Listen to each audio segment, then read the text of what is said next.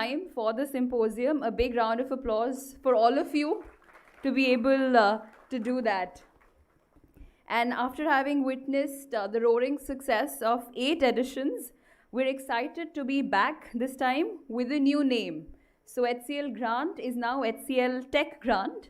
It is the same grant, but with a new name.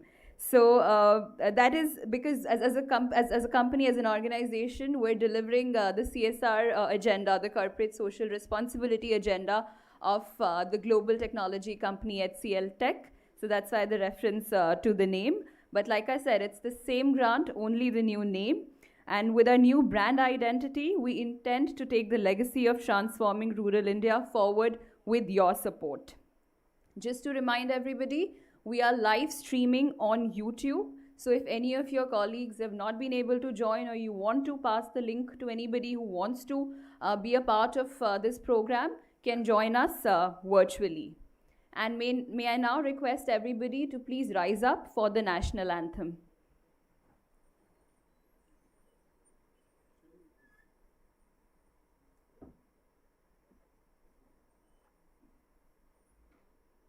जनगण मन अधिनायक जय हे भारत भाग्य विधाता पंजाब सिंध गुजरात मराठा द्राविड उत्कल बंगा विंध्य हिमाचल यमुना गंगा उच्चल जलधि तरंगा तव शुभ नामे जागे तव शुभ आशीष मांगे गाहे तव जय गाथा जन गण मंगलदायक जय हे भारत भाग्य विधाता जय हे जय हे जय हे जय जय जय जय हे.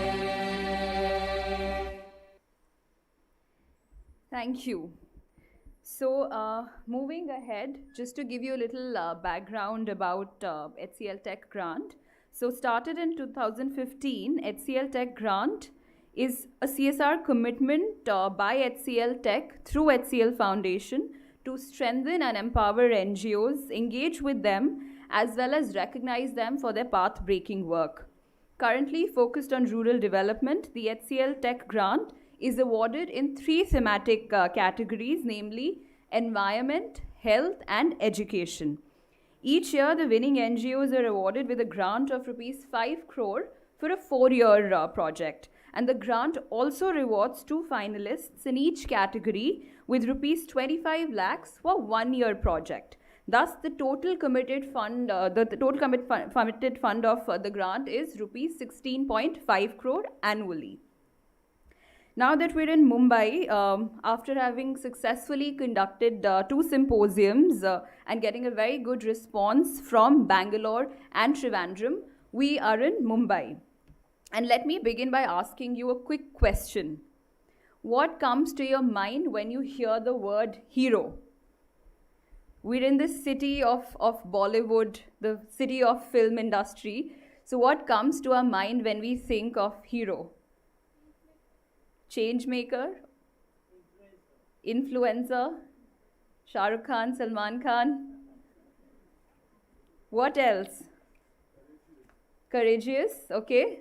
Any more responses? Dabba Walas, okay.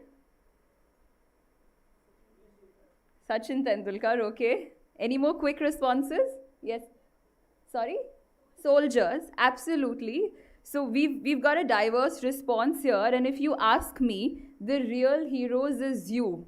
You all present here who are our superheroes, the community that we're all fortunate and privileged to be a part of. So huge round of applause for all of us present here today who've committed ourselves to this sector, to the development, using your power to empower more for living your lives as something bigger than yourselves. So that calls for a huge round of applause. Let's bring in some more energy. We've just had breakfast. We've just started the day. So it's you who are the superheroes, and we are celebrating you today here. The HCL Tech Grant Pan-India Symposiums are an effort by HCL Foundation, CSR Box, and the academia to bring together NGOs, experts, government, corporate, and policy makers on the same platform across India so that they can interact, develop regional as well as sectoral understanding of CSR, and deliberate on how it can contribute to the larger goal of nation building. And I'm happy to share with you all that since 2017, HCL Tech Grant has hosted 44 in-person symposiums covering the length and breadth of the country. So north, east, west, south, we've treaded it all. And 22 e-symposiums during the pandemic, witnessing the participation of 25,000 plus NGOs and thousands of people associated with it. That's a huge number. And this year too, we have the opportunity to meet and host non-profits in and around multiple locations, pan-India. We already conducted 2 symposiums in Bangalore and Trivandrum. This is the 3rd one in Mumbai. Next, we are going to Ahmedabad, then to Jaipur, Guwahati, Raipur, and we conclude in New Delhi. So moving ahead with the program, I'm delighted to have amongst ourselves Dr. Varun Nagraj, who's the Dean of SPJIMR Institute of Management and Research, who are our academic partners for the symposium and have been kind enough to give us this space, this lovely space. So, Dr. Varun, I invite you to please give the address.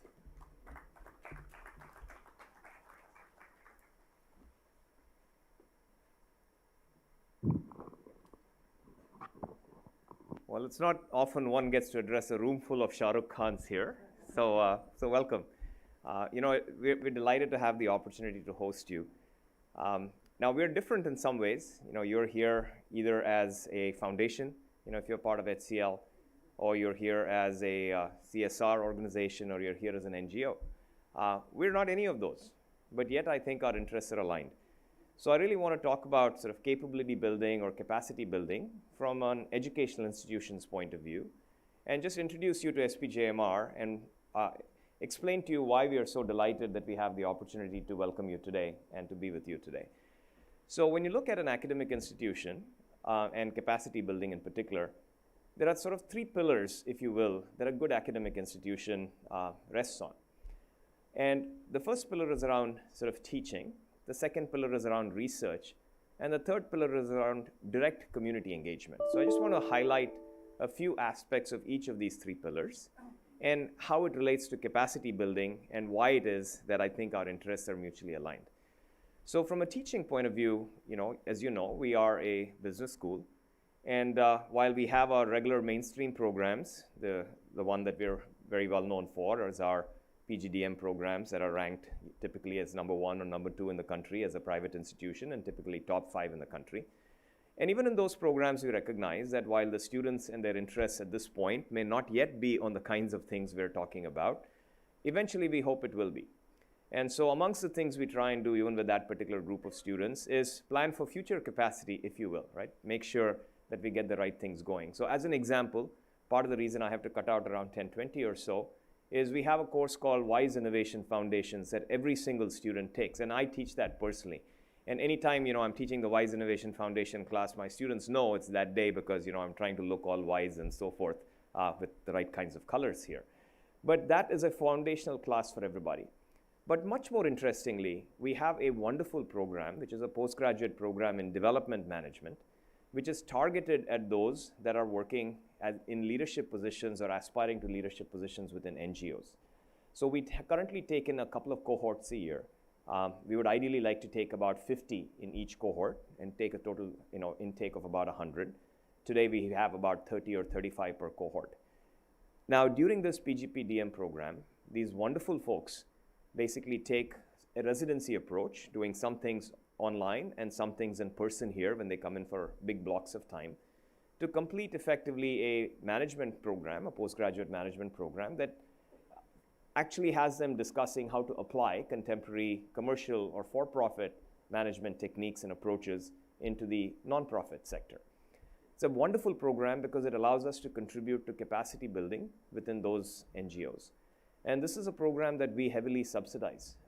And this is one where, honestly, if you're in the business of being, sort of figuring out how to disperse CSR funds, we are always looking to take CSR contributions in to support the PGPDM program. The cost of educating each student in this program is roughly a couple of lakhs.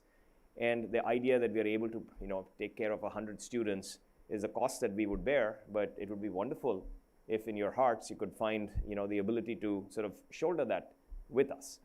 Because that program has proven to be amazingly effective at building the future leaders of the kinds of change-making organizations that, we're talking about today. So that's sort of the teaching mission, if you will, or within the teaching mission, the specific thing where we might actually have aligned interests. The second area is around research. Now, business schools and management schools carry out research in many areas. What distinguishes SPJIMR from many of the other IIMs and other institutions that are our peers is our focus on impact. Our research is always looking to see what an impact on society might be. And a lot of our research actually is driven by research questions that are society-driven, rather than being driven off of some abstract academic theories. So as an example, we are currently looking at a couple of, in the agriculture space, which would be of interest at HCL as well. In the agriculture space, we're looking at the role of business models and platforms in essentially facilitating change. So business model transformation and the use of platforms for governance, so using platforms as a governance mechanism instead of traditional mechanisms, is something that a bunch of our faculty members are currently looking at. So we're working with ITC, for example, understanding their e-Chaupal initiative. We're basically working with Lakhpati Kisan, trying to understand how they sort of create a pseudo platform. We're working with Syngenta, looking to see how they're trying to create a platform. And what we're trying to do is contribute additional knowledge in terms of how to use these emerging, in some cases, technology-driven structures in order to enable better use of funds, better raising of funds, and better outcomes within the social sector. So our research also, compared to many other business schools, is very much focused on the kinds of things that are necessary, because that kind of knowledge is essential for effective or efficient capacity building. The last part that we do is direct community engagement. So this is not through trying to teach our students or actually trying to do research. This is through directly engaging the community. And we have hundreds of NGOs that we work with on a daily basis. Nearly 100 or 200 of them every year.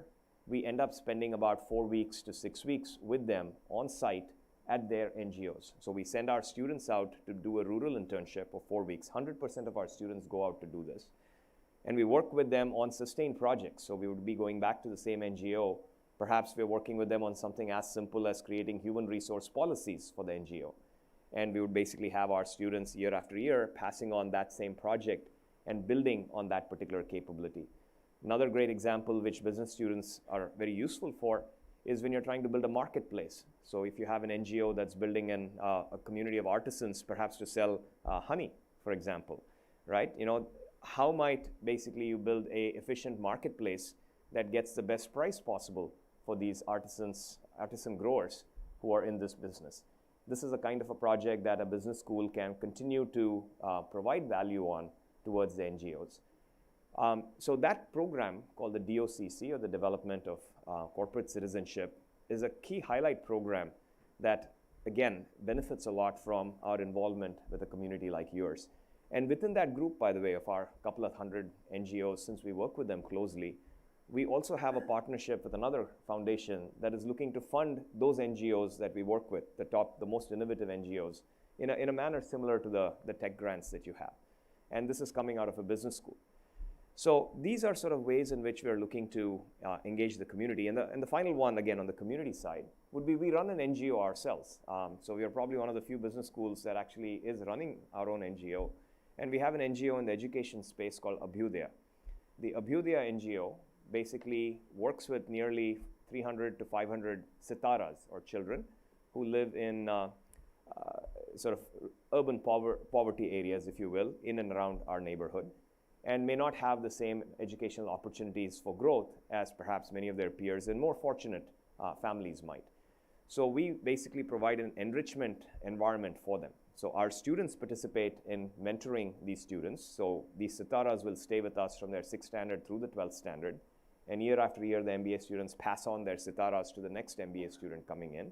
So they have essentially good mentors for 6 years exposing them to various options, opportunities, teaching them how to basically navigate the world as they're going through their teen years and so on.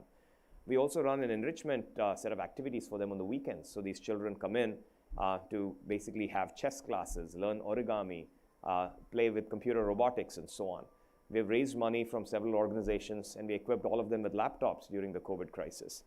So we keep doing things to enrich these children and their families to ensure better educational outcomes. And that is an NGO that we run, which is partially funded by SPJIMR's operating cash flows.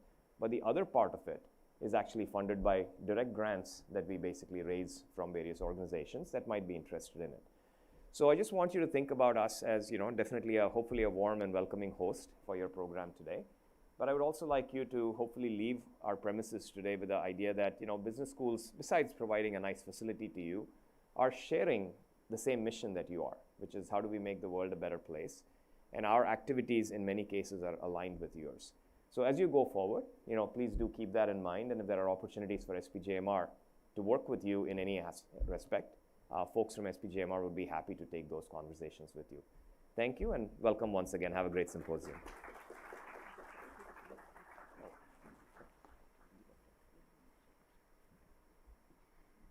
Thank you, Dr. Nagraj. It was in fact very interesting to know about the pedagogy being used here, the teaching pedagogy, and I'm sure there's scope for a lot of mutual synergy between civil society organizations, NGOs, educational institutions, and corporates. Ultimately, all of us are working towards the larger goal of nation building. So thank you. May I request Mr. Sundar Mahalingam to please felicitate Dr. Varun Nagraj.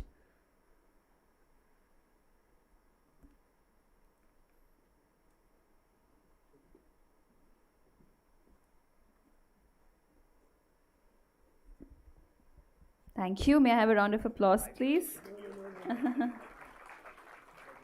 And may I request Mr. Sundar also to be seated with Dr. Varun on the dais here. Yes, thank you.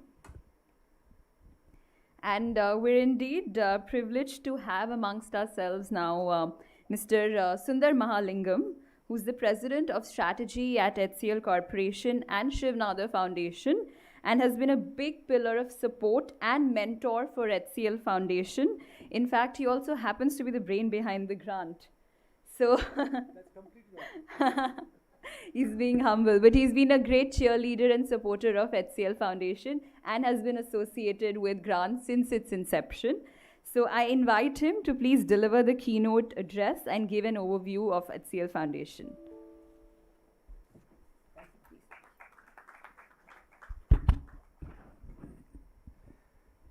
Good morning. Sorry? Oh, okay, yeah, please. Yeah.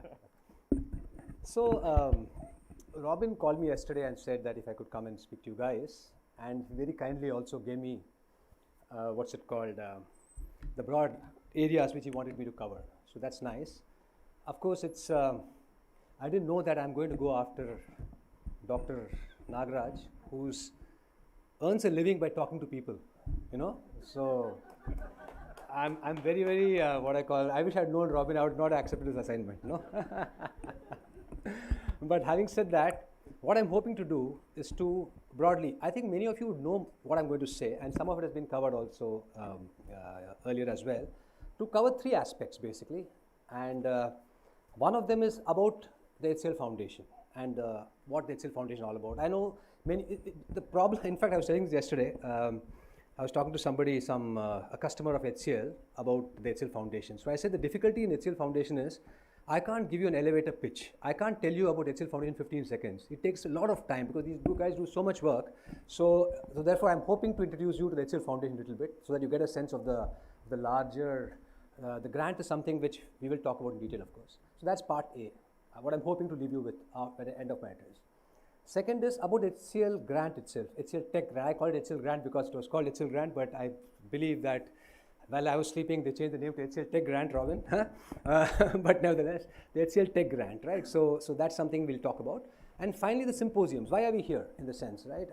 Robin and team and Nidhi and team are spending a lot of time going across the country, talking to you, making these sessions. I believe this is what I call webcast or whatever that thing is called. Also the reason for that, I'm hoping to cover that briefly, and then back to the team. So that's what I'm hoping to do in the next, hopefully 5-10 minutes, if you will bear with me. So point number 1, about HCL Foundation. Now, let me take you back to when this started. 2011 is when the HCL Foundation, actually we started the HCL Foundation formally in a sense. And how this came about is, so HCL, as you know, HCL Tech is a large software services organization. And software service organization, Ruchi is there, have lots of people, the entire technology game in the software service organization is basically the people are our product in a sense. So at that time, if I'm not mistaken, we had about 100,000 people, Ruchi, roughly 100,000 in 2011 across the globe and all that, right? And of course, the HCL and the founder, Shiv, and of course, Vineet, our then president or the CEO, very philanthropically minded people. Vineet runs a very good NGO called Sampark. I don't know if any of you have heard of it. Again, just fabulous work. So very philanthropically minded, and of course, open to any ideas and suggestions. But the genesis of the HCL Foundation came from the employees. There are 100,000 people. Many of them said, we are doing work, etc., but we want to do something on the side. Somebody said, I want to go and teach in a school. Somebody said, I want to donate blood, etc., right? So the thinking was, how do we help that? And so we created this foundation with the view that let's bring it together. People want to do something. We'll help them do that. This foundation, because it will then interact with people like you, who know how to do this. None of our employees know how to do the process of going to a school and teaching. How do you make that happen? Or at least we didn't know in 2011. Now I believe we are quite good at it actually, right? So that is how we thought and started the HCL Foundation in 2011. So it started, to my mind, in today's comparison, quite modestly. Then time went by, and then of course 2015 happened when the CSR law happened. Suddenly the HCL Foundation not only had people, it also had lots of money.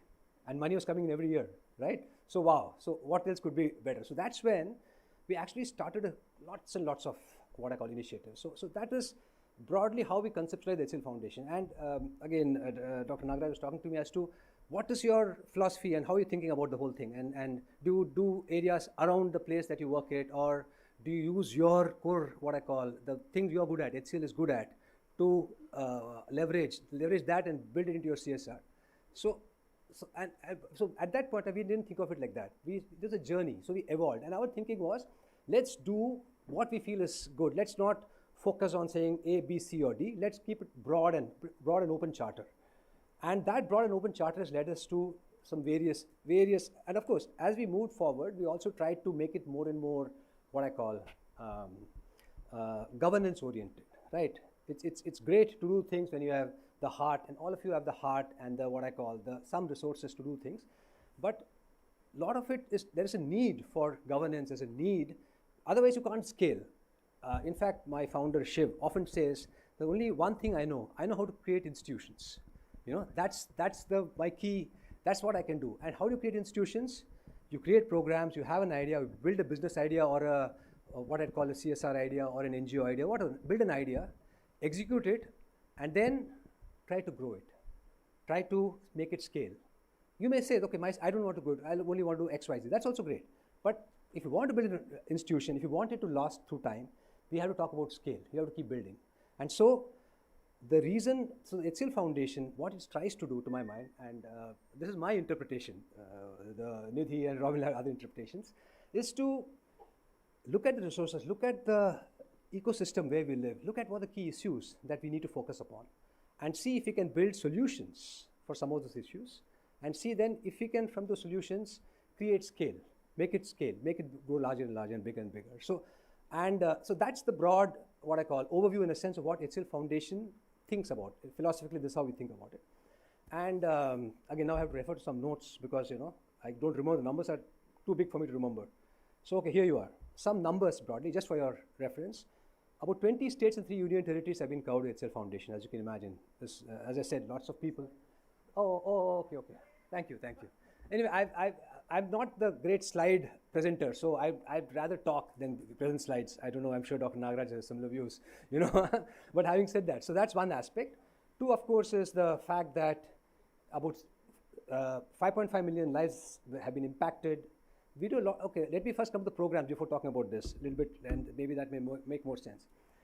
So while there's a large swathe of activities, broadly to my mind, there are 5 key, within the HCL Foundation, key activities that we do. There are many that we do, but let me focus on 5, what we call our flagship programs. Okay, The first one started in, not at 2011, in 2015-16, and this was, I remember, a lot of discussion with the founders, with Shiv, with Roshni, at that point of time with Srimati, who was the then CSR leader, and we all did a lot of work and tried to create, one of the things that we always were thinking about is, we are very urban in nature. HCL Tech, much of our organization in urban India, many of our employees are from urban India. Many of them come from smaller cities as well, but not so much rural, right? And of course, in some of the work that I do as the Shiv Foundation, a different one, we do a lot of work in the rural space as well, but I don't want to go there at the moment.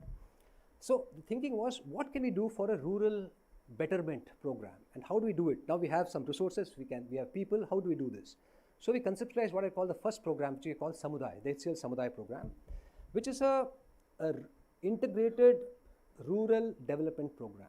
What we did is, we went to a district in Uttar Pradesh called Hardoi, took 3 blocks from that district, and said in these 3 blocks, we will look at not one idea or 2 ideas, look at everything that possibly can sort of benefit. For example, what we thought is, we went to 5 areas there.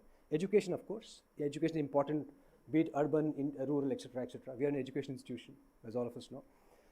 Healthcare, it's important. There's lots of, India's MMR, infant mortality rate, etc. are difficult things to think about. So what can we do there? So there's health, education, livelihoods. All this is great, but if the people don't have money, and livelihood, that's very important, and livelihood divided into one, what I call agriculture, because that's core of rural India, and skill building. What can you do beyond agriculture, right? And then, of course, there is wash and sanitation to ensure there is water available, that people are clean, villages without, open defecation, etc., etc. So it started in 2015. It still rolls. It's obviously along with the government, because none of this can be done. One thing we have, at least in my head, CSR is great, and philanthropy is great, but at the end of the day, the government is the largest social organization. We can create great ideas, and we can build them. But those great ideas ultimately can only be what I call like a pilot or a source code. If you want to really scale it across the country, across the world, you need much more resources, and that's where the government comes in. So we are hoping much of this thing we do it, and that's why we work with the government very closely across all our initiatives. And wherever there's possibility, the government sees the value, they then sort of adopt some of those into their own lives as well. So this Samudaya first program, a rural, what I call development program across all the sectors, it's doing fabulously well. One of the objectives is to also step out. You say you walk in, you also don't want to be there. You don't want the community to get dependent on you. At some point in time, you want to be able to walk out, right? And so that's the plan. So over the 5 years, we created this. We moved out about 50% of our people. 50% still there. The next 5 years, you're going to move them out. But there's been a huge change in those districts. And if you are interested, at some point, we can talk about that more detail. So today, I'll just restrict. Some of that was one flagship program. The second flagship program is HCL Grant, which I will talk about in a little bit more detail when we speak later. Third one is a program called Uday. Uday is a similar program to Samudaya, I would think, but it's focused at the urban, what I call migrants or urban poor in a sense. Because HCL was there in many cities across the country. We said, the cities that we are, can we do something to elevate the needs of people in and around us as well. So that again does various tracks. There's education, there's health, there's development. There's one very interesting sports program that one of Robin's colleagues called Prijo runs, Sports for Change. And it is absolutely fabulous. It's much more in Tamil Nadu. I don't know why only in Tamil Nadu. Of course, they do other places as well. We're doing some really good work. Some of the kids who actually play see heads nodding, are playing at national levels. Some of the, what I call, para athletes are playing at international levels. I mean, it's mind-blowing, the sort of program. And this is all, it's like what I'd call the skunk works. Somebody thought about it, somebody executed it, there was some level of resources, and it happened. So I talked about Samudaya, I talked about Uday, Grant. The fourth program, again, which I find very interesting, is called Program Harit. Harit is a program that we said India, of course, the largest, and you take most philanthropic organizations, and you take CSR boxes here, they'll tell you that the money that forgets CSR government programs is broadly driven towards 2 areas. One is education, and second is health, right? The environment receives less interest, right? And particularly wildlife and areas like, it receives even less what I call support. In a sense, it's unfortunate because development clashes oftentimes with what I'd call with you know, other communities, other beings that share our space. But nevertheless, so HARIT is a program where we look at looking at planting trees in key areas, look at rejuvenating lakes, you know, and we've done huge numbers of this, you know. The sort of, again, I'll throw some numbers at you later, but suffice to say that it's a large team, very focused, who's looking at this and doing a great job, right? So that's your, what I call the fourth program. And the fifth one is what we call the power of change, which again, back to our employees. The power of one, sorry, not power of change, the power of one, wherein what we do is we ask employees to contribute, if they will, if they'd like, some amount of money, 1 rupee a day, $1 a day, wherever they are, €1 a day, etc., etc. And okay, it's all there. So, and you take that money and you build programs for the, you know, which along with, you know, some money that the HCL Foundation puts together for the community. And right now it's focused on the communities in and around us, security guards, etc., etc. So these are 5 large programs. The HCL Foundation has spent, to my mind, about 1,200 odd crores, if I'm not mistaken, over the last so many years of it. And you, as I mentioned, there is a regular, what I call, we always are into, we're trying to build our own programs in that sense, right? So we do a bit of both. We build our own programs, where people do our own programs, some of that is done by us, etc.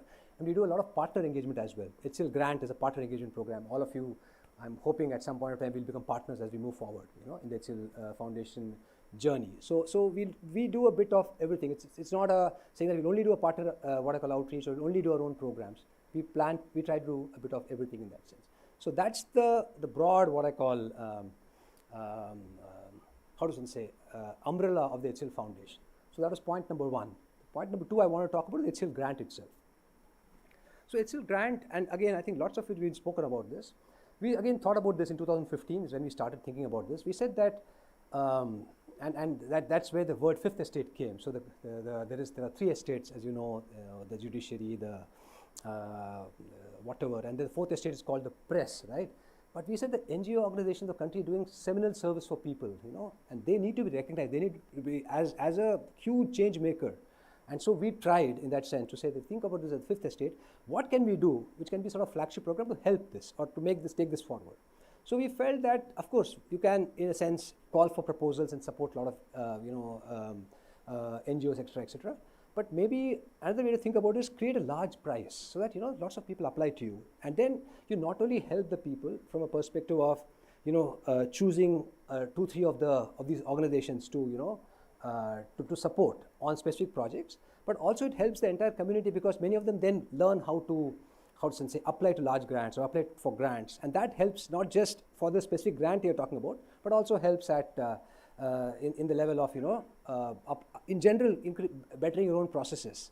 I mentioned in the beginning that processes and, you know, the ability to do that is one of the important things that we are talking about. So the HCL grant was broadly aimed at that. And there are 3 thematic areas. I think we already talked about that. There's education, there's health, and there's the environment. And that the grant is a 5 crore sort of grant. It's a long process that we do. I know you'll have to bear with us, but we've received a lot of kudos for the process because a lot of people have told us that the process is so rigorous that the minute somebody walks through the gate and you've done the process, even if the person is not necessarily, has not been, lucky to get the grant, the process itself makes him or her a good enough person for lots of consideration. A lot of our customers ask us, can you give us those those books in a sense, wherein many of the winners or if not the winners, are people who are very good but unfortunately didn't get the grant.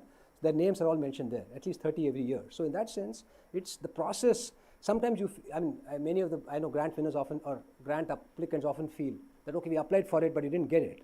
But the fact is, the very fact that the application is there, and the very fact that you're doing the application and doing all this itself, in a sense, helps you. One, of course, strengthens your own processes and makes you revisit yourself. And second thing is, it also helps you because many of you have your names right here, and you get the visibility that other organizations are also looking for. So that, in a sense, was the HCL grant that we talked about. The HCL symposiums are a way to take the grant for. It's essentially what I just talked about right now. Which is the third point I wanted to cover, that we do these symposiums to reach out to you. It's a 2-way street, right? One is we want to tell you how to best to apply for the grant. Many of you come and say, okay, we could have done this, we couldn't do that, etc., etc. Second is also for us to understand from you what is it that we should be doing, because anything that we do is a what I call, it's a living document organization, right? It's not cast in stone. It's not that we're going to say X, Y, Z, this is how we do it and we'll do it for the next 100 years. That's not the case. The point is that what we do needs constant re-looking at, constant betterment. And so as much as feedback that you give us, that will only help us, what I call, get better at what we do. And we hope to get better over time. So it's a two-way street that we think about. So one is what we gain from you. And two is, of course, over the next half a day, I'm assuming, we'll talk a little bit about the nuts and bolts of the grant, what it is, how to apply, what are the various areas that we look at, respond to your questions. There'll be, I think, a dedicated team who will actually look and help you with that, and any other things that come to mind. And of course, we're also looking forward to your feedback as we move forward, right? So that in a nutshell is what I wanted to cover. Thank you for your time, and good luck.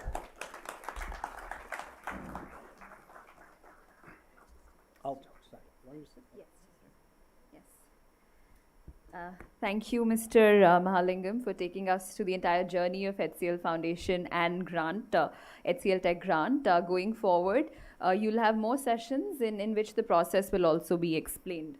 I know you have a hard stop, so we won't take much of your time, and I would invite Professor Chandrika to please felicitate Mr. Sundar Mahalingam.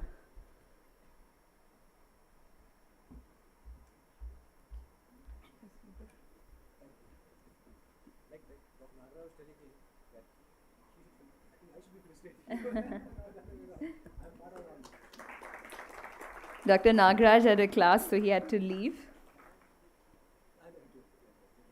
Yes. Thank you, Mr. Yes. Thank you, Mr. Mahalingam. Thank you for taking out time for us. Moving on, can we have the HCL Foundation overview video, please?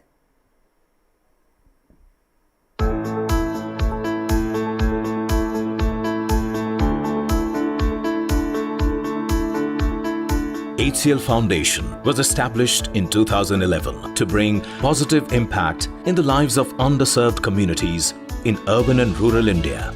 HCL Foundation works in the areas of education, health and hygiene, water, sanitation, early childhood care and development, livelihood, environment, and disaster risk reduction. To bring its vision to life, HCL Foundation has brought like-minded stakeholders together. Today, government authorities, corporations, civil society organizations, NGO partners and HCL Tech volunteers collaborate under one umbrella in a robust convergence model to achieve our common goal. HCL Foundation is a story of scale and depth. Over last 10 years, while we scaled immensely across the country, more than 20 states, we also took our programs to a very different depth. HCL Foundation has highly qualified professionals as its team members who represent the development sector. They come on board and they showcase what passion means. Results of our work on water, results of our work on afforestation, they're all stories within themselves from where we can learn and we can scale them up.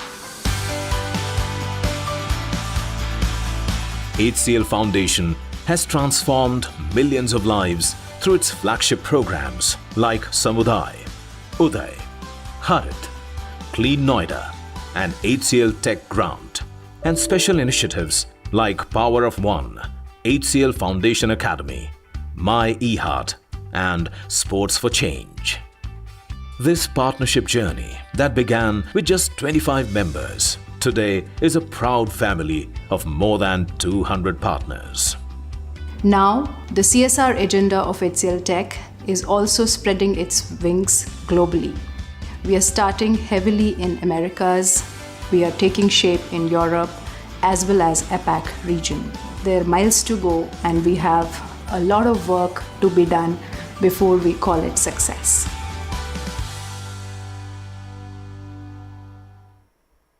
So that's our journey in a nutshell, 200 plus partners, and we're hoping to add many more from amongst you here. Dr. Nidhi Pundir, who is the Vice President of Global CSR at HCL Foundation, couldn't be available today in person to attend the symposium. She had some prior commitments, but she sends her best wishes and regards to all of you. So moving ahead, we have the much awaited masterclass on CSR laws and its new amendments. It's a very critical knowledge sharing session which would be extremely useful for you, something that we do in all our symposiums. And without much ado, I invite our experts who conduct this session, Mr. Nikhil Pant, Chief Executive Officer at REACHA, former Chief Program Executive, National Foundation for CR, IICA, Ministry of Corporate Affairs, Government of India, and Mr. Bhaumik Shah, CEO and founder at CSR Box and NGO Box. So over to you, Nikhil, and for the audience, please be ready with your pens and notepads.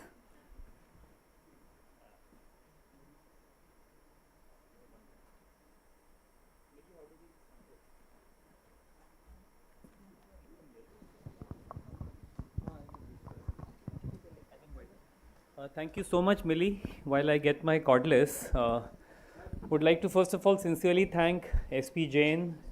I think Dr. Varun was there, and then Shankar. For us, it is a great opportunity to be here once again. I was here a few years ago for another session of the United Nations Global Compact. It is called Prime. What exactly is that, Chandrika? Prime, huh? It's part of, yeah. Now, over the next 1 hour, Bhaumik and myself, is this working? 11:15. Okay, so Bhaumik and I will kind of take you through, thank you. Two parts basically. One is my presentation would like to, let me just see how this works. Okay, yes, I got it. Goes back, yeah. So I'm just checking on time as well because then Bhaumik will take over. So we have to end at 11:15. Huh? So I'll take about 25, 20. Huh? Okay, all right. So half an hour each in that case, huh? A little less than half an hour each, okay. So this is going to be a little bit power-packed in the sense that I keep giving analogies with sports because I'm a squash player myself. So and also a lot of us enjoy watching cricket. So kind of last 1 or 2 overs of a T20 situation where required run rate is very high, and we have to really try and hit a 6 or a 4 on every ball. So please keep your paper and pen ready. All of this material, by the way, is available online. We have a knowledge pack where you can download. Have you been able to access that knowledge pack so far? Can anybody raise their hands? I can see some heads getting, have you downloaded? Just raise your hands if you've been able to download. So good, because you can get all of this information by downloading it. How many of you are aware about the G20 presidency of India? Can we have you raise your hands? Which is good, reasonably good. How many would know about SDGs, Sustainable Development Goals? Okay, that's nice.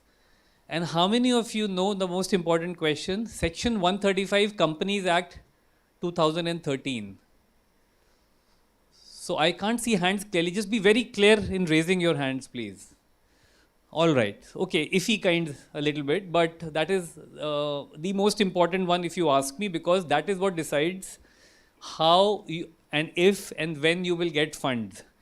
And last but not the least, the last question is, for which I already know the answer that you will give. How many of you want funding? Please raise your hand. You can raise both hands also. You can stand up also if you are so desperate. But no worries, you know. So I will take you through some part of the compliances and the frameworks and how they have evolved over the last 10 years. In fact, this year is the 10th year, right? I also wanted to ask you, should I speak in English, Hindi, या दोनों का mixture? दोनों का mixture, Hindi. How many want English? Raise your hand. Okay. Hindi कितने लोग चाहते हैं? ज़्यादा हैं. पर फिर भी हिंदी वाले ज़्यादा हैं. And how many want mixture of both? So I think I'll do a mixture of both. Huh? Marathi तो I don't know. So mixture करेंगे और लॉ के और कानून के जो कुछ कोर एलिमेंट्स हैं उनको मैं हाईलाइट करूंगा. So I have also been a school teacher. Though I'm an engineer, I left my job many years ago and I became a primary school teacher for 15 years. And I taught children in primary school maths. मैंने गणित पढ़ाई थी बच्चों को. तो मैं इसमें core concepts जो होते हैं, जैसे हम बच्चों को बोलते हैं कि अगर 2 अक्षर का जोड़ सीख जाओगे core level पे, तो गणित का ही जोड़ का ही दूसरा रूप है गुणा, multiplication. तो फिर बच्चा multiplication से फिर चीज़ें आगे बढ़ता चला जाता है.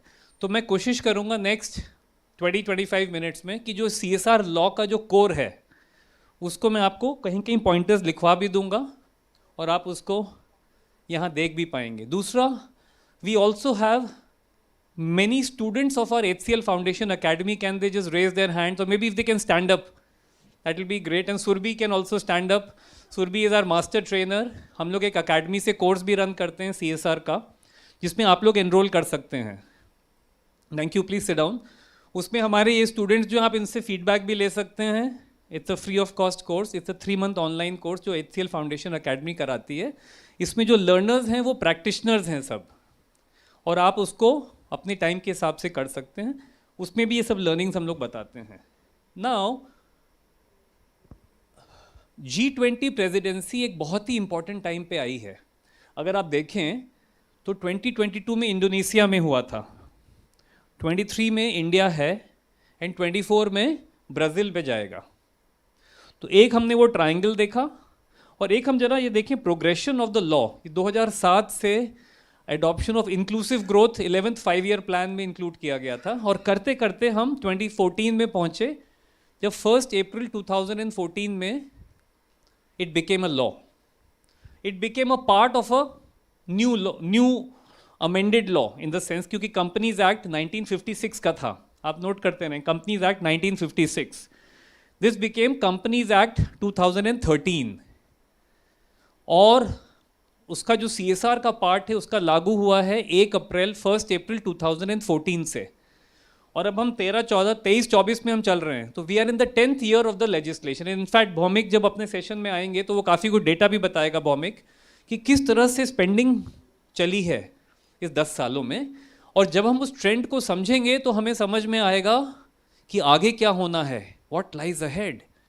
Because if we want to plan for the future, और हम अभी डेकेड ऑफ एक्शन में हैं. अगर हम देखें तो हम लोग अभी डेकेड ऑफ एक्शन में हैं. ये एक डेकेड ऑफ एक्शन कहलाता है 2020 से 2030 तक. इसको भी आप लिख लीजिए, डेकेड ऑफ एक्शन. मैं आपको जो ये सब वर्ड्स लिखा रहा हूँ वो आप इसलिए भी लिख लीजिए, जब आप प्रोजेक्ट प्रपोजल बनाते हैं डोनर्स के लिए ये वर्ड कहीं कहीं डालते जाइएगा बीच में. हाँ, तो जैसे बचपन में जब आप पेपर करने जाते थे ना टीचर के, अगर वो वाले फेवरेट वर्ड्स डाल देंगे तो टीचर नंबर ज़्यादा देगा. तो I am giving you some of those clues also, because I run an NGO and I do fundraising myself. When you write something like this, the donor says, उसकी दिमाग की घंटी बजती है, अरे ये जानता है लॉ और इसको पता है, मतलब मैं इसको पैसा दे दूंगी या दे दूंगा तो ये काम तो जानता ही है, मेरी स्क्रूटनी भी नहीं होएगी, I am safe. So the donor wants to be safe and the donor wants outcome. और डोनर को तीसरी चीज़ भी चाहिए, ये भी लिख लीजिए, उनको आउटकम भी चाहिए, इम्पैक्ट, उनको कंप्लायंस भी चाहिए, और उनको कहीं ना कहीं ब्रांड बिल्डिंग भी चाहिए. तो ये कानून आपको ब्रांड बिल्डिंग भी परमिट करता है. आप FAQ देखिए, उसका एक FAQ है, फ्रीक्वेंटली आस्क्ड क्वेश्चन, उस पर एक पर्टिकुलर FAQ है. Surabhi, if you can just let me know हमारा FAQ नंबर क्या था जिसमें क्या अलाउ करते हैं collateral. I think any of the students of mine if they are here also, एक पर्टिकुलर FAQ है. ये FAQ है फ्रीक्वेंटली आस्क्ड क्वेश्चंस मिनिस्ट्री का, अगस्त 2021 का. उसमें एक FAQ में आप अगर करेंगे कंट्रोल F करके ब्रांडिंग, तो CSR अगर हम करते हैं और उसको किसी तरह से हम कम्युनिकेट करते हैं तो वो परमिटेड है. तो 3 चीज़ें corporate is looking for. Okay, and हम इसको इस कॉन्टेक्स्ट में आज बता रहे हैं, इस परिप्रेक्ष्य में बता रहे हैं G20 के, बिकॉज इंडिया की प्रेसिडेंसी है 1 दिसंबर 2022 से 31 नवंबर 2023 तक. उसकी आज हम जून में आ गए हैं. जुलाई, अगस्त, सितंबर में शायद कॉन्फ्रेंस है, अक्टूबर, नवंबर तक है शायद, मुझे लगता है सबमिशंस करने होंगे. और आज G20 के रिप्रेजेंटेटिव भी अभी आ रहे हैं हमारे आज के सेशन में. G20 के रिप्रेजेंटेटिव भी आ रहे हैं, मिलिंद. और हमने मिलिंद से भी ये बात की है अभी कि हमारे इस सब सिंपोजियम का जो फीडबैक है, जो निचोड़ है, वो क्या हम मिनिस्ट्री से G20 की कंट्री से शेयर कर सकते हैं HCL फाउंडेशन की तरफ से. तो उन्होंने हाँ कहा है. So this is a great opportunity. I have just written an email to Nidhi also. आप सब लोग भी अपने फीडबैक्स दीजिए और भौमिक की टीम उनको कंपाइल करेगी कि एनजीओज क्या कह रहे हैं ज़मीन से. When we are traveling all over the country, we have to hear from the ground and not sit on an Eiffel Tower and say that this has to be done. Your voice has to be heard, and HCL Foundation can be a mouthpiece because you are our partners. तो G20 इसलिए important बन जाता है क्योंकि आज Covid के बाद से अगर हम देखेंगे तो वर्ल्ड में इकोनॉमिक डाउनटर्न आया है. आप देखते हैं ले ऑफ्स हो रहे हैं, जॉब्स छूटी हैं काफ़ी कंपनीज़ में. आप अमेज़ॉन का सुनेंगे, माइक्रोसॉफ्ट का सुनेंगे, बहुत सारी टेकी कंपनीज़ में ये हुआ है. बीच में वर्क फ्रॉम होम हो गया था, वापस से ऑफिसेज में आना शुरू हुआ है, उसको लेके भी काफ़ी टसल चल रही है. तो एक तरफ हमें डेवलपमेंट को मल्टीप्लाई करना है रेट को, और दूसरी तरफ अगर हम बहुत स्पीड से करेंगे तो हो सकता है कि कार्बन फुटप्रिंट बढ़ जाए हमारा. Every year we are finding that there is a bigger issue on climate. Extremes of weather are happening everywhere. I come from Uttarakhand, the kind of landslides that have increased. भूस्खलन बोलते हैं उसको वहाँ पर हम लोग. अभी Badrinath you might have heard, land sinking, plate tectonics चल रहा है वहाँ पर. The Indian plate and the Eurasian plate. How many students of geography are here? Indian plate नीचे से पुश हो रही है और Eurasian plate ऊपर से नीचे आ रही है, और उसी की टकराने से हिमालयाज ऊपर बढ़ते जा रहे हैं. Himalayas are young fold mountains. They are called young fold mountains. तो वो हाईली टेक्टोनिक जोन है, जोन 5, 7 क्या बोलते हैं उसको. अभी क्या हो गया है कि इस क्रूशल टाइम में इंडिया कह रही है वसुदेव कुटुंबकम, one world, one earth, one family, one future. उसमें आप सबका बहुत इंपॉर्टेंट रोल आ जाता है. कैसे? जो कि हम अभी देखने की कोशिश करते हैं, क्योंकि डेकेड ऑफ एक्शन में कोविड के अब 2 साल बाद में स्लैकिन हो रहा है एसडीजी गोल्स का टारगेट, जो कि 2030 का टारगेट था. उसको अचीव करने के लिए हमें कैसे वो उन प्रोजेक्ट्स को बनाना है. We have to make such projects like ones for HCL grant for which you are here. I am trying to contextualize everything for you in crystal clear. You can make these notes, and I'm telling you, in the coming years, corporates will fund you if you are aligned to something like this, and the data that Bhomik will share with you. They are wanting to hear whether my NGO partner, potential partner, is reading. I'm finding when I'm traveling all over the country that NGOs are not reading. They are saying, give me funds so that I can teach reading to primary school children, but they are not reading. इसको हिंदी में word बोलते हैं विडंबना. आप लोग हिंदी में विडंबना जानते हैं? विडंबना मीन्स व्हाट? आयरनी. आयरनी कि आप मुझे एजुकेशन का पैसा दो, मैं बच्चों को बहुत अच्छा शिक्षा कराऊंगा, लेकिन मैं खुद नहीं पढ़ना चाहता हूँ, क्योंकि मुझे कानून भी नहीं जानना चाहता हूँ, क्योंकि मेरे पास तो टाइम नहीं है. I am busy in fund raising. So somewhere I also find, and I run an NGO also, हम जब 10 प्रपोजल डालते हैं तो 9 डिसरिगार्ड हो जाते हैं, 10 के 10 भी डिसरिगार्ड हो जाते हैं, लेकिन हमें करते रहना है कोशिश. तो ग्रीन डेवलपमेंट एक बहुत बड़ा मुद्दा है. एक्सेलरेशन फॉर SDGs बहुत इंपॉर्टेंट है. जो लास्ट पॉइंट है इसको भी आप फोकस करिए अपने प्रपोजल राइटिंग में. Women lead development.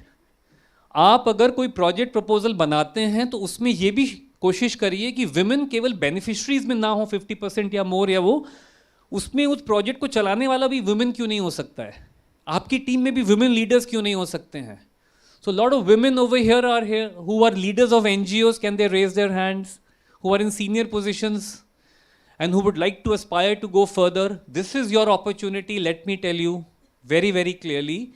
And it is important, if men who are leading or want funds, they better put women in leadership roles. For the sake of money, if not for anything, if not for women's empowerment. While it should be for both, I should say. But have some logical sense also where the world is going, because women, when they are in positions of power, and I'm sharing my own experience from Kashmir. हम कश्मीर में Indian army के संग 6 साल से projects कर रहे हैं. In fact Rajiv from IFL foundation is here. Kupwara में they are partnering us. Baramulla, Kupwara 2 aspirational districts हैं जहाँ भी हम विमेन को कंजर्वेटिव कम्युनिटी से बाहर लेके आके एम्पावर कर रहे हैं. हम देख रहे हैं कि वहाँ पर पीस कीपिंग बेटर हो रही है आर्मी के लिए. वहाँ लाइवलीहुड इनकम्स बढ़ रही हैं. So women as leaders is the name of the game, and this is the great opportunity. तो उसमें CSR का क्या रोल होता है उसको मैं आपको जरा सा बताना चाहूँगा.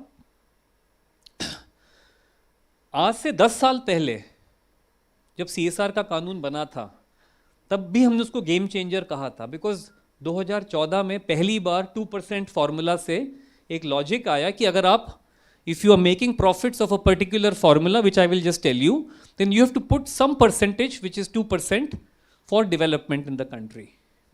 अभी 10 साल के बाद, अच्छा उस 10 साल में क्या हुआ? पहले कंपनीज ने हाथ खड़े कर दिए, अरे एक और कॉर्पोरेट टैक्स लगा दिया आपने. तो हम लोग मिनिस्ट्री में थे, एमसी में, हमने कहा नहीं, टैक्स नहीं है ये, आप इसको पैसा सरकार को मत दीजिए, ये पैसा आप एनजीओस के थ्रू करिए या डायरेक्टली इंप्लीमेंट करिए, खुद से कंट्रोल करिए उसको.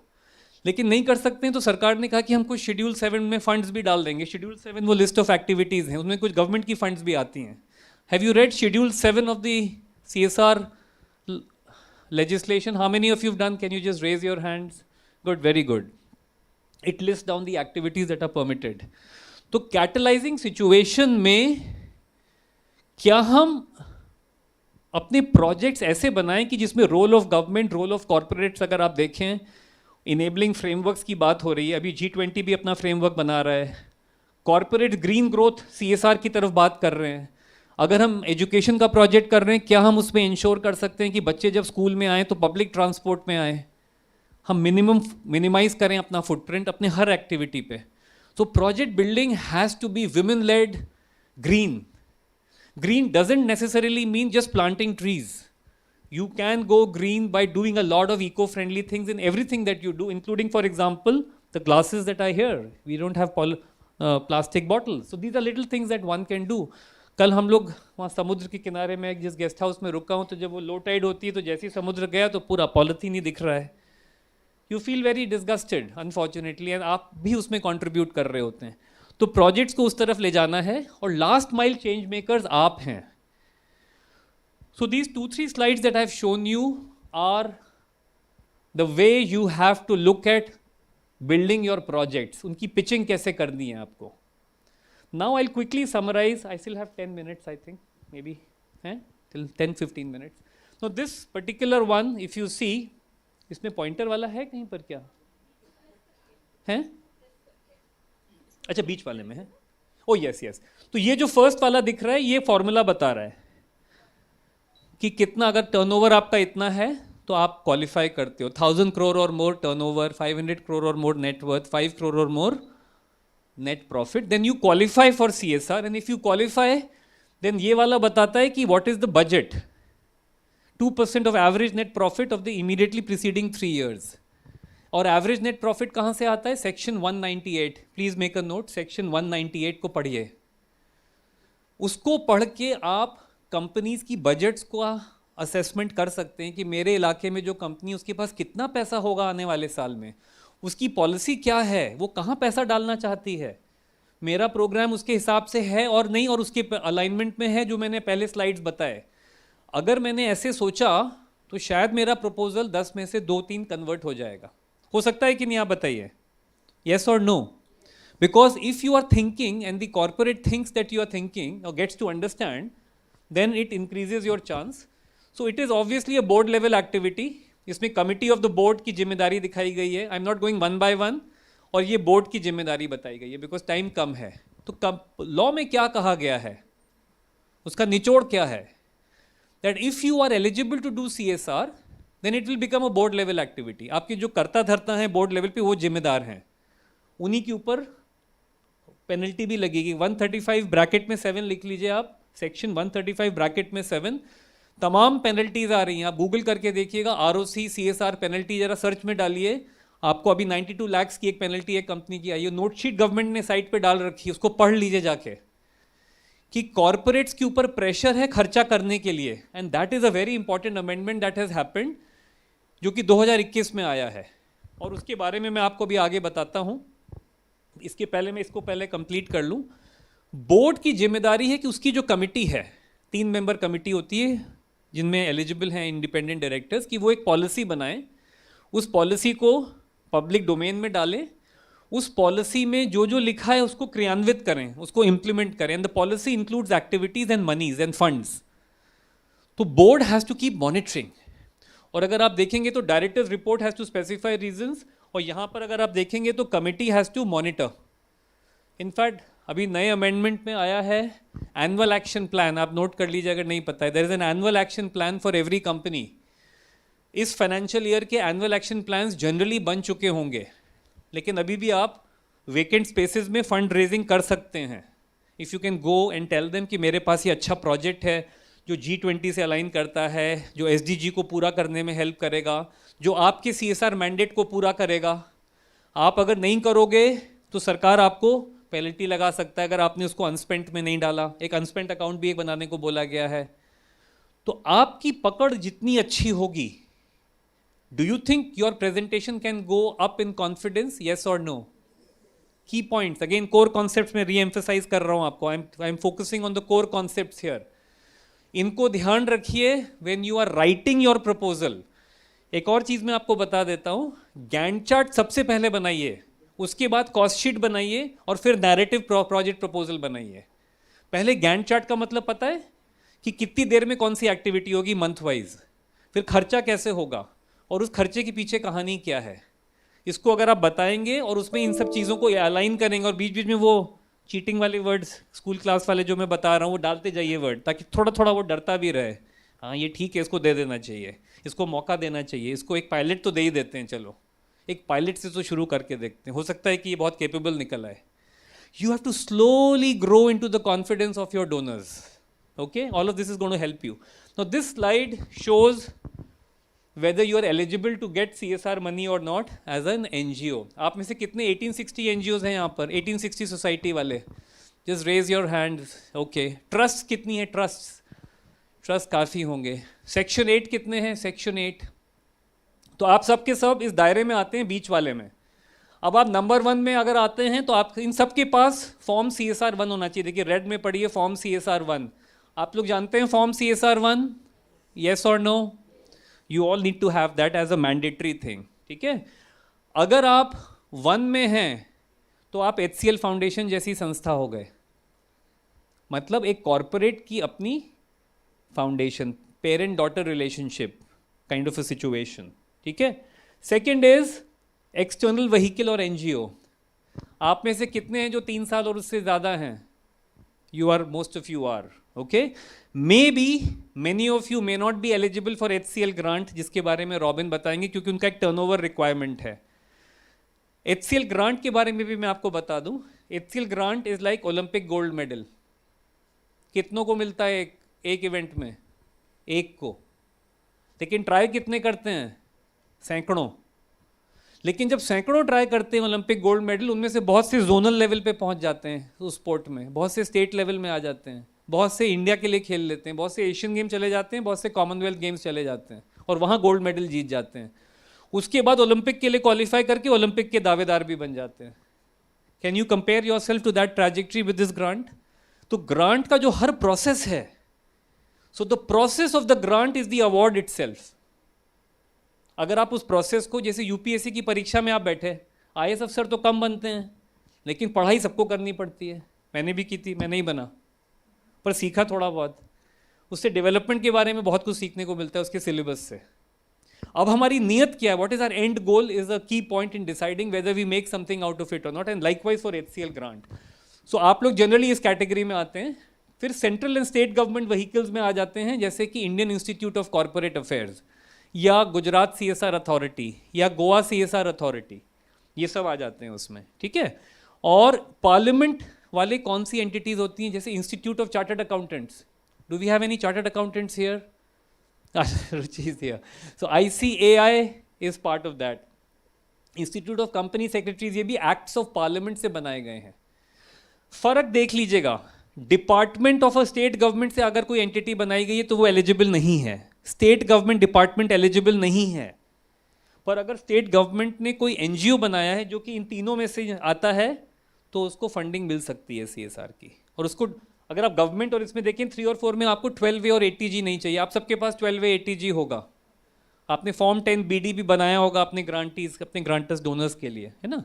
5 और 6 में 2 क्वालिफाइंग आते हैं जो कंट्रीब्यूशन टाइप के आते हैं, जिसमें आपको कंट्रीब्यूट करना है, जो कि एक तरह से अनरिस्ट्रिक्टेड टाइप की. वो सब रिस्ट्रिक्टेड ग्रांट्स हैं ऊपर वाली. उसमें जब आपको कोई ग्रांट देता है तो आपसे हिसाब मांगता है पूरा. पर कंट्रीब्यूशन वाले में आपको देना होता है, फिर गवर्नमेंट डिसाइड करेगी या इंक्यूबेटर्स डिसाइड करेंगे कि वो कैसे आगे बढ़ेगा. Now this is schedule 7. I have just written it down so that I will have 2 or 3 more slides and I'll take maybe 5 minutes more. इसको मैंने CSR 3.0 कहा है। CSR 1.0 था, आप नोट करें 2014 जब पहली बार कानून बना। That is when corporate India got a chance to work and partner with government of India and state governments to bring about positive social change. I call it CSR 1.0.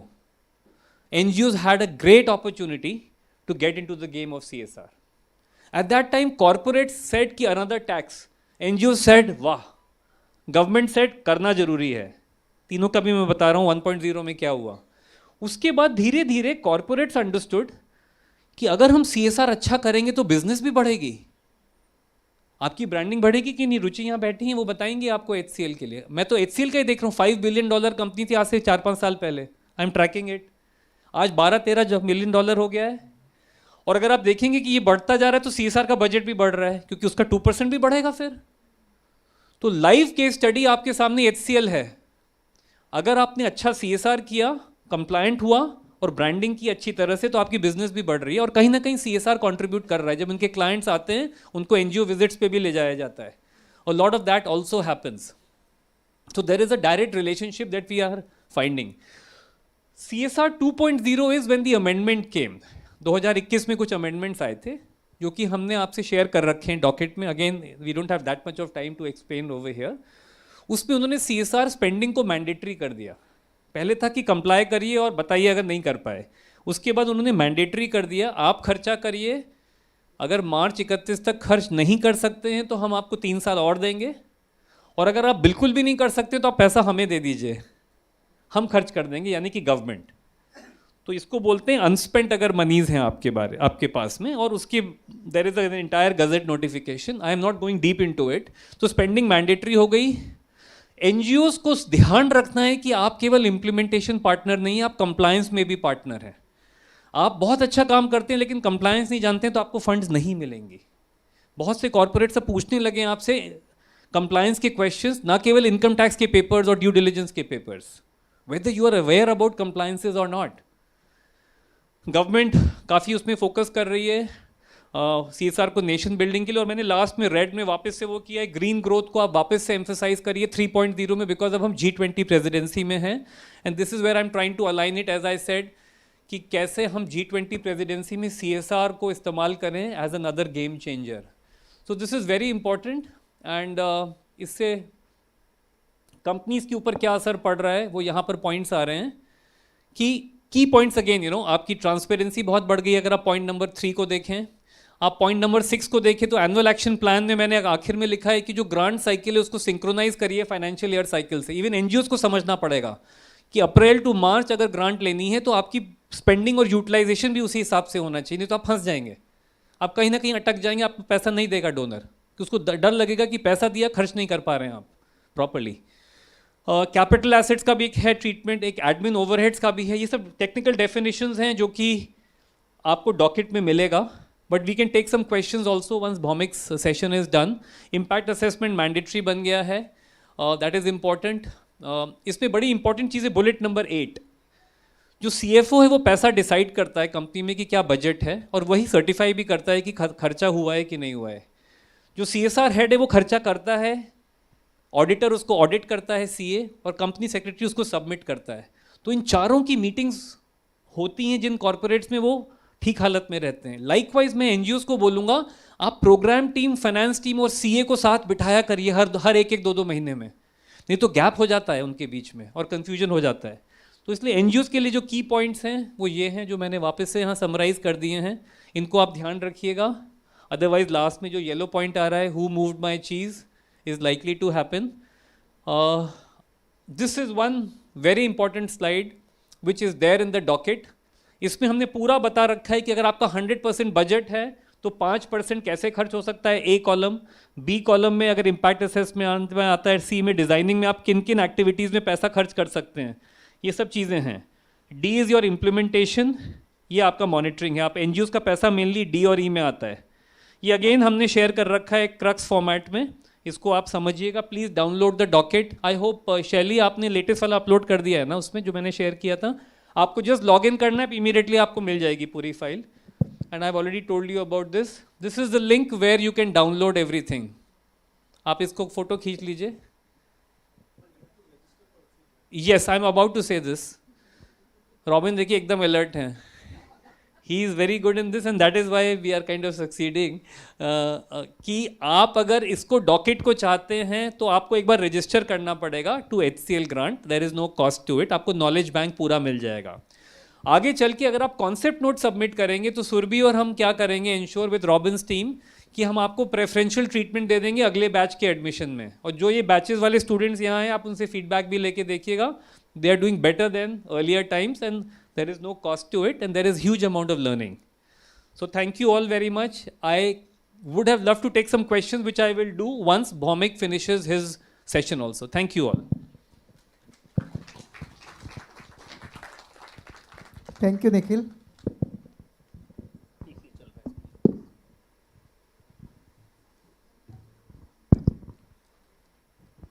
I am Bhowmik. थोड़ा सा volume कम हो सकता है क्या, अगर कोई controller पे है थोड़ा सा कम कर दीजिए. I am Bhowmik. I represent CSR Box and NGO Box. Most of you must be familiar with the platform.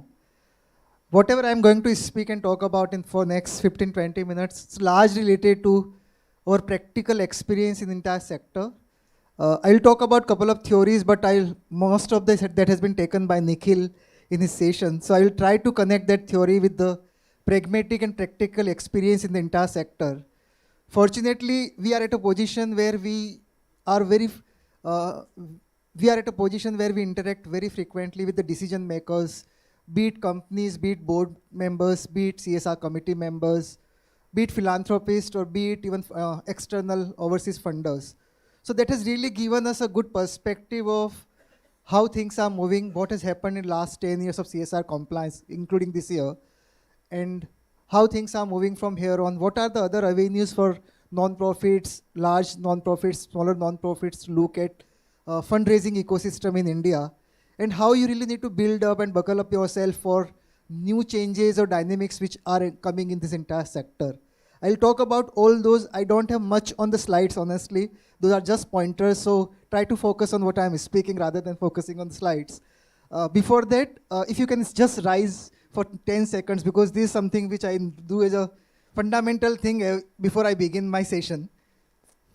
Those who are physically fit to stand up. Those who are not physically fit, probably they can sit, no issues. Thank you very much. And this is something I represent you as well, because I work with non-profits a lot, very intensely. If you see 100 crore plus club or 75 crore plus CSR club in India, which does mean that companies which have 75 crore plus CSR fund, there are very few foundations which take the initiative to reach out to you every year with almost 3,000 to 15,000 NGOs, right? In 8 cities, 10 cities. It takes massive exercise, trust me. We start planning with HCL Foundation team from March onwards, and we end up in next February, technically, the entire process, if you know it, right? The entire HCL grant process. So it's a massive exercise which is taken by the HCL Foundation. So round of applause on behalf of entire sector and fraternity to HCL Foundation team. And this is coming from core of my heart, honestly, because I interact with lot many CSR, trust me, lot many board members, CSR heads who manage 100 crore, 75 crore plus CSR fund every year. But the intention and intent to invest in the right direction, including building capacity of the people who are really delivering impacts on the ground.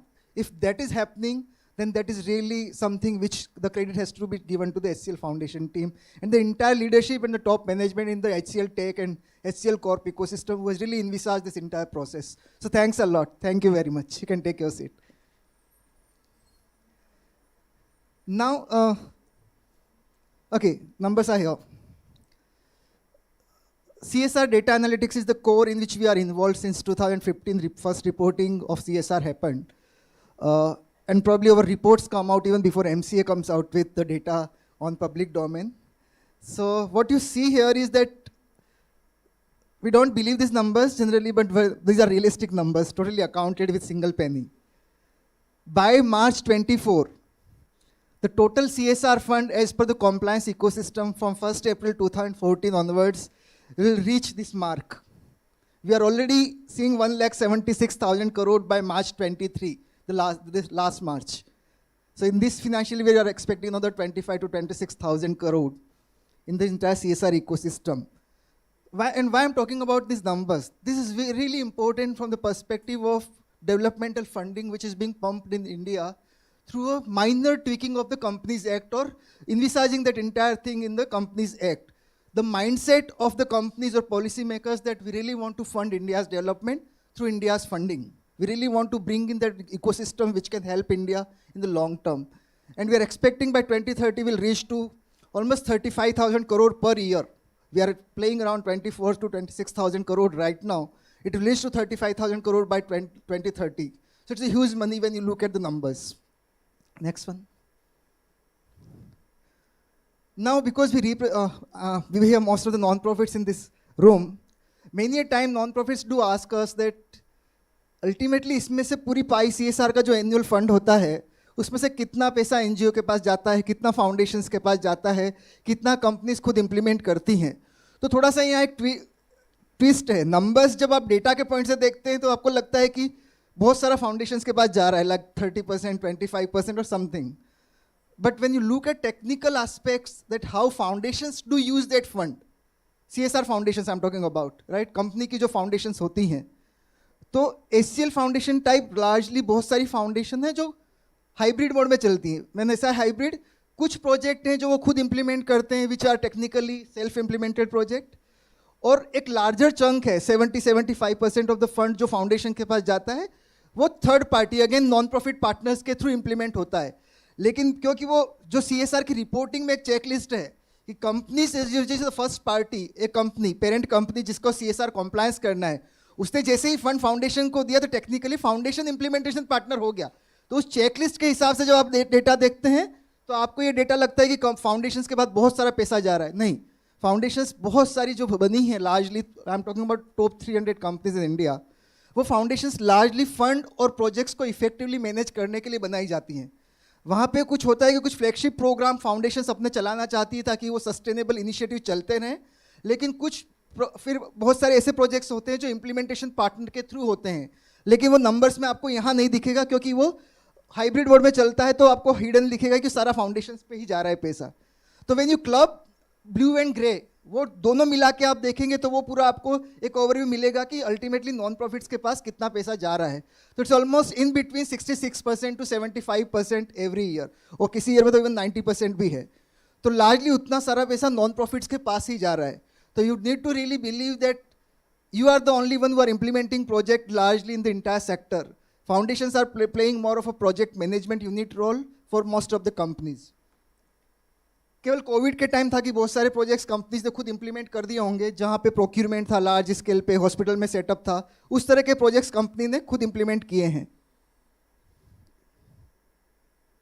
This is important and this probably gives us some heads up in कि company जो range क्या है ultimately CSR projects जब approve करती हैं companies, और जब नई कंपनीज कुछ कंपनीज नए पार्टनर्स के साथ प्रपोजल्स वगैरह एक्सेप्ट करती हैं, तो जनरली वो क्या रेंज होनी चाहिए. हमारा एक्सपीरियंस कहता है कि अगर आपका project, and I am not talking about HCL foundation grant because it's totally different from the numbers point of view, जो अगर आप किसी नई कंपनी के साथ पार्टनरशिप कर रहे हैं जिसके बारे में आपको बहुत ज़्यादा कुछ पता नहीं और आप प्रपोजल भेज रहे हैं, तो मेरा पर्सनल ऑब्जर्वेशन है कि if you play between 30 lakh to 50 lakh का range, it's very practical and pragmatic कि वो प्रोजेक्ट एटलीस्ट कंपनीज देखेगी. जब आप पहली बार किसी कंपनी को प्रपोजल भेजते हो और आपका प्रोजेक्ट 1 करोड़ 2 करोड़ 3 करोड़ का नंबर बोलता है, कोई नहीं देखता, ट्रस्ट मी, बिकॉज मुझे इस NGO के बारे में ज़्यादा पता नहीं है, आप क्या करना चाहते हैं, कैसे करना चाहते हैं वो पता नहीं है. और ये नंबर्स भी यही बताते हैं कि बहुत सारे प्रोजेक्ट जो CSR के हैं उसमें ऑलमोस्ट 67% प्रोजेक्ट्स आपके बिलो 50 लाख हैं. इसके बाद जब आप आके देखते हैं तो अराउंड 11-12% जो प्रोजेक्ट हैं वो आपके 50 लाख से 1 करोड़ के बीच के हैं. तो अगर आप इस हिसाब से देखें तो almost 75 to 80% projects under 1 CR ही होते हैं. तो आपका जो एक प्रोजेक्ट प्लानिंग है और आपका जो प्रपोजल प्लानिंग है, आउटरीच प्लानिंग है, वो भी एक बार बहुत ध्यान रखिए कि पहली बार में आप बड़ा प्रपोजल किसी भी कंपनी को पिच नहीं कर सकते और होता भी नहीं approve. It takes a lot of time.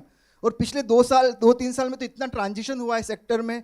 बहुत सारे जो HR और कॉम्स के लोग CSR हैंडल करते थे पहले इनिशियल 4-5 सालों में, 6 सालों में, वो सारा ट्रांजिशन होके प्रोफेशनल्स जो हम में से ही निकल के गए हैं, जो ऑलरेडी नॉन प्रॉफिट्स हैंडल करते थे, नॉन प्रॉफिट या फाउंडेशंस हैंडल करते थे, वो लोग CSR हेड बन चुके हैं. तो उनको समझ में आ जाता है कि कहाँ से प्रोजेक्ट शुरू होगा, कितने का प्रोजेक्ट होना चाहिए और कितने में खत्म होना चाहिए, विच इज़ वेरी प्रैक्टिकल अप्रोच. तो हमें भी थोड़ा प्रेगमेटिक होने की ज़रूरत है. Next one. मैं यहाँ पे निखिल की एक बात जरूर कनेक्ट करूंगा, जहाँ निखिल ने बोला था कि how companies and we also need to sync up between FY and grant cycle. ये बहुत इंपॉर्टेंट है क्योंकि कई बार हम भी जब कई प्रपोजल्स इवेल्युएट कर रहे होते हैं as a third party PMU, तो जब आप प्रपोजल आप सितंबर में डाल रहे हो और आप 12 महीने डाल देते हो उस प्रपोजल में फंडिंग के लिए, तो जनरली आपको पहले कंपनी से क्लैरिटी लेना जरूरी है कि वो ऑनगोइंग प्रोजेक्ट है या नहीं है। वरना 12 महीने का प्रोजेक्ट सितंबर में अगर दे रहे हो और कंपनी उसको 1 साल का प्रोजेक्ट ही गिन रही है अपने रिपोर्टिंग में, तो उसको मार्च में किसी भी हालत में प्रोजेक्ट खत्म करना है। अगर 1 ही साल का प्रोजेक्ट है, उस फिनेंशियल ईयर का ही प्रोजेक्ट है, राइट, तो आपका प्रपोजल 6 महीने से ऊपर का हो ही नहीं सकता अगर आप सितंबर में डाल रहे हो। तो ये बहुत सारी ऐसी टेक्निकल चीज़ें जो आप प्रपोजल ड्राफ्ट करते हो, तो थोड़ा सा ध्यान रखिए कि जिस कंपनी को आप प्रपोजल दे रहे हो, क्या वो जिसके लिए फंडिंग कर रही है वो ऑनगोइंग प्रोजेक्ट में गिनेगी, मतलब 1 साल 2 साल 3 साल, या फिर उसी फिनेंशियल ईयर में उनको वो प्रोजेक्ट खत्म करना है। अगर वो प्रोजेक्ट उसी फिनेंशियल ईयर में खत्म होना है तो आप जिस समय प्रपोजल दे रहे हैं -1 मंथ, सितंबर में दे रहे हैं तो 6 - 1 5 महीने का ही प्रपोजल दीजिए। दिसंबर में दे रहे हैं तो 3 महीने ही बचे हैं आगे, जनवरी फरवरी मार्च, उसके हिसाब से प्रपोजल कंपनी के साथ बात करके फिर प्रपोजल ड्राफ्ट कीजिए। कि हमने ये देखा है कि कई बार प्रपोजल कंपनीज भी एक्सेप्ट शुरुआती फर्स्ट लेवल पे एक्सेप्ट कर लेती हैं, और जब फिनेंस डिपार्टमेंट के पास जाता है कि ये 12 महीने क्यों, महीने तो 6 ही बचे हैं। और प्रैक्टिकल बात सिनारियो बहुत सारे जगह देखा हमने, जहाँ CSR हेड भी कई बार इग्नोर कर देते हैं कि उस समय वो 12 महीने वाला दिमाग में नहीं रहता है, तो बाद में जाके जब सितंबर में पहुंचते तब जाके वो करेक्शन होते हैं। और आप जब 50 लाख का प्रोजेक्ट समझ रहे थे, वो अल्टीमेटली नंबर के हिसाब से 24 लाख पे आ जाता है, 25 लाख पे आ जाता है। तो try to look at this technical aspects as well. Coming to numbers again, health care and education हमेशा इंटरप्ले करते रहे। पिछले 5-7 सालों में आप देखेंगे जब कोविड आया तो हेल्थ केयर का नंबर 30-35% हो गया परसेंटेज टर्म में प्रोजेक्ट फंडिंग। इससे पहले education skilling together used to be 30-35% का रेंज। अभी हमें जो लगता है कि थोड़ा सा ये इक्वेशन आने वाले 2-3 सालों के बाद शिफ्ट होना शुरू होगा, जहाँ पे हम देखेंगे कि environment, energy, water and community वाले जो हार्डकोर प्रोजेक्ट्स हैं plus education and health care probably parallel चलें, जहाँ पे वी आर एक्सपेक्टिंग कि all of this will play between 20 to 22%, तीनों पैरेलल लेवल पे चलें पोस्ट 25-26। नेक्स्ट वन, इस पर मैं ज़्यादा फोकस नहीं करूँगा। आप महाराष्ट्र से आते हैं, बहुत बड़ा CSR पाई है। शुरुआत में वो 16-17% हुआ करता था, पिछले साल थोड़ा सा रेशनलाइज हुआ है with 11% of the CSR fund going towards Maharashtra. थोड़ा सा और डेमोक्रेटाइजेशन होगा इस CSR फंड का, विच डज मीन कि हम नॉर्थ ईस्ट में जो फंड हमारा 2 से 4% के बीच प्ले करता है अभी overall, this may move to 6 to 8% in next 2-3 years, because government का बहुत ज़्यादा फोकस है कि नॉर्थ ईस्ट में डेवलपमेंटल फंडिंग जाए। और साथ ही बहुत सारी कंपनीज में हमने लीडरशिप ट्रांजिशन में देखा है कि कंपनी चाहती है कि नॉर्थ ईस्ट में CSR फंडिंग हो, तो एक थोड़ा सा शिफ्ट हम देख रहे हैं कि नॉर्थ ईस्ट में भी CSR प्रोजेक्ट की फंडिंग बढ़ेगी। Next one, now I move to my core area. I spoke about data, which is very important just to set the context. यहाँ पे मैं जो बात करना चाह रहा हूँ, निखिल ने बता दिया कि कैसे एक नॉन प्रॉफिट पार्टनर या NGO पार्टनर जो कंपनी के लिए इम्प्लीमेंटेशन पार्टनर के रूप में काम करता है, how you are a part of compliance. मतलब आप अपने आप को अलग एंटिटी समझ ही नहीं सकते। CSR, अगर आप CSR प्रोजेक्ट इंप्लीमेंट कर रहे हैं, CSR कॉम्प्लायंस से अगर आपका फंडिंग आ रहा है, तो you can never be treated as a separate entity from the company from the compliance point of view as of today जो लॉ है। क्योंकि आप जितना भी यूटिलाइजेशन दे रहे हैं, जितना भी आपका वो हो रहा है, वो आपसे ज़्यादा तलवार CFO पे लटकी हुई है। उनको तो किसी भी तरह 30 मार्च से लेकर 15 अप्रैल के बीच वाले सिनारियो में सब कुछ सेटल करना रहता है। थोड़ा सा भी इनको टाइम मिला है, विंडो बड़ी है अभी, लेकिन ये एक जनरल प्रैक्टिकल अप्रोच है कि CFO को चाहिए होता है कि भाई फर्स्ट वीक ऑफ अप्रैल में मुझे सारे UC मिल जाए, मैंने जितना फंड एलोकेशन किया था वो सारा मिल जाए। अब यहाँ होता क्या है, बहुत सारे बड़े नॉन प्रॉफिट और मिड लेवल नॉन प्रॉफिट में हमने देखा है, जब कंपनीज फंड देना शुरू करती हैं अप्रैल में, जून वाले क्वार्टर में, और इसके जनरली फंडिंग आता है आपका जुलाई से अगस्त वाले क्वार्टर में। लार्जली बहुत सारी कंपनीज अगर आप देखेंगे तो फंड रिलीज आपका जुलाई से अगस्त के बीच होता है। होता क्या है कि कंपनीज उस समय फंड रिलीज कर देती हैं, प्रोजेक्ट साइन अप हो जाते हैं, और जब जनवरी एंड फरवरी मिड आता है तब कंपनीज और नॉन प्रॉफिट को पता लगता है कि मैं खर्च नहीं कर पा रहा हूँ, which is very critical phase for a company and for non profit as well, कि वो प्रोजेक्ट का जो एक प्लान्ड स्पेंडिंग था वो खर्च नहीं हो पा रहा है। तो उस महीने में या तो कंपनी आपको बोलती है कि फास्ट ट्रैक पे प्रोजेक्ट करके कैसे भी खत्म करो, मुझे पैसा यूटिलाइज चाहिए कैसे भी करके, मतलब पहली प्रायोरिटी वो है। दूसरा है कि फिर इम्पैक्ट की बात आएगी, पहले पैसा खर्च, और वो नहीं कर पा रहे हो तो he needs to go back to CSR committee and कि इसको ऑनगोइंग प्रोजेक्ट में कन्वर्ट करना है। तो उस CSR हेड के लिए बहुत कॉम्प्लिकेटेड हो जाता है वापस CSR कमेटी के पास जाके किसी भी एग्जिस्टिंग प्रोजेक्ट को ऑनगोइंग प्रोजेक्ट में कन्वर्ट कराना, because this is a question mark on the entire planning, this is a question mark on the implementation partner, कि आपने ऐसा कैसा पार्टनर आइडेंटिफाई कर लिया जिसने पहले 1 करोड़ रुपया मांगा, प्रोजेक्ट अप्रूव हुआ और इसके बाद अब वो 40 लाख रुपये इस क्वार्टर में खर्च नहीं कर पा रहा है. तो that's why I am saying कि कॉम्प्लायंस आपके लिए जितना इंपॉर्टेंट, कंपनी के लिए जितना इंपॉर्टेंट है, आपके लिए भी उस कॉम्प्लायंस माइंडसेट में आना इंपॉर्टेंट है. थोड़ा सा ये एक डेविएशन है हमारी जो ट्रेडिशनल अप्रोच रही है इम्प्लीमेंटेशन की. कम्युनिटी इम्पैक्ट, अब जब होता है कंपनी को अपना कम्युनिटी इम्पैक्ट दिखाना है, कितना ही बड़ा ब्रांड हो, कितनी भी अच्छा कंज्यूमर सेंट्रिक कंपनी हो, उसको उस कंपनी को जब अपना इम्पैक्ट दिखाना है तो सबसे पहला दिमाग में ये आता है कि मेरा CSR पार्टनर कौन से प्रोजेक्ट कर रहे हैं, I will pick up case study from there. किसी भी कंपनीज का इंटरनेशनल CEO होगा, कोई बोर्ड मेंबर होगा किसी कंपनी का और इंडिया विजिट कर रहा है, तो एजेंडा में 2 चीज़ें होती हैं, एक एम्प्लॉय इंटरेक्शन और दूसरा CSR प्रोजेक्ट का site visit, which is very practical. तो आप मान के चलिए कि वो जितना प्रोजेक्ट आपके लिए इंपॉर्टेंट है उससे ज़्यादा इंपॉर्टेंट कंपनी के लिए है कि आप कम्युनिटी में इम्पैक्ट कैसे दिखा रहे हैं. And that's where my next slide will talk about we are entering into a phase of impact delivery. मतलब थ्योरीज में, पेपर्स में, एग्रीमेंट में हम नंबर्स की बात करते थे, वो अलग है. हम अब जिस फेज में एंटर कर रहे हैं, Hemant is here, social stock exchange की जब हम बात करेंगे, इंटायर सोशल स्टॉक एक्सचेंज का कॉन्सेप्ट ही उसी पे हिंज करता है कि आप इम्पैक्ट डिलीवर करेंगे. वो माइंडसेट वो होना चाहिए. And I will talk about that in next slide. CSR and ESG reporting, क्योंकि कंपनीज बहुत सारे नंबर्स आपके सोशल इम्पैक्ट के, इन्वायरमेंटल इम्पैक्ट थ्रू CSR, वो सारे नंबर आपके CSR प्रोजेक्ट से उठाती है, तो रिपोर्टिंग में भी आपका एक इंपॉर्टेंट रोल है. Then comes brand and communication. सब जानते हैं कि कंपनी जब ब्रांडिंग एंड कम्युनिकेशन करती है तो they play with CSR impact that they are making. They want to use that impact as a narrative, that how good we are a corporate citizen. Then comes government relations. बहुत crucial है. पिछले 2 साल 3 साल में अगर आप देखेंगे, specially Covid और कोविड के बाद, गवर्नमेंट का माइंडसेट बहुत चेंज हुआ है नॉन प्रॉफिट के प्रति, कि non profit are equal partner in developmental work in India. 1.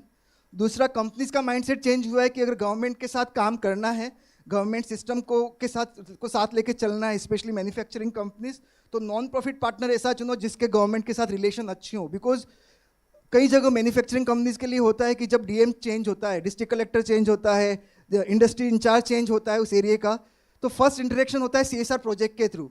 Business interaction बाद में होता है. आपका पहला इंटरेक्शन होगा कि हम इस एरिया में एजुकेशन के लिए क्या कर रहे हैं, हेल्थ के लिए क्या कर रहे हैं.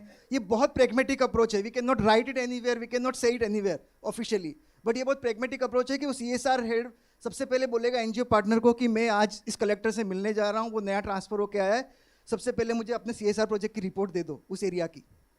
और वो उस पहले CSR प्रोजेक्ट की बात करेगा, फिर अपनी मेन बात करेगा प्लांट की, विच इज़ वेरी प्रेगमेटिक. तो इसलिए मैं कहता हूँ कि गवर्नमेंट रिलेशन बिल्डिंग में CSR is going to play crucial role, और कंपनीज ने वो रियलाइज कर दिया है. इसीलिए वो चाहती है कि ऐसा NGO पार्टनर मिले जो एक्टिविस्ट मोड में ना रहे. So it's very crucial. Again, अगर आप एक्टिविस्ट बेस्ड ऑर्गेनाइजेशन है, आप सोचे कि आपको CSR फंडिंग मिल जाए, ट्रस्ट में प्रेगमेटिकली कंपनी इतना बड़ा रिस्क नहीं लेगी. भले आप किस तरह के भी, आपका एक्टिविज्म राइट है, आप सही बोल रहे हैं, लेकिन कोई भी कंपनी ऐसे NGO पार्टनर के साथ काम नहीं करना चाहेगी जहां से उसकी ब्रांड रेपुटेशन, उसके गवर्नमेंट रिलेशंस पे क्वेश्चन उठे. तो we need to be cognizant of this kind of factors. Next one.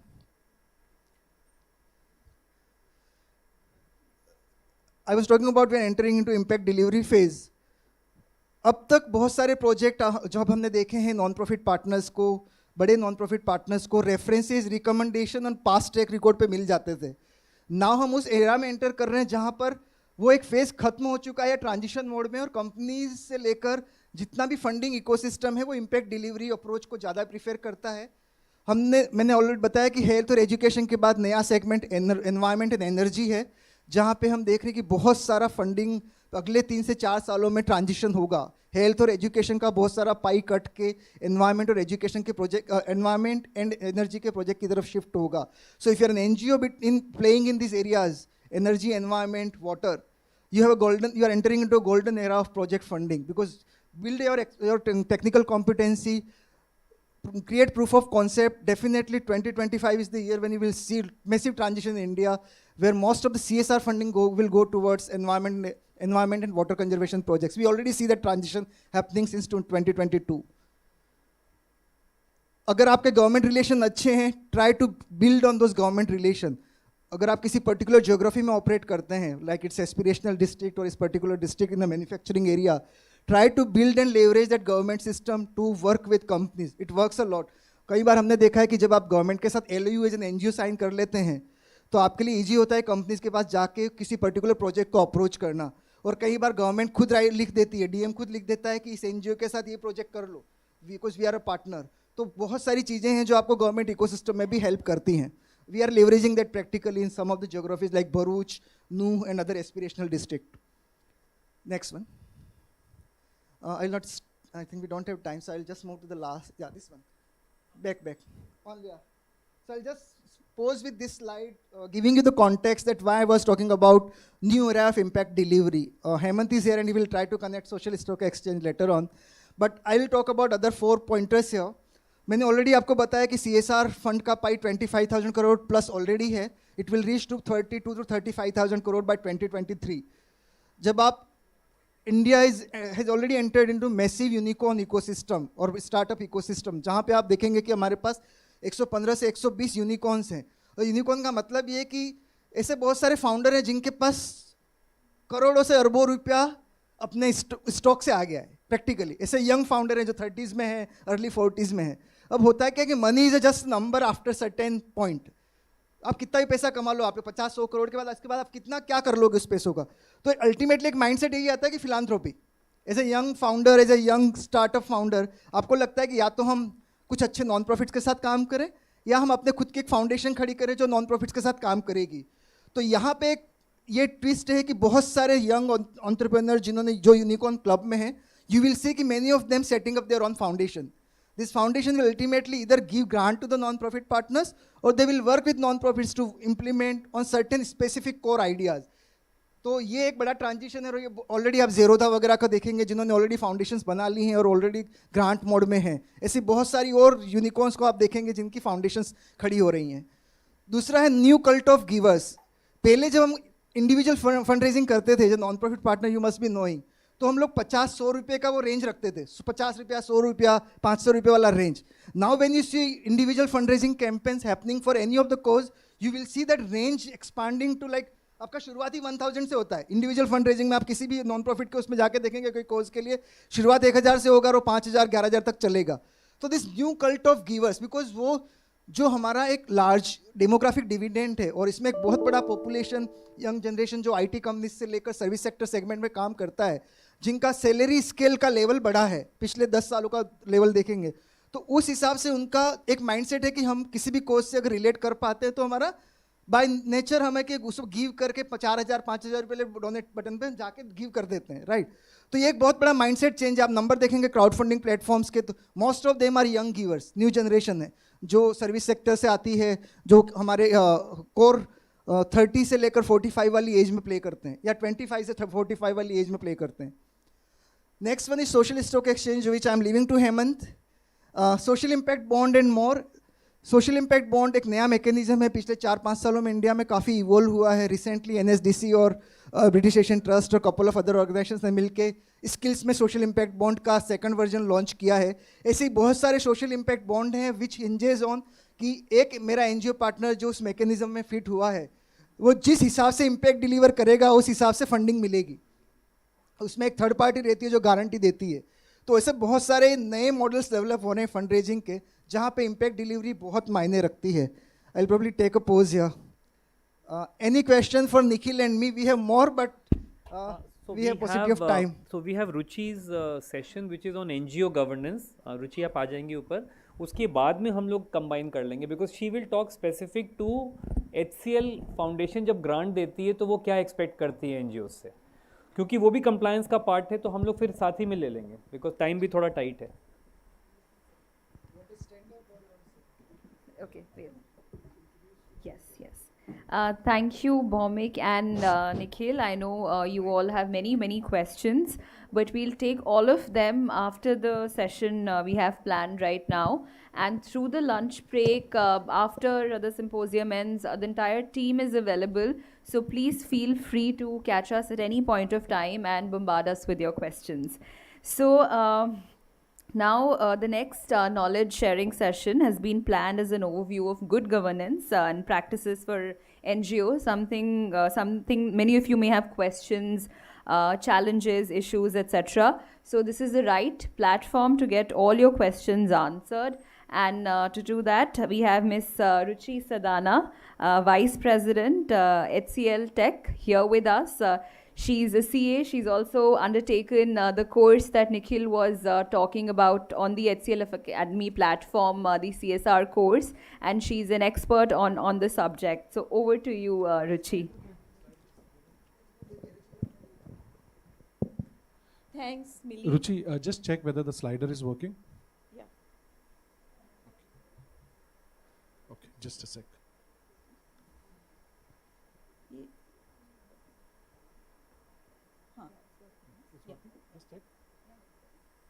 So, Ruchi, let me just, so this is a very important session. Hope all NGOs, who are going to apply for HCL grant, and also, from the funder perspective, you will get to understand what all are those compliances and what all are those checklists as HCL Foundation or any other donor would check when you submit your quarterly reports or when you submit your proposal for any grants.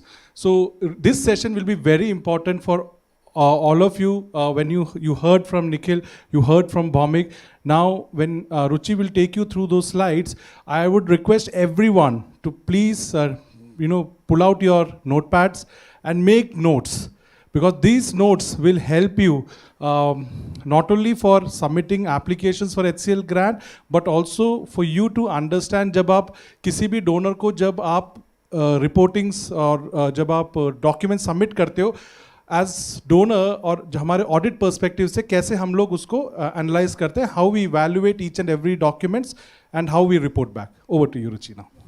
Thanks, Robin, and good morning, everyone.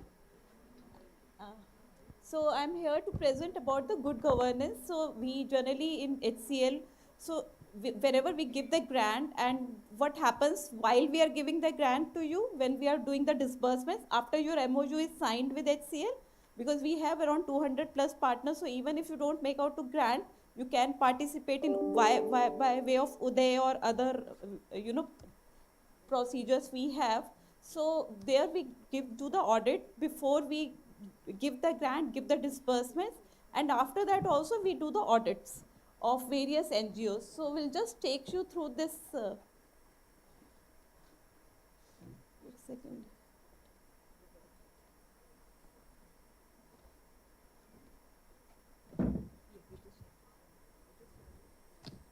इसमें होता time लगेगा लंबा, चलो करो, ये better रहता इसमें, क्योंकि first slide is the first. You just go to this slide.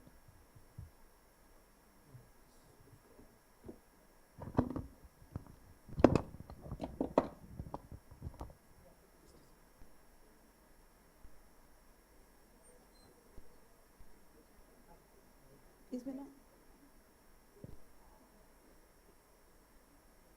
So governance is primarily, how you are driving your NGO, how any project is to be driven. It is the governance, and good governance is when you have when you are doing it by complying with the laws, when you are standing up for the scrutiny, and you are doing it with the good intentions. So that is the good governance. That's the meaning. That's the difference. I mean, governance is normally. I mean, everybody is governing. Everybody is driving their NGO or organization. But if good governance is when you are doing it with the willingness and you are complying to the laws, you are effective. So that is the good governance. So let's go to the next slide. So these are just the element of good governance is that, you can see accountable, we are transparent, responsive, equitable, efficient, and we are following the rule. We have the participatory culture in our organization. And we are consensus oriented. We'll go to the next slide. Okay, thank you. So these are the documents which which you guys are supposed to submit when any kind of disbursements is made by HCL. So this is the one-time submission is the registration certificate, your CSR, whatever Nikhil told you. So if you see on the left side, These are the one-time disbursement, and on the other side, these are the recurring submission, because we give the payments in basis the tranches. So if you have, you can have 2 or 3 kind of tranches. So there, every tranche, whenever you are supposed to take the disbursement, you are supposed to submit all these documents, your quarterly financial report, your program reports, your declaration that, your key managerial people are not politically affiliated, and,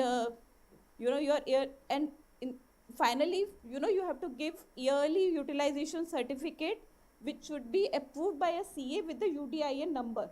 So that is important, which every, NGO has to give, and all the salary details of the people who are employed on the HCL Foundation sponsored projects.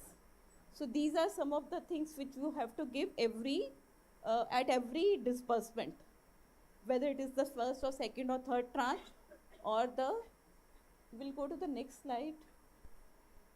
So what we do is, when we actually get this, when we give the grants, we get the audit also done for those grants.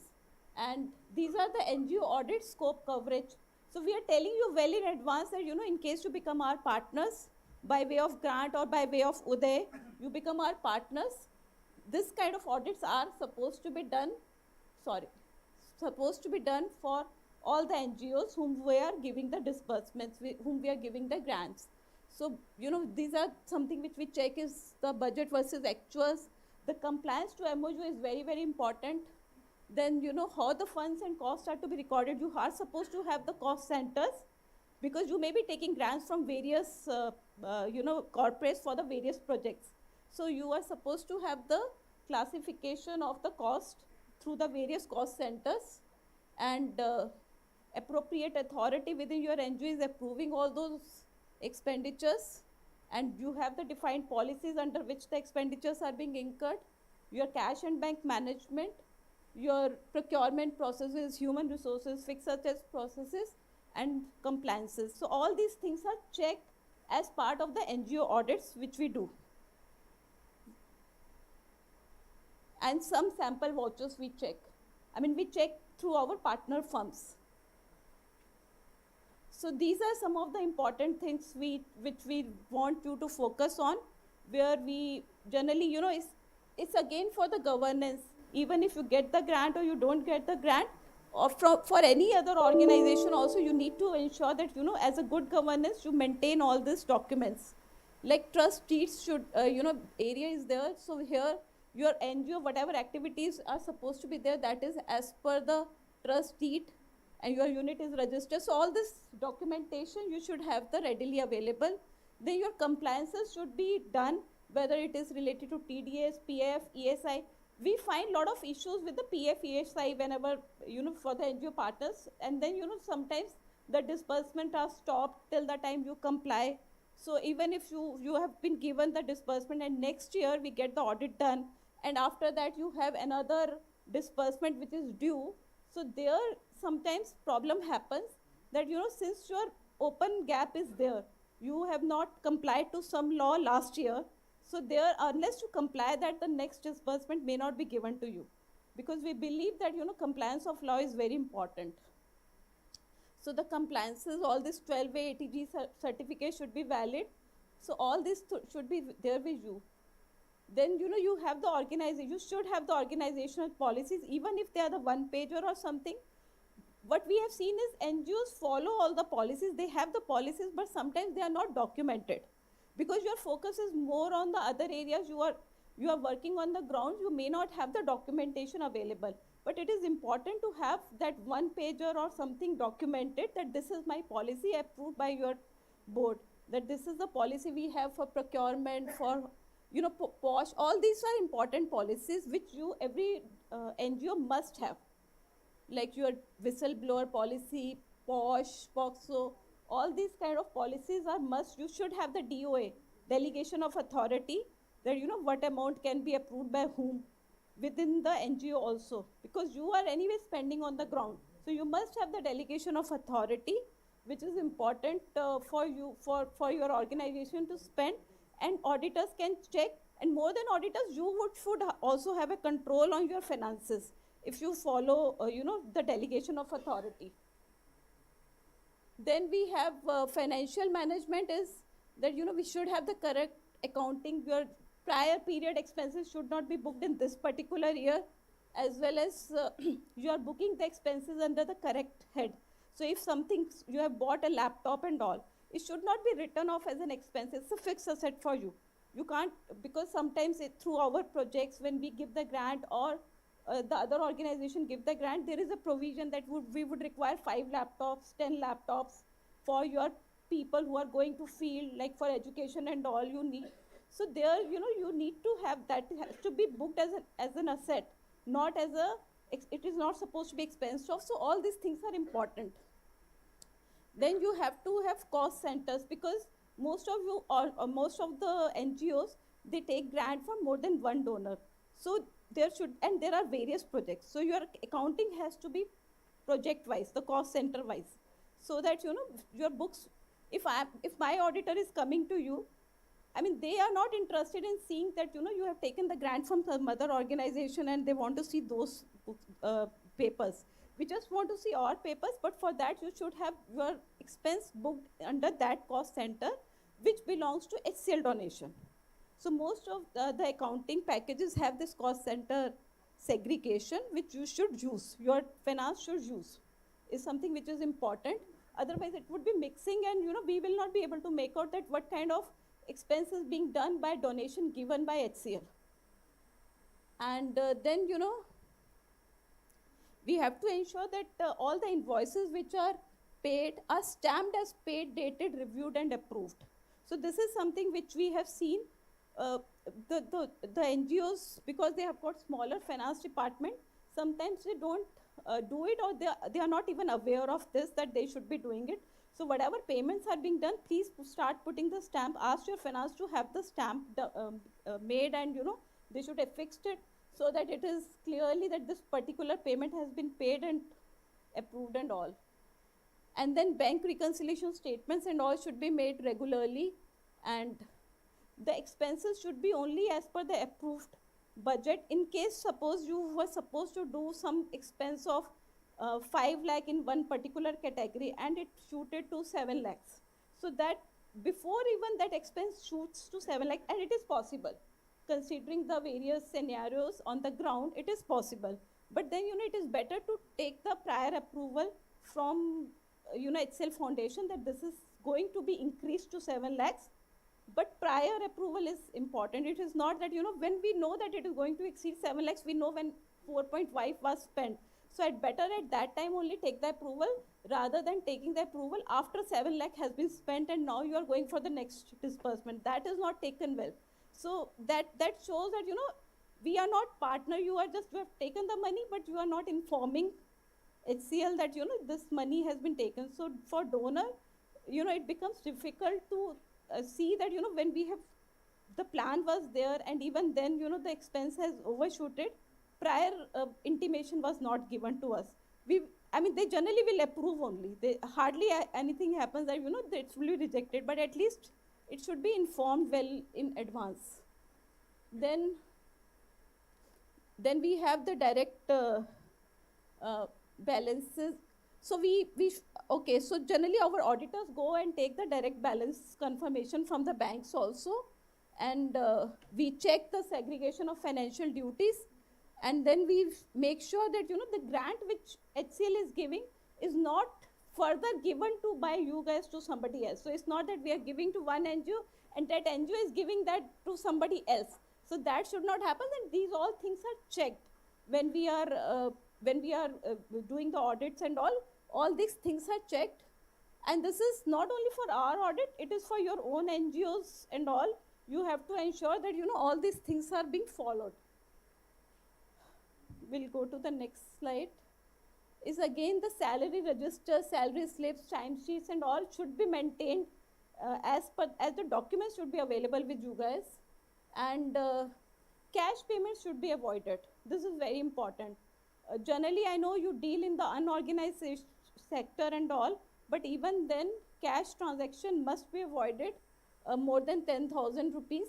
And wherever 1 crore and above you are getting the grant, there it should be a separate bank account. And for governance, as per HCL, we don't want NGO to be politically affiliated, or their partners to be, their main trust members or board members should be politically affiliated or motivated. Then there are regular meetings which we are supposed to happen for the NGO trust members and board members. So those meetings should be regularly held, and their minutes should be saved, documented. And declaration for the conflict of interest also. Suppose you have trust member is there and he has another business, so those dealings should be disclosed well in advance. It should not happen that your money, they become the vendor also and it is not disclosed. So that kind of situation should be avoided. And then we should have this timely submission of all the reports and maintenance of fixed assets. So the way I said that even if you have the laptops and all, you should maintain the fixed asset register.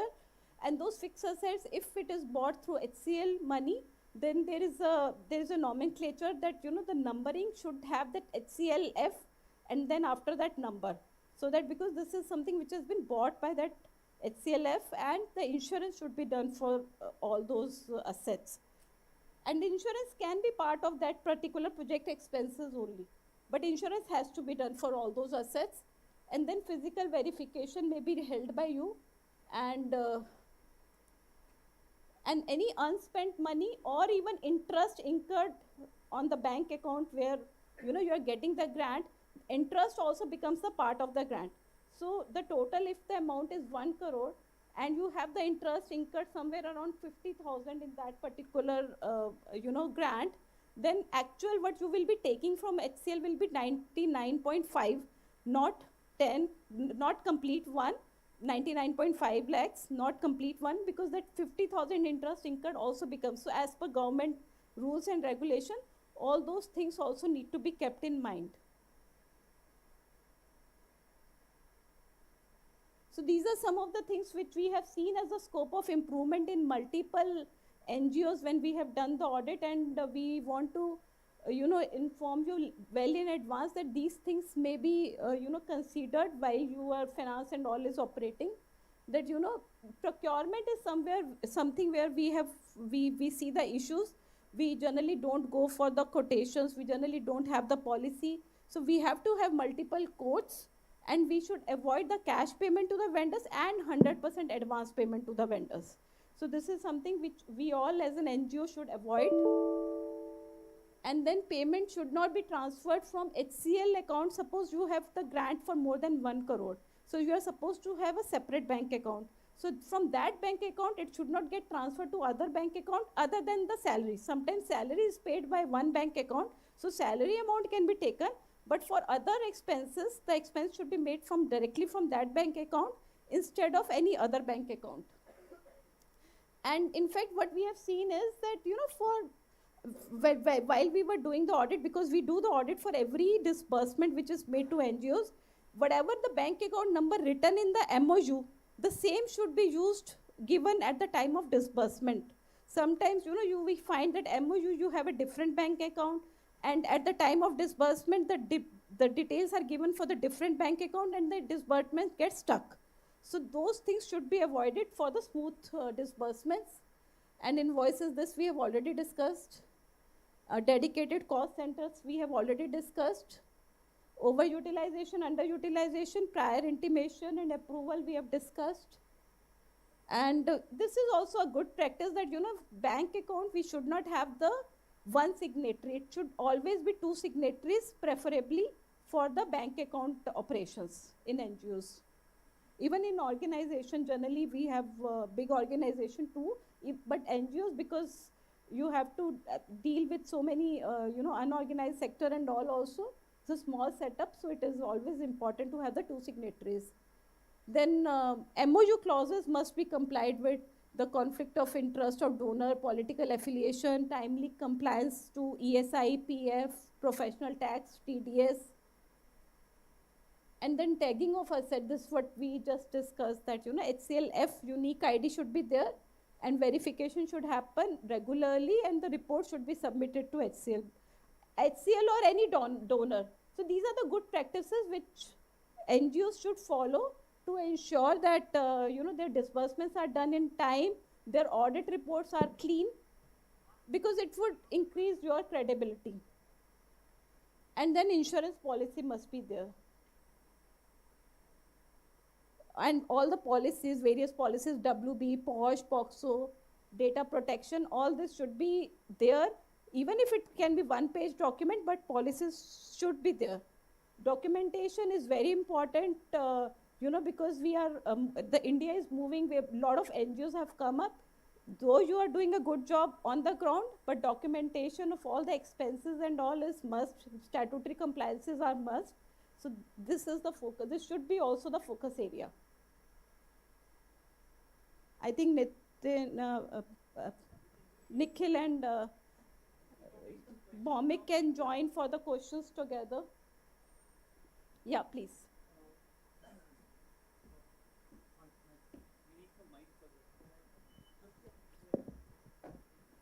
Thank you so much, Ruchi. And I would just like to add, because Ruchi is also one of our students, she did the course, she's vice president, like big round of applause for her. She did the course from batch 6, and so what I was hearing from her is this. Now, can you hear what is happening here? So once she's gone through the course, which is on compliance, she's now speaking as the audit side from a donor's perspective. Imagine the things that she sent and the significance of that. For not just for HCL, applying for HCL grant or HCL project, but for any other donor. So very relevant, right? Right, Bhaumik? And we can take some questions now, and you can mention whom you want to ask, and then and just give your name and the organization. Yeah. My name is Vishwas Tendulkar. I represent. Good to see you after. Good to see you after so many years. After a long time.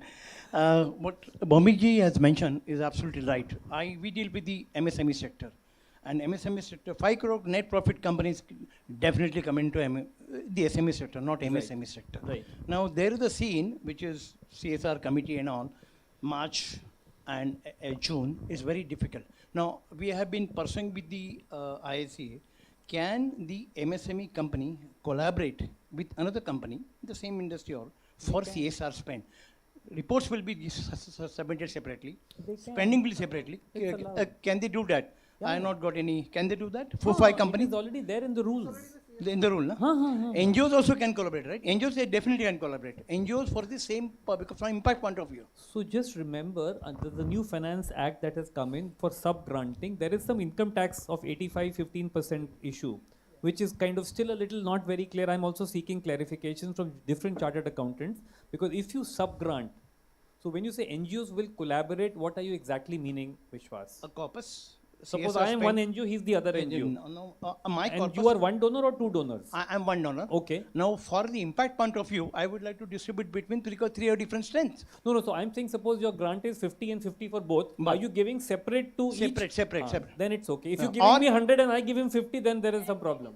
Oh, that way it is. Yeah. So there's an income tax issue then which has just come in, and even otherwise some corporates do not want that, though legally it is permitted, but there is a new thing that has come in which I am still not very clear, because there is a chance now that if I do sub-grant and if I show 50 and he gives me a utilization of 50, it will be taken off as only 85% of that, and 15 of it will add to my income, or the other way around. I am still not very clear. So maybe Ruchi knows it a little better. What exactly is? Or The clarification is being sorted. It's being sought, but there is a definitely. So the CSR law permits B2B collaboration, but not the income tax. Income tax has come in with some clause which says that, see, under section 12A, yeah. I need to make sure that if I have an income of 100 rupees, which was in a year, I should be spending 85 rupees, right? Now, typically what happens is, when I'm, say, for my own NGO, I have a pie chart of 100 rupees. If out of that, 90 is from CSR, and for that 90, I'm giving 100% utilization. So I'm already covered safe. In the remaining 10, if suppose they are just mere donations, I may not spend that at all, because I'm then qualifying within 12A. I have to take care of 12A and meet the UC compliance of MCA's section 135. But then if I give the separate spend to both then that is allowed. That is perfectly That is fine. perfectly You can collaborate to get that 100 together, 10 MSMEs, get 100 together, Oh, and that then is give also 50-50 to each other. That is the best way. That is also possible. Don't you think, Gomik? That is That is allowed the by best law? way. That is the best way. That is allowed by law? Absolutely. Oh. Absolutely. A, B, C can work together on one project, like A plus B plus C. So that can they form cluster? 10 MSMEs coming together and have a large corpus? Yeah, it's allowed. It's allowed. It's allowed, no? Yeah. Because only thing is the reporting remains separate. CSR will be different, Yeah. reporting separate. Now, if ABC coming together and giving to X NGO as a single implementation, allowed. Okay. Now, X giving to Y from his account, not allowed. Not allowed. Practically, it's contravention of the spirit of your entire 3 years का experience, domain expertise. जो CSR law में जो आपको कहा गया कि 3 साल का experience होना चाहिए NGO को. Technically, if you are not implementing as an X and you are giving to Y, that's contravention. मतलब वो documentation wise contravention नहीं लगेगा. Spirit wise is contravention क्योंकि ultimately आज implementation partner के रूप में apply किए हो. आपसे एक्सपेक्टेड है कि आपका डोमेन एक्सपर्टीज होगा, आप खुद इंप्लीमेंट करोगे, लेकिन आप वाई को दे रहे हो, तो that means there is something fishy. The other question which I got from a social auditing point of view, I become a social auditor certified. Now there are 16 standards created by Institute of Chartered Accountants, social standards for audit point of view. Anything which is not fitting into the 16, I think 16 or 17, what they should be done? Because Schedule 7 is quite vague, right? I can do anything which is will be the right person. So, that's something which is... Hemant can take that. So there are actually 15 sectors. Yeah. The 16th one says this list can be modified in the future. So, okay, that is the 16th one. So that is and the 15 sectors are actually a combination of Schedule 7, SDGs, and ETI priority areas. They cover all three. The objective behind the list of 15 is if you're working in those sectors, you qualify to be on the social stock exchange. Okay. Right? That doesn't mean that any organization has to follow one of those. Actually, your question was regarding social audit. Yeah, correct. From audit point of view, if in any initiative which is not fitting in this 15, maybe 16 or 17, which is new, innovative. So there are no standards that exist for auditing any area outside of the 15. Okay. And therefore, you are most welcome to make your own reports. Eventually, if the sector is large enough, my request would be you go back to ICAI and tell them you need to add this sector to your list. Thank you very much. Thanks. Also, I would like to add one more thing, Vishwas, that when you're doing mandatory impact assessment, which is under section 135, after 2021 amendment, you just have to make sure that if the project is qualifying for audits, you need to have an external agency being hired by the donor company. Okay. There is no standards or anything mentioned over there. You need to have an independent third-party audit or impact assessment done. You did mention that branding is allowed. CSR as a business process, is it allowed? So, CSR, when the law came in, it said that CSR should be corollary to business. It means that when you do good business, you fall in those categories of 3: turnover, net worth, net profit, and you take out some money.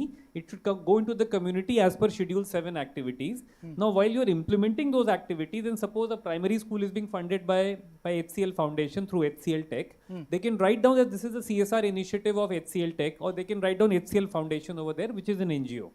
HCL Foundation is also an NGO, it's a trust. So, this is corollary kind of branding. It should not forcefully kind of come across that HCL Tech is kind of promoting itself. Okay. The FAQs convey this in a very, very gentle way. The spirit should not get defeated. Not the product promotion. Also mentioned. Not the product promotion or the service promotion. Exactly. Not promotion. Branding doesn't mean that you are promoting does not mean that you're promoting a product or a service. Branding does mean an identifier. अगर आप एक ही area में 10 school हैं, 10 में से 5 HCL ने किया, 5 XYZ ने किया है, how do I as an impact assessment और how do as a government go and check कि ये किसका है? तो ब्रांडिंग इज एन आइडेंटिफायर कि ये किसने किया है technically. It's not a product promotion और service promotion area which has been given to you. Thank you.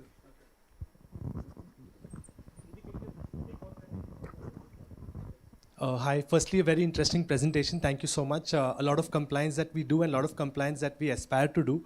My name is Naveen, I am the mentor for Krisha Foundation, myself, and with me is Viraj. So we have also empaneled resource persons with us. So is that considered subletting or that is okay? So let's say we are into investor education and into cybersecurity awareness. So we have empaneled resource persons with us, and they're in different regions. So is that is okay? Okay, thank you so much. I will just show you that Excel sheet which I had prepared. That is the purpose of that sheet is exactly to answer your question. It is just coming. In the meantime, we can take another question. Let me just give you my presentation. At the back, third, fourth, last seat. Yeah. And Nikhil something is mentioned there. Is there? Explain right. Just go to that Excel sheet. Or can I just take it out? Yeah. Just go back. Yes. Yeah. Yes. So Naveen, your name is Naveen. Yes. So Naveen, this is the orange part is implementation. This is part of 95. This is 100% budget if you see ABCD. 5% is administrative overhead, which is general management and administration of CSR, and it includes activities like board level compliances, CSR policy, strategy, and all of that stuff. This is 2% is mandatory impact assessment. Vishwas had asked that question. If it is applicable, you can kick in from here. There is some applicability formula. I'm not defining it. You can read it. This is CDE, which could be 95 or 93, depending upon whether impact assessment is required or not. You have designing of CSR projects is permitted. If the corporate does it, and you hire a consultant to do it, you can pay that consultant from here. I'm going to answer your question using the Excel. If your consultant is hired by the NGO to kind of go to the school and see whether a teacher training program is running successfully, can be hired. Consultant is there to go and do field visits. We have some of our students over here who are consultants. They go as M&E experts. Doable. So C, D, and E. That's why this whole chart is very important to understand what is permitted under the CSR piece. Huh? No, this is 5% is A. A column is 5%. Because A is the admin overhead of the company like HCL Tech. That is the company's overhead. They may want to give the entire thing to the foundation, then the foundation can do those activities on behalf of the tech company. In this case of HCL, for example. I think let's go to the next few questions. Yeah. The last question. I think last question, we are really running late. Sorry. Good morning. It was a very nice presentation, the whole presentation, and I am attending for the first time. My name is Gopal Kalpati. I am from Guruji Foundation, Guruji Education Foundation. We are working. Just your question, sir. We are already running out of time. Quickly, because I'm sorry to say, because there's multiple things lined up. Sorry for What's that. your question? We are into education, mainly into education, but we run several projects in education also. Okay. So can we apply for different projects or as a whole-time education only? So can you see bullet number 2 here in Schedule 7? Guruji Foundation is your trust? Yeah, Guruji Education Foundation. All right. So just check out the Memorandum of Association and your constitution. Okay. Your constitution, if it permits activities which are also covering bullet number 2 over here. And apply a little bit of liberal interpretation, as long as your intent is not to do some hedging here and there. No. Right. Then it is doable. And then once you know it is doable, you go to this chart and you prepare the cost sheet and then submit the proposal. Okay. You hopefully will get funds. All the very best. Thank you very much. Thank you. Sorry. No, it was not for any. No. Your question is not just for HCL grant. It's a general question. He asked a general question actually. You have to give the proposal to any of the corporate basis the project. That he knows. His concern was, if I want to do this, then is it permitted or not? He wanted to know the permission. I think that's okay for now because we are already overshot. Thank you all. So can we do one thing, ma'am? Because we have a timeline and there are guests also. Just in your paper and pen in your pad, can you write down the question? And we'll come back with the answer. Just write down, ma'am. You'll have to help us manage the time also. Just write down your name, organization, and contact number and the question. And the volunteers will collect it from you. We'll make sure we'll answer your all question. the panelists and then the team is around, so please do catch them over lunch, etc. May I now request Mr. Hemant to please felicitate Ms. Ruchi Sadana.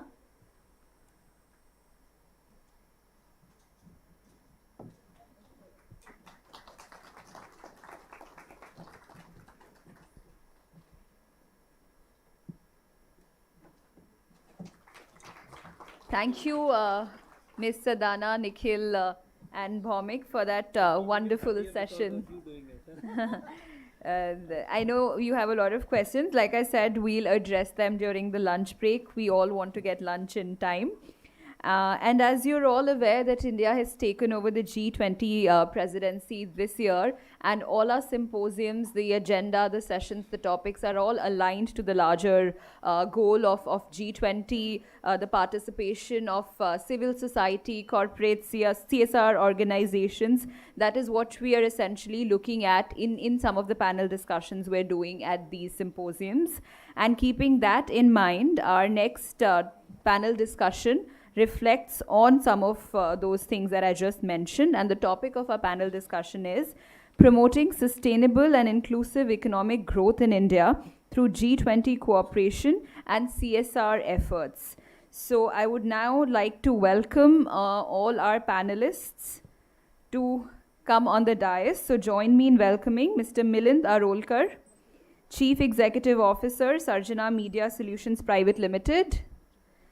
Mr. Hemant Gupta, Head BSc Social Stock Exchange, MD BIL Ryerson Technology Startup Incubator Foundation. Mr. Simit Bhagat, Founder Simit Bhagat Studios and the Bidicia Project. Ms. C.G. Varghese, CEO Leaders in Lipstick. Professor Chandrika Parmar, Associate Professor at SP Jain Institute of Management and Research and Director at Development of Corporate Citizenship. Do we have all the panelists on the dais? Thank you. And over to you, Nikhil, for moderating the session.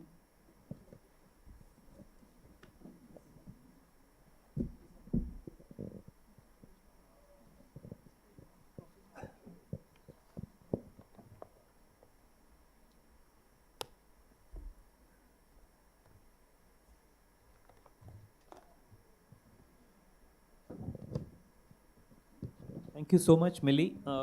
This is a very interesting panel that we've kind of got together, and it's been like a helter-skelter situation to brief each one of them as we run around the country with this the series of symposiums that we are doing.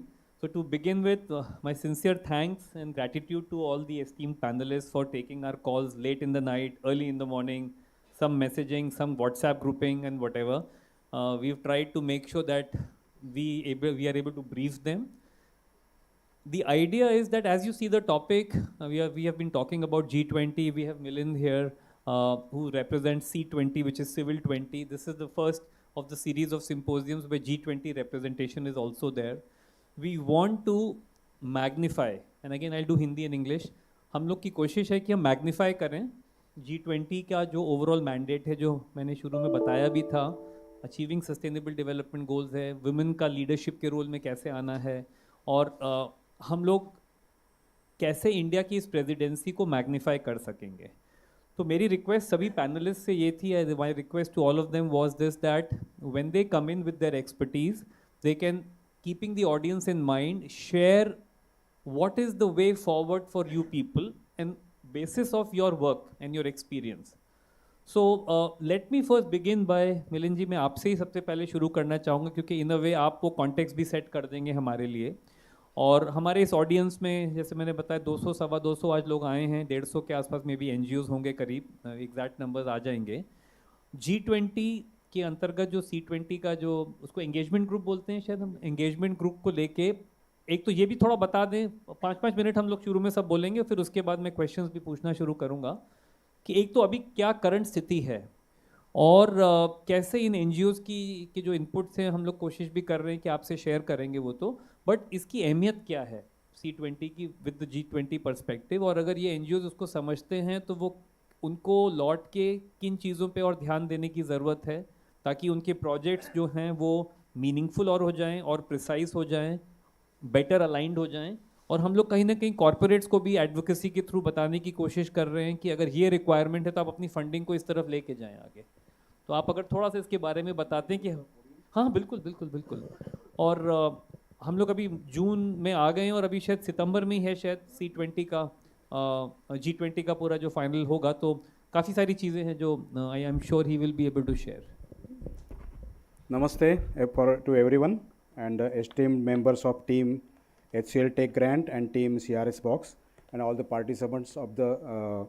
I came here because the C20 and G20, they are very particular people because it is related to Ministry of External Affairs they are governing, and that's why I should not be just sitting there and I said something.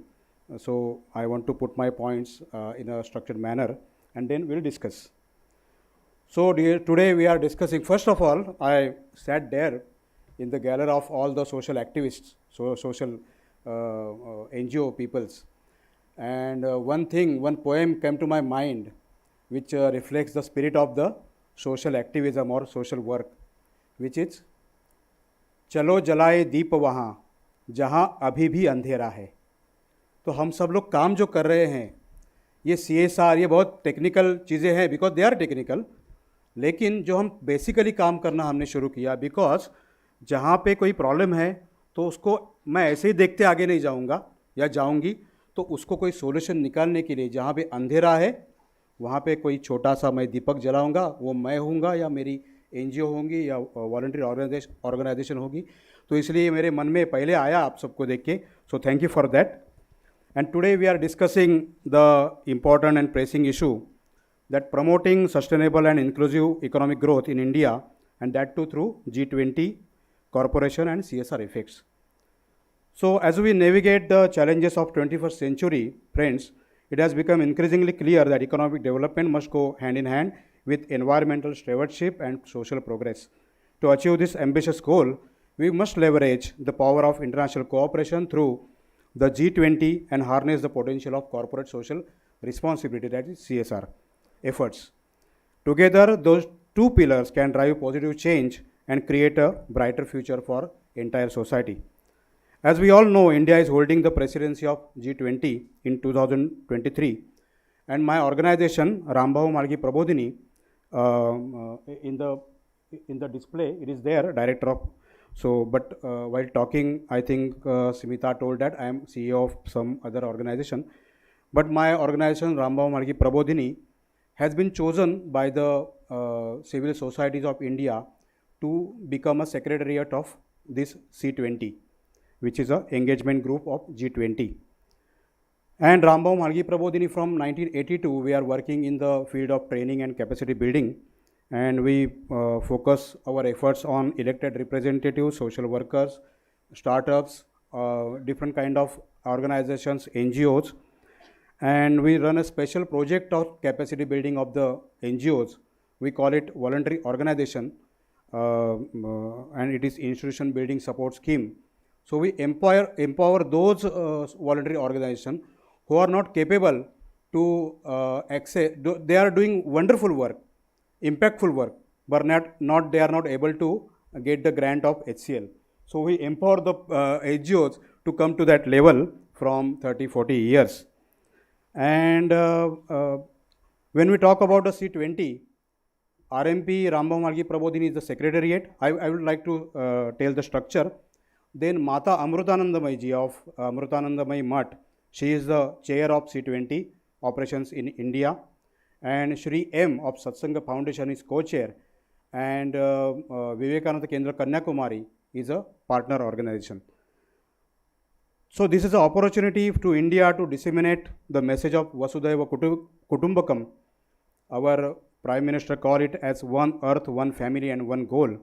And in global scenario of huge uncertainty, where one has to surmount national boundaries to concur on issues ranging from health, geopolitics, environment, every kind of issues at global level. Firstly, let us, I want to you to recognize the importance of G20. It is not just G20 presidency in India, or we are doing with multiple engagement groups like C20, Y20, W20. It is a platform for global economic cooperation, and India as a member of this esteemed group has a pivotal role to play and shaping the direction of sustainable development and world as a family.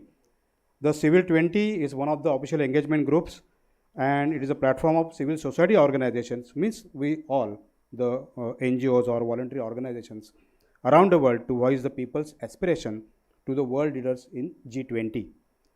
So it gives us a forum a voice to reflect the primary and common concerns affecting the world's issues, and to promote social and economic development with the vision of leaving no one behind. No one should left behind. Under the Indian presidency of G20 this year, the CL20 remains committed to advocate evidence-based policy recommendations. All the working groups, there are 15 working groups, they are working towards the realization of Indian C20 motto, "You are the light." And the priority issues of C20 will focus on solving social economic matters, will touch the daily lives of the people, which include education, health, environment, technology, and service to the people. The C20 is conducting regular consultations with national and international civil society organizations from November 2022. And along with, I would like to share with you some statistics that till today, around 500 meetings have been, of the working groups have been conducted, in which around 2 lakh plus participations are there of the civil society organization, and foreign participation is around 2000. So this kind of, and 74 nationals, 74 nations are involved in the process of the deliberations and creating the policy pack. So the C20 advocacy will generate the C20 policy pack and C20 communicate, which will be handed over to G20 Secretariat, and then they will be given to the G20 nations in the actual G20 conference. The policy packs or the issues we are working on and C20 is working on, I would like to narrate the topics because they are very much important and you might be working in those issues. First is integrated holistic health, mind, body and environment, sustainable and resilient communities, special mention of climate, environment at net zero targets, education and digital transformation, gender equality, technology, security and transparency, lifestyle for environment, preservation and conservation of traditional arts and artisans and their livelihood, human rights as human values, revival of rivers and water management, seva, sense of service, philanthropy and volunteerism, Vasudhaiva Kutumbakam, world is one family, SDG 16, promoting civil space, diversity, inclusion, mutual respect, delivering democracy, retrospect and prospects, and disability, equity and justice. So these are the 15 topics on which from November 2022, various working groups and 2 lakh plus NGO representatives are working, they are thinking, they are giving their suggestions. Now through the G20, which is a great opportunity, we can collaborate with the other nations on some common topics, exchange our best practices and implement policies that prioritize both economic growth and environmental preservation. In conclusion, promoting sustainable and inclusive economic growth in India requires a multi-stakeholder approach. G20 on one hand provides a platform for international cooperation, enabling us all to exchange ideas, learn from one another and collectively address global challenges, and simultaneously, which is a very encouraging thing to see, that corporates like HCL, they are embracing its social responsibility and utilizing its resources to drive a positive change in our nation.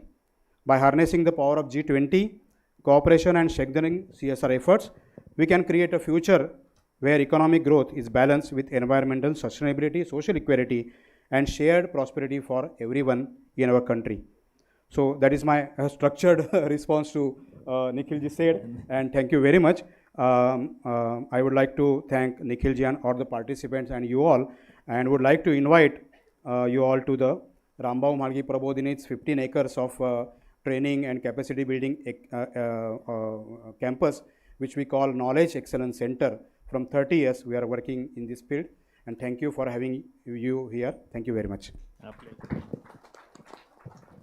Thank you so much Milind ji, आपने बहुत अच्छे से विस्तार में सब बताया, और this was important for all of us to know the structure of the whole programme that is rolling out from 1 December 2022 to 31 November 2023. ये पूरा एक 1 ईयर का हमारा प्रेसिडेंसी है, और हम लोग जब NGOs हैं तो हम लोग बहुत बार अपने काम में बहुत व्यस्त हो जाते हैं, and we tend to forget and miss the larger picture. It is very important to understand this. And if you understand this, somewhere it will integrate in your work, in your documentation and in your presentation. That is very, very important. तो बहुत बहुत धन्यवाद आप point में जैसे आपने कहा ये लास्ट पॉइंट बहुत ही इम्पोर्टेंट है. मैंने ये इतने स्ट्रक्चर्ड मैनर में इसलिए कहा क्योंकि आपने देखा होगा कि नंबर मेरे पास है 2000 प्लस, जो कोई प्रॉपर नंबर था. आई से 2 लाख प्लस. तो जैसे ये लॉन्च हुआ C20, तो C20 का जो एक मैकेनिज़्म है उसमें वो ये नहीं कहते कि हमने पॉलिसी पैक किया तो देश भर के सब लोगों से बात किया. तो वो कहते हैं कि कितने NGO से बात किया, कितने लोगों से बात किया. That's why the numbers are important. And we launch website civil20.net, you can visit that.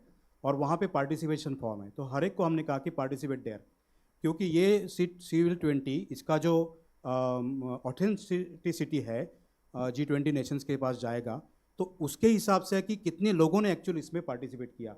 Does it represents the nation and the international fora. So that's why, and since I came here, I was listening to the panelists or the speakers.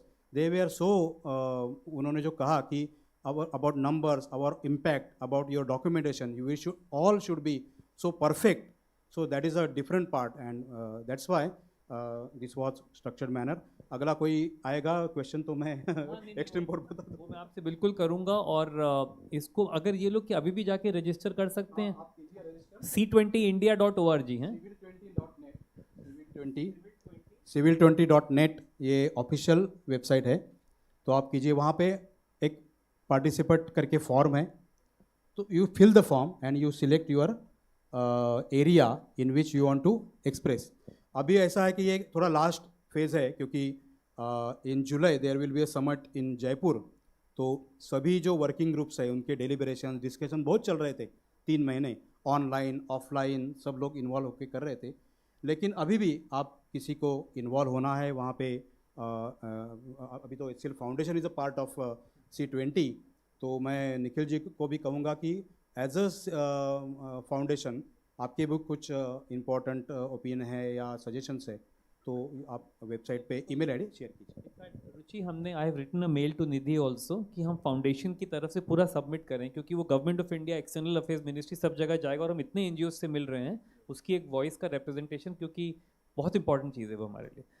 तो बहुत बहुत धन्यवाद मिलिंद जी. अब मैं तुरंत I would like to come to Hemant, who heads the Bombay stock exchange social stock exchange. और Hemant and I go back almost maybe almost a decade, क्योंकि when I was in the IICA, Hemant was looking after various programs at the Bombay Stock Exchange, including he was actually heading the BSE Samman. And Hemant कुछ हमें social stock exchange के बारे में बताएंगे, और उनका आज यहाँ आना बहुत इंपॉर्टेंट है, क्योंकि जैसे मैं एज एन NGO भी उसमें अप्लाई कर रहा हूँ. क्योंकि जब आप अप्लाई करते हैं तब आप उस प्रोसेस को भी समझते हैं. मैंने एक आध सेशंस हेमंत के सुने भी हैं, बहुत सारे क्वेश्चंस मेरे मन में भी हैं जो कि मैं मे बी ऑफलाइन भी पूछूंगा उनसे. तो कल से जब से मेरी बात हुई तो मेरे मन में ये आ रहा था कि हेमंत के सेशन में और उनके बोलने में कैसे उसको मैं कॉन्टेक्चुअलाइज करूं आज के लिए, बिकॉज हम तो यहाँ CSR की बात कर रहे हैं अभी, और ये सोशल स्टॉक एक्सचेंज है जिसमें कि फिलैंथ्रोपिक मनी आएगा या मे बी और फंडर्स का पैसा आएगा. तो एक अच्छा थॉट ये आया जो अभी हेमंत से भी मैंने बाउंस ऑफ किया, और वो आके और डिटेल में बताएंगे कि क्योंकि हम सब NGOs का एक बहुत बड़ा कंसर्न होता है कि जब फंडिंग नहीं आती है CSR से और देर से आती है तो हमें दिक्कत होती है कि नहीं होती है. कैश फ्लो मैनेजमेंट एक प्रॉब्लम है कि नहीं, अपना हैंड्स रेज करके बताइए आप लोग. जितने लोग ये बता रहे हैं, अगर आप सब सोशल स्टॉक एक्सचेंज में आ जाएंगे तो हेमंत बताएंगे कि उनको कुछ फ़ायदा है कि नहीं है. तो हेमंत थोड़ा सा मुझे भी आप कमीशन दे दीजिएगा, मैं आपको प्रमोट कर रहा हूँ आपके सोशल स्टॉक एक्सचेंज को. But as an NGO I am also realising कि कितनी सिग्निफिकेंस है. तो बहुत ध्यान से हम लोग सुनते हैं, और बिकॉज उनको 12:30 पे जाना भी है. I think you can then reach out to him maybe through the website or whatever, and also through our forum. But हमारे कॉन्टेक्स्ट के लिए क्यों इम्पॉर्टेंट है, इसलिए भी मैं बताऊं कि FCRA की फंड्स मुश्किल हो रही हैं, CSR की फंड्स हैं, लेकिन उसमें आपको 100% UC देना है टाइम बाउंड. तो अगर एक सोशल स्टॉक एक्सचेंज एक और तरीका आ रहा है जो मुझे कैश फ्लो प्रॉब्लम्स को सॉल्व करने में हेल्प कर सकता है, then is it not a worth thing? Yes और no? Absolutely. Over to you Hemant. Haven't left too much for me to say, Nikhil. But more seriously, thank you. The product is very important to understand. No, thank you for having me, and thank you HCL Foundation. So I'll just spend 5 minutes probably talking about the social stock exchange, and we can do some Q&A later on. First of all, the social stock exchange is not peculiar to India. It was an experiment that's been tried in 7 other countries. Some of those are G20 countries, right? And it did not succeed very well in any of those countries. So therefore, when we were constructing the social stock exchange in India, we actually derived lessons from the successes and failures in these other countries, and then we implemented it. And some of those lessons and failures I'll talk about, right? So the first was that in no country was the stock exchange actually a part of the stock exchange. It was a separate platform. It was like a matchmaking platform, like BSC Saman, if you're familiar with, right? And therefore, it wasn't a true stock exchange as such. It didn't have the benefits that come from being a stock exchange. Second, it catered to either NGOs or for-profit social enterprises. It didn't cater to both.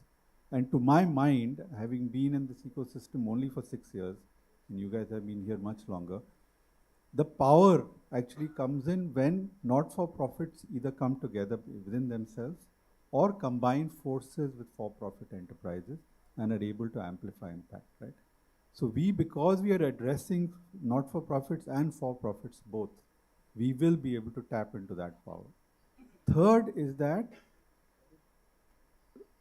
any person, so why is the stock exchange important? The stock exchange is important for a lot of reasons. One of them is that there are 3.5 crore investors spread in every part of this country, right? Imagine being able to tap into that donor pool, that investor pool. But there is a responsibility that comes with it. A CSR company like HCL can obviously ask you for impact assessments, for regular reporting, for compliances. But to be able to provide that to such a wide audience, you need a mechanism, and Vishwas briefly alluded to it, which can provide third-party verification of your outcomes, right? So the social audit function that was introduced as a part of the social stock exchange was an equally important pillar, which again had not been tried in any other country. So we actually, and the fourth thing that we have done, which has again not been tried in any other country, is actually creating something called a capacity building fund. The purpose of the capacity building fund is to hold sessions like these, right? Recognizing the fact that NGOs, the social development ecosystem, does not understand stock exchanges, capital markets, IPO, kya hota hai, etc. So therefore, there is actually a fund under NABARD that is being set up, has been set up, that will focus only on building awareness and capacity for not-for-profit organizations and donors, equally importantly, on how to leverage the social stock exchange. Okay. So therefore, we have tried to learn from the other countries.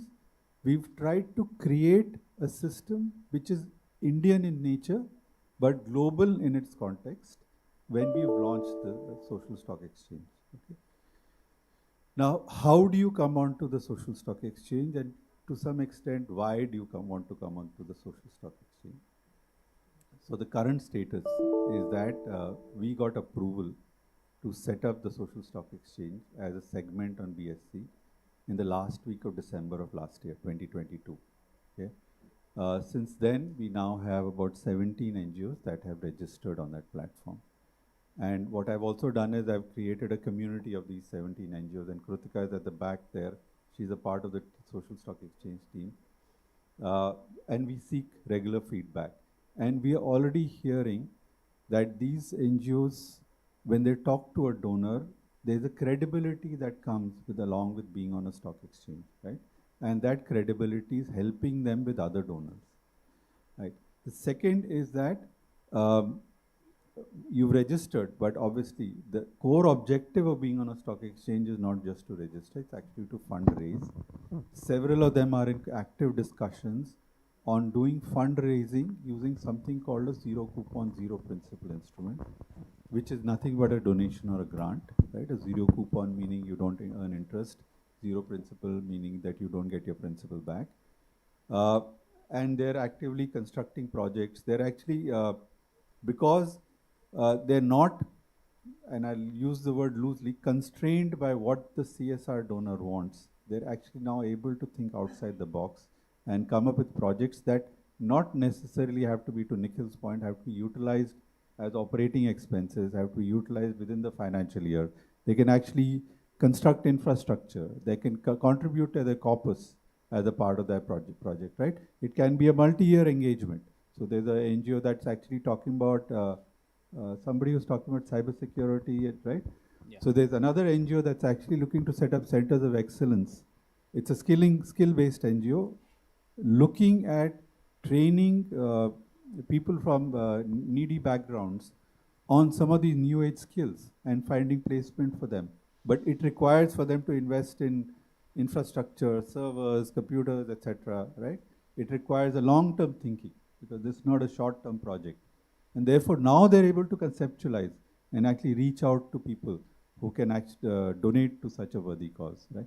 So with that, I'll keep quiet for the moment and I think Hemant ने बहुत crystal clarity से कुछ चीज़ें बताई हैं अभी, और Hemant before तो अभी तो हम लोग ऑडियंस के लिए ओपन नहीं कर रहे हैं बिकॉज मैं खुद हमारे अपने एनजीओ से अप्लाई कर रहा हूँ इस प्रोसेस में. I am somewhere finding Hemant की शायद अवेयर सोशल स्टॉक एक्सचेंज के बारे में आप लोग कितने लोग जानते हैं? Okay, reasonably fine. Now put your hands down. कितने लोग जानते हैं कि कैसे अप्लाई करना है और उसका फ़ायदा क्या है? Little less, much less, yes. तो मैं खुद ही अपना एक्सपीरियंस बता रहा हूँ कि जब मैं इसको अभी when I am hearing you and I am just thinking about मेरी जो टीम में मैं बातचीत कर रहा हूँ, तो मैं भी सोच रहा हूँ कि जो आप बोल रहे हैं वो तो हम सबको सोचने की ज़रूरत है because it's a daily crisis that we are dealing.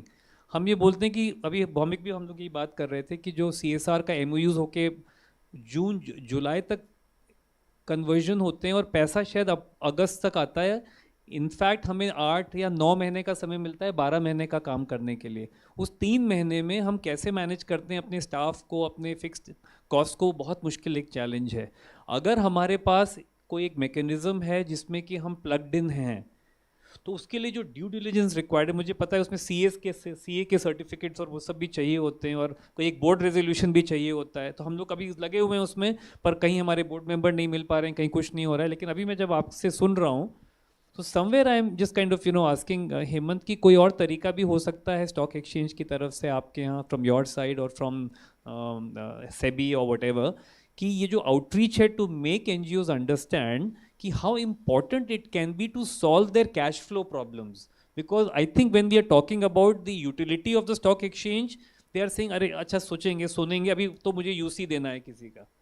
उसको ये नहीं समझ में आ रहा है कि इस UC की प्रॉब्लम से हटने के लिए अगर तुम कर लोगे तो maybe you will not be so bogged down. तो ये कहीं पर एक मिसिंग लिंक शायद मुझे लग रहा है जो मेरे खुद समझ में अभी पहली बार आ रहा है. I completely agree with you, Nikhil. And I'll tell you मेरे हिसाब से क्यों हुआ है ये. हाँ. देखिए, in the last 6 months, maybe 7 months, I would have done 30 seminars on. और आप लोगों ने दिल्ली में भी एक किया. Correct. Right? हाँ हाँ. But it has always been from a SEBI context, from a BSc context. अच्छा. So the context that you guys are able to bring to why a social stock exchange, how useful it can be, cannot be replicated by. So tell me one thing, and I'm just giving ideas to the NGOs over here. आपने अभी capacity building fund के बारे में बताया, नाबार्ड की. तो क्या इनमें से कुछ NGOs भी ऐसे हैं जो बड़े एडवोकेसी वाले हों और जो एजुकेशन पे काम करते हों और जो स्टॉक एक्सचेंज के बारे में उसकी अहमियत को समझ सकें? क्या ये उस कैपेसिटी बिल्डिंग फंड को उठा के NGOs पर्सपेक्टिव को लेके कैपेसिटी बिल्डिंग सेशंस कंडक्ट करा सकते हैं आपके साथ मिलके? Of course. मतलब I don't want to speak on behalf of the capacity building fund. No, but I'm saying as a principle. But in principle, is it doable? Yes. I'm not asking you for any commitment here, but I'm saying is it? हैं? 120%. तो बहुत important चीज़, तो मैं खुद जाके पढ़ूंगा सबसे पहले तो. Can my NGO get that fund? We are here for CSR funds also ना, to understand कि grant मिलेगी कि नहीं, ये मिलेगा कि नहीं. तो कुछ एक अगर आइडिया मिल रहा है तो क्यों ना उसको. Thank you so much. We'll stop here. But Hemant, if you can still stay on as long as you possible, because I'll now go to the next speaker, who is a very interesting one, and I have to still open because, and I will also ask, why is it lipstick? Because Siji Varghese is a coach, is a trainer, and I had a late night chat with her because time ही नहीं मिला दिन भर में. But what came across in the conversation with Siji was this, जो कि हमारी G20 के mandate से भी मैच करता है. और हमने सुबेरे क्या बात डिस्कस की थी, women led development, women not merely as receivers of the fruits of development. Why can't women be the leaders of that entire process? वो एक बहुत इंपॉर्टेंट चीज़ है जो G20 C20 में बात कही जा रही है. तो हम लोगों ने सोचा, आई थॉट कि we'll ask Siji to speak a little bit more about it. And can NGOs जो आप यहाँ बैठे हैं, and again women leaders can they raise their hands again, there are so many here Siji, हैं, जो कि because she does more of the business women leadership. So I told her ki, well, you know, a lot of these business women also have their own NGOs, or they want to get into the NGO sector. So what are the key things that she would like to share with some of you, which can give you some insights on when you go back, whether to channelize that into your own organizations, or to maybe be a mentor to others, you know, to help them, you know, develop things better. So over to you, Siji. Thank you. And thank you, Smita, and thank you, Nikhil, for having me here. Good afternoon, everyone. It's so beautiful to see all of you here, and it's like a heart touch feel for me. When I talk about Leaders in Lipstick, it's basically a boutique program that I run for mid-level women managers. Why do I do this? It's statistically 25% of women represent the mid-manager level, but once they reach the senior management, it's just represented by 4%, which means there's a good dip of 21%. What we are doing is trying to plug that 21% in there, representing into the boardrooms. Siji, before you continue, some homework for Bhomik. Bhomik, आप जो data करते हो, उस पे women leaders in the NGO sector पे भी कुछ कर रहे हो क्या? आपके पास हैं numbers? नहीं, मैं कह रहा हूँ NGO sector में भी. NGO sector में women leaders का जैसे हम कहते हैं ना, business में women जैसे, she's just saying it goes down drastically in the senior. So maybe we can, yeah, sorry. And the very beautiful part of it is that even a country's entire economy, the GDP economy, what I read statistically is even by 35% of women representing there, the GDP of the country increases by 50%. I mean, like, we are sitting on a gold mine and we really do not know. We need to leverage and harness the power of the women. And I always feel we as women, we have a lot to give. Most of us are not aware, or there are so many things that we still need to work on. So I believe promoting, leveraging, harnessing, you know, the kind of skills that we have. One most important thing is the inclusivity that we are talking about, diversity, the broadening of the boundaries or the horizons to accept and include the views and the holistic development of the women every single space. It's like even in the NGO, I'm sure, when women are feeling empowered because they're getting to do things which they wouldn't have never done before. Absolutely. And absolutely. I think in one of our conversations, you beautifully, I think you should share that. Yeah, so I was just telling her when she told me about women leadership, तो मैंने बताया हमारे NGO में भी एक लड़की है अर्चना जो कि कश्मीर जाती है, और कश्मीर में वैसे हम लोग मीडिया में सुनते हैं कि बहुत मुश्किल है, बहुत दिक्कत है, तो अर्चना जाती है और वो when she first went to Kashmir, her family was very scared. तो she asked me कि सर मैं जाऊँ, मैंने कहा अगर हिम्मत है तो जाओ, एक साथ में किसी को भेजेंगे. So we go to Baramulla and Kupwara, so she's been going and she's getting more and more confident. Then she said कि सर मैं तो अकेले जाना चाहती हूँ. तो मैं बोला कि नहीं, we'll send somebody with you. Now the moment this began to happen, she's her own vajan जिसको बोलते हैं, her own motivation and the weightage of what she's saying within the organization and outside.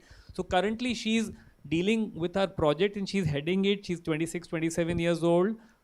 She's dealing the donors, which is ONGC, and she's dealing the Indian Army. One is Titanic, the other is Mount Everest. Indian Army, whether Titanic or this is Mount Everest, and managing it as a woman going. So I was just discussing this with her when she talked about this. I said ki, can women leaderships be encouraged? And when she's going and doing this and interacting with the staff on the ground, तो वो उनको भी motivate कर रही है अच्छे से. कुपवारा में भी हमारा project है तो वहाँ वो जाती है.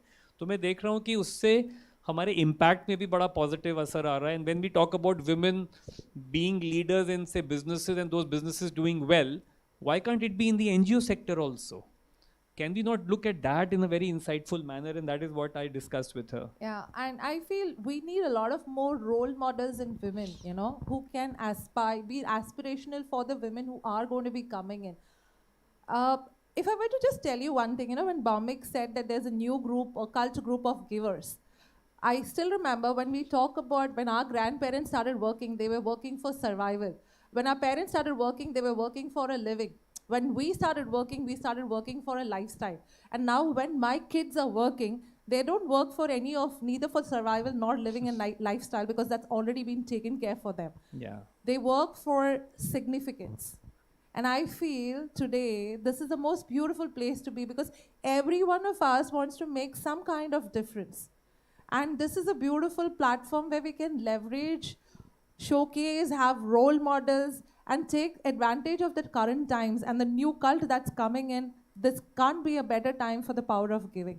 Thank you so much. Nini, thank you so much, Siji, and to all the women leaders here. I think symposiums like ours here, और आप जैसे आप देख रहे हैं जैसे G20 में women-led development की बात है, अब आप देखिए, you are the witness here.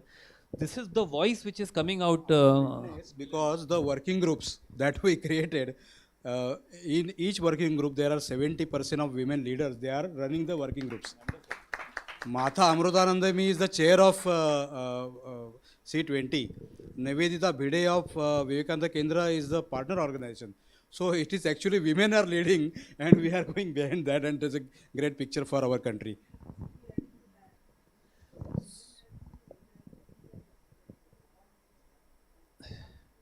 So what I'll do is, because Hemant has to leave in the next 5 minutes, किसी का social stock exchange को लेके अगर कोई question है तो बताएं. We can quickly take that up.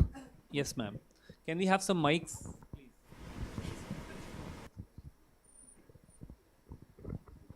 To register social stock exchange, you need a minimum 1 CR of your bank account for last 3 years. The actual, so there's a size requirement and a fundraising requirement. Yeah. The size requirement is minimum of 50 lakhs in the last one financial year. And fundraising requirement is minimum of 10 lakhs in the last 1 year. And what if this requirement is not fulfilling it, but NGOs are making The reason behind the requirements are there is being on a public platform like the stock exchange has additional governance and compliance requirements, and the organization should have the resources to be able to comply. Over time, as the systems improve, as the ecosystem rises up, I'm sure these requirements will also come down. It's something very new, so therefore the barriers have to be a little higher. Okay. But then can be something where if we were not only for the registration purpose, because when compliances, you see the NGO compliances, but they not have regulatory requirements. These are not negotiable. No, only register. But I'm sorry, but these are any okay. Other questions? I just forgot to introduce myself. Ma'am, we'll now take, ma'am, you missed that chance, but we will come back to you. Yes, yes. So we'll go there.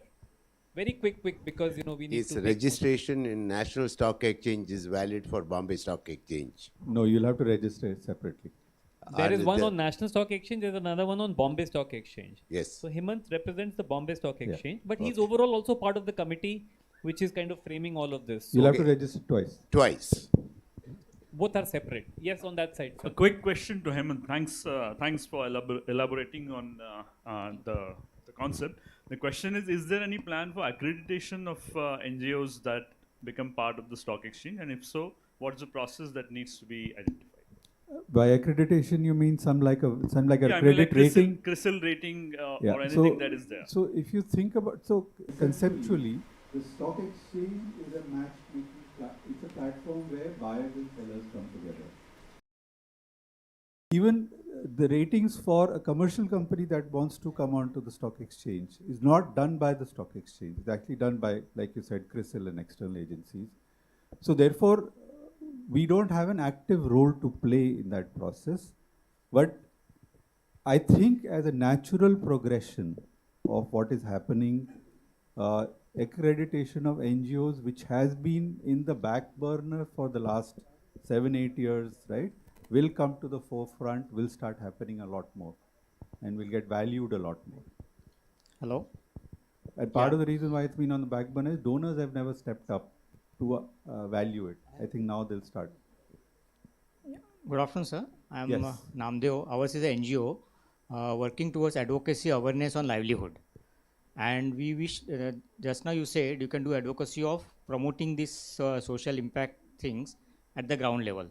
So can we conduct some advocacy from in around 30 cities in next month? Because we already scheduled some livelihood programs across India. So can we do it, and what is the criteria for that? That's a quick one that he's picked up.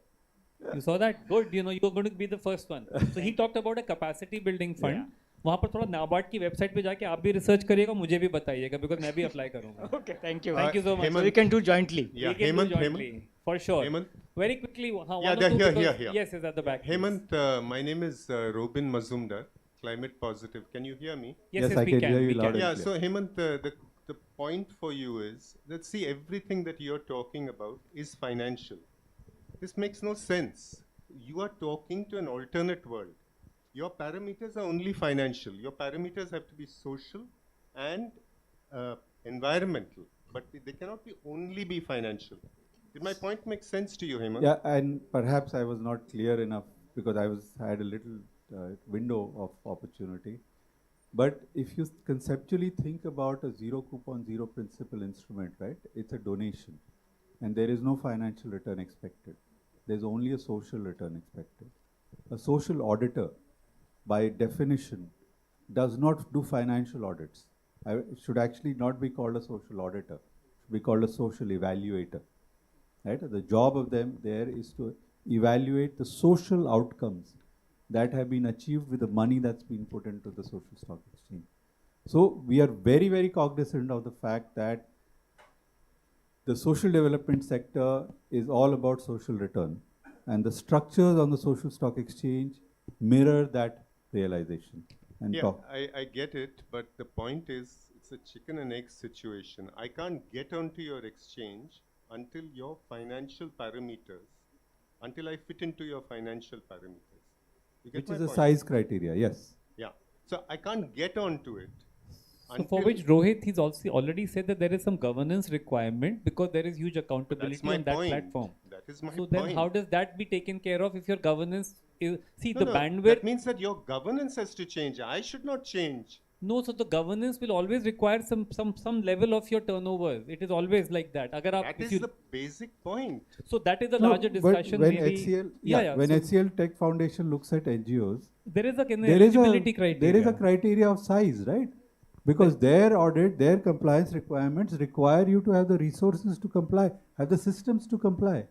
So Rohit, but I think we'll take this offline. We'll take this offline. I'll finish. So Rohit, we have, please understand. Yeah, I'll finish. Yeah.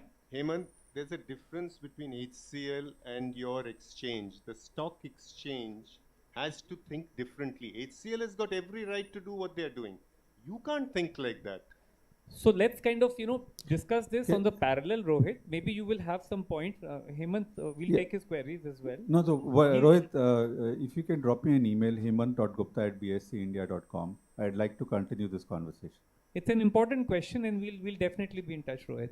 So I think let's quickly go to the next speaker because Simit is here. And Hemant has to leave. Sorry, Hemant apologies for this. Thank you so much, Hemant, and I think we'll do a quick felicitation for him. And Millie would like to do that. Yes. May I invite Ruchi to please felicitate Hemant.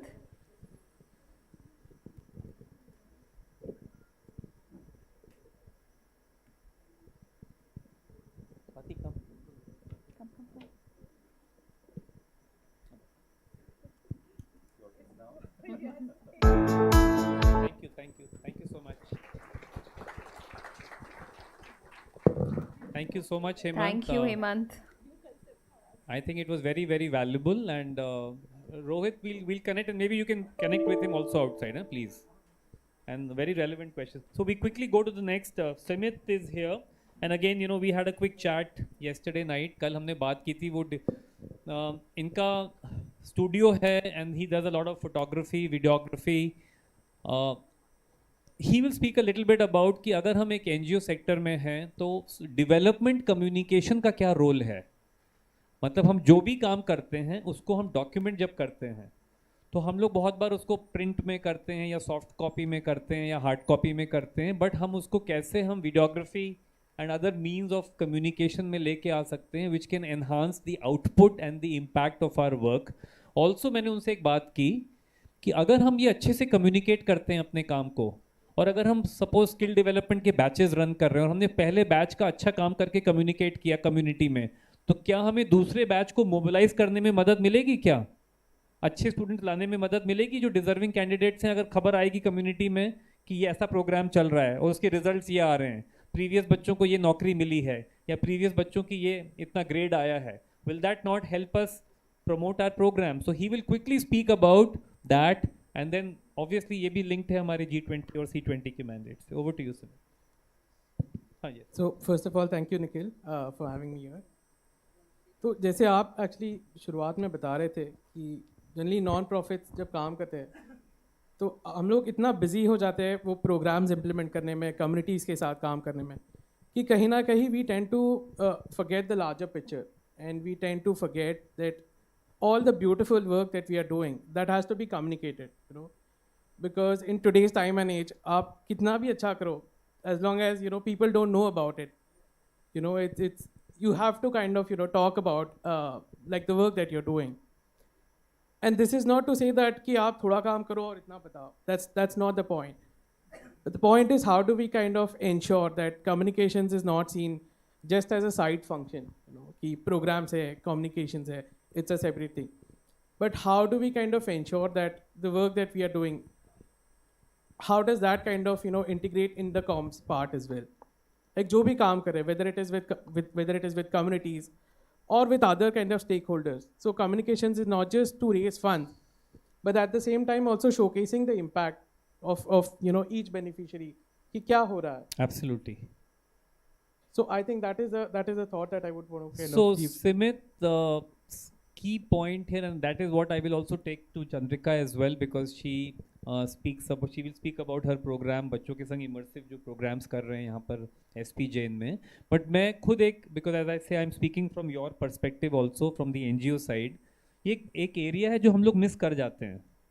जैसे अभी हम लोगों ने 3-4 चीज़ों पे आज discussion किया. I think अभी जो सीजी ने भी बोला, और मैं थोड़ा थोड़ा उसको कंपाइल भी कर रहा हूँ ताकि एंड में वी डोंट वेस्ट टाइम, कि वुमेन को कैसे प्रमोट करेंगे तो वो हाई इम्पैक्ट दे सकता है हमें. कैसे हमने अगर डेवलपमेंट कम्युनिकेशन को अच्छे से इनग्रेन किया तो वो हमें हायर इम्पैक्ट और विजिबिलिटी दे सकता है. कैसे हम लोगों ने अभी स्टॉक एक्सचेंज का समझा कि अगर हम if we apply and we register and we are there, can we be in a situation where our problem of fund management and cash flows can be overcome. Now, these are very key takeaways for each one of you, and that is the whole reason why a symposium like this is conducted, कि आप अपने organization में कल ही में जाके आप क्यों नहीं कुछ चीज़ें try कर सकते हैं. This is what brings me to Chandrika, and I was just reading Chandrika, and आप इस program के बारे में मुझे बता भी रही थी. She is also the director. Chandrika is also the director at the Development of Corporate Citizenship DOCC program at SP Jain. I would like her to share some very interesting work that SP Jain is doing, and we have to first of all give a big round of applause to SP Jain for hosting and giving us this space. It is a premier institution, and we want कि ऐसे institutions भी जुड़े हमारे program से, और again वही G20 और C20 के mandate को भी लाके. I requested her morning में जब बात हो रही थी कि जो आपका प्रोग्राम है immersive internships हैं आपकी, वो कैसे how the students go and engage and intern. और बातों बातों में मैंने ये भी कहा उनसे कि अगर हमारे यहाँ के कुछ NGOs अप्लाई करना चाहते हैं कि ऐसे अच्छे interns आएँ उनके पास में, तो क्या वो भी एक्सप्लोर हो सकता है. तो मे बी इनके वो आई थिंक RFPs या proposals के options आते होंगे. I would want first all of you to understand her program and the overall work that she does as a senior professor here. So thank you, Nikhil, and thank you CSR Box and HCL Foundation. Thank you so much for having this panel. You know, since morning we've been hearing some keywords, you know, sustainability, philanthropy, corporate social responsibility, and those, you know, those are the terms that we all resonate with that. But I'm going to speak with my location as an educator here, you know. And as an educator, I think we are, and my own background as being someone who's committed to social movements and grassroots movements. So, you know, just having so many civil society participants here is actually a privilege and an honor. So thank you so much for being here. We should give a big round of applause to all the NGOs also here. That is very important.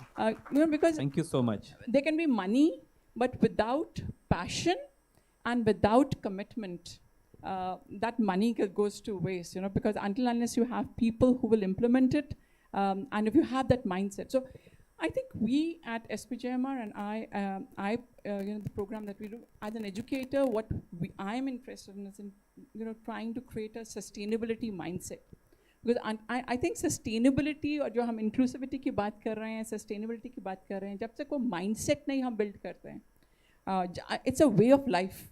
If we don't live it, it's not possible. And you know, I mean, there's a data, UNESCO says that, you know, 70 million people, I mean, like 200 million हर साल, तीन में से एक student law, economics या management studies से निकलता है, which means 70 million students are coming out of that kind of a background. ये तीनों जो प्रोफेशंस हैं वहाँ पे हम बिजनेसेस में जाते हैं और बिजनेसेस को हम फोरम बैठे हैं जहाँ पे CSR का मनी है और but businesses have not got a reputation of doing good. You know, they've been seen as something who've been extracting wealth from. So if I'm sitting in a management institute and we build a program where we tell our students that they need to have a certain kind of a mindset where they can be socially responsible, I think you build a larger ecosystem for that. And I think for us, that is a critically important part of it, Nikhil. So, you know, when we are saying that, you know, when you have students who come into the organization and also exit out of the organization, they should have a certain set of values where they're thinking of wealth creation, but thinking beyond themselves, thinking of the society, thinking of, and also being aware of what this country is about. And when I'm talking sustainability, हम sustainability की तब तक बात नहीं कर सकते अगर सिर्फ ecology की बात करें. Ecology के साथ साथ inclusiveness, जो margins हैं, जो vulnerabilities हैं, उनको अगर आप अपना future से सोच रहे हैं और आप large margins को बाहर रख रहे हैं, तो that's not a sustainable future as far as we are concerned. So as part of the DOCC, very quickly, our students go and spend a month or sometimes 15 days, depending on the program, working alongside social sector organizations. And we see you as educators, as civil society as educators, who, while our students go with the skill sets, which are managerial and management and technical skills, you are also teaching them about large issues of the society. So they go and spend that 5 weeks spending and working alongside, but also trying to figure out solutions to the problems of society. And they come back, and it's a multi-stakeholder we have a multi-stakeholder vision because we are alumni, our corporates, alumni, you know, whether it is my colleagues and the others within the ecosystems of your social sector, they're all involved in the evaluation process of those projects and presentations. So that's very quickly about DOCC. Thank you so much, Dr. Chandrika. And I think NGOs के लिए मैं थोड़ा सा open भी कर देता हूँ for the panelists. Hemant से questions हो गए हैं. We have around 5 minutes more because we've already overshot, I know. But if we have from this side any questions for any panelist, or अगर volunteers चले जाएं at the back, we have. I'll go section by section and we'll take 3-4 questions. आप जो speaker हैं उनका अगर नाम, just tell about your name, your organization, and which speaker. And then just speak your question and let's be very precise. हमारे पास time नहीं है क्योंकि एक और session है, वो बहुत critical session है जिसमें grant का पूरा process वो बताएंगे detail में. Sure, thank you. My name is Helena and I represent Madi Foundation. My question is actually to both panelists. So we were discussing about how NGOs can be educators and also how as part of comms we are not able to think beyond, and it's a combined question. Yeah. So one is for you and for Samit and for Chandrika. Yes. Okay, go ahead. So my question is that a major challenge for an NGO is that we don't have a lot of money for OD expenses. This is where that comes under, right? We aren't able to write this as programmatic cost because this doesn't come under that purview. So my question to Mr. Simit was also for comms perspective, how can I prioritize what are the important comms goals that an NGO should have, which they can probably achieve with, say, one resource person? And how can they have other advocacy efforts, say if the OD team is just a 2 to 3 member team, because this is a real constraint. Even if there is a mindset for us to do this, the constraint is that we are doing a lot of task management. in fact, we discussed this yesterday because this is like a question that comes up You all the first reply. time. You That first we want to do comms, we want to do good visual stories, but we don't have the budgets because it's not allowed. So I think Nikhil I told clarify, him it is allowed. And we're going to show it on the Excel sheet. So while the Excel is coming, your question to Dr. Chandrika. What is that question? Mike. So I think I understand and I hear where you're coming from. And I think I heard that 2 or 3 times where the question came out about what should there be a minimum. We cannot even get onto the social stock exchange. A question saying, why should we change? And you're saying, but we don't have money for that. So I'm hearing that question across. And I think I hear that question when I go into the field and I talk to NGO partners every day. We would say, and I'm here talking to many of my colleagues within the corporate who are coming from, fortunately I heard a different language in the morning from HCL, but I hear that from saying that, क्या आप जाकर CSR organizations को बोल सकते हैं कि वो हमारा काम समझें और उसके लिए पैसा दें और अपना एजेंडा लेकर के ना आएं? We hear a lot. I'm being that. I'm saying that I'm being the dissenting voice here. Perfectly fine. Absolutely. But I think I'm speaking for a large number of partners who speak that language and who say that let the work we do drive the funds, not the funds drive the work we do. It was good. It was very good to hear in HCL speaking in the different language in this morning, which was said, no, it must be bottom up. So I think you're right. It's tough, it's difficult, and those are valid questions, and I don't have really answers for that. So can I just answer you? What's your name? You said Helena. So when you are designing your project, and if you see that 3 months later you need somebody to come and volunteer for a month, in designing of the project, you can build in a cost. Now, when you build in the cost and while the delivery is happening, there may be some other costs also. So in C and D verticals, and therefore you need to know what the law allows you to do. And as a proposal writer, build that component and the line item, seeing 5 steps ahead, which your Gantt chart should show. That is proposal building. Incorporated, it is permitted. While it's permitted, if we have one resource person, the takeaway I would like, sir, is if you could just give for a comms team or a partnerships team, what could be the major priority? For example, should it be video creation of our projects or should it be social media? If I have to pick between these 2 priorities, what should I? Those kind of priorities. So I think before you kind of come to that conclusion as to whether it should be, X medium or that medium, I think one exercise that an organization needs to do is to understand that why is it that, we are communicating? Like, is it for, to get numbers on social media? Is it to, get donations? What is the purpose?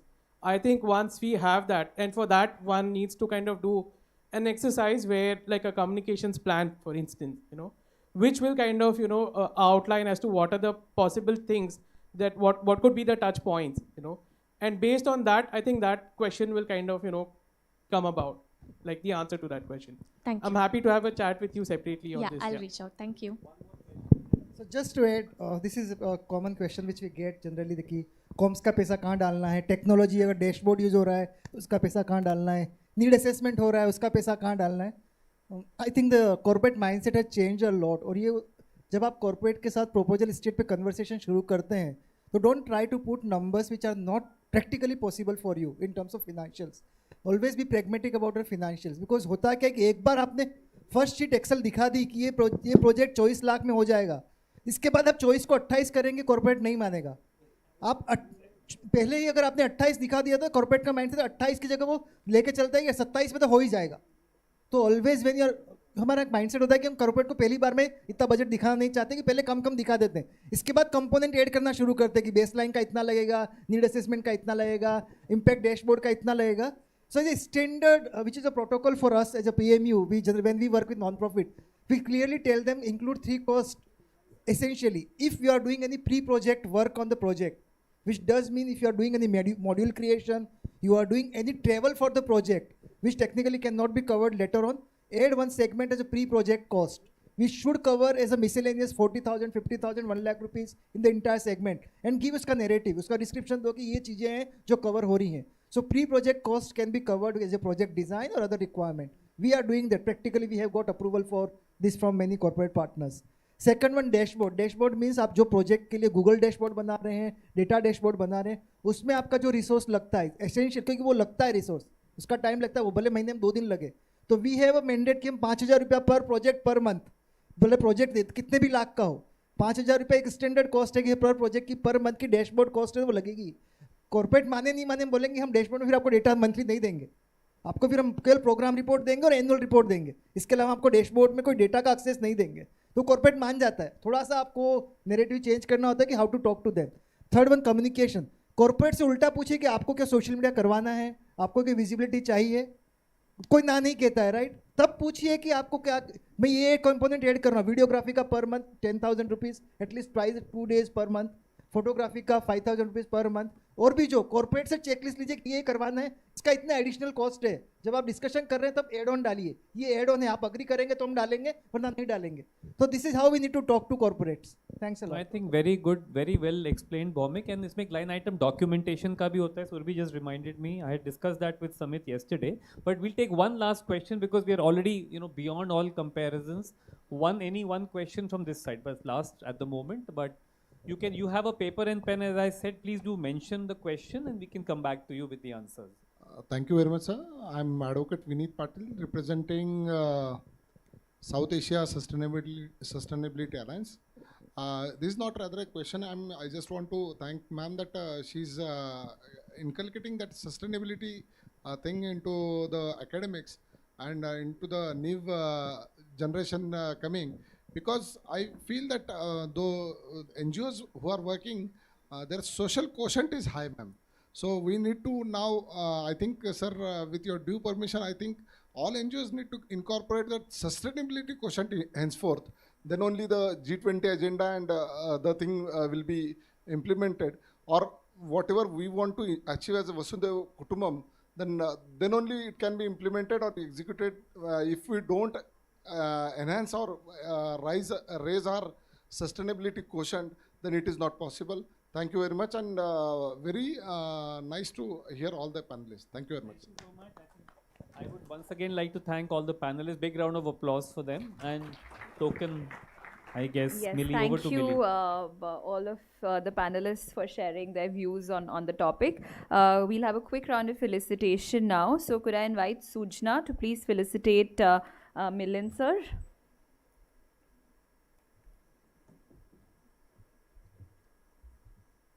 Either center.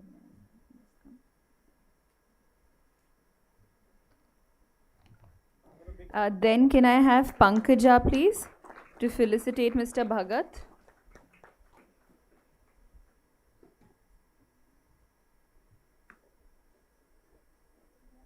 In the interest of time, could I ask Dr. Dhruv also to be on the stage to felicitate Ms. Varghese?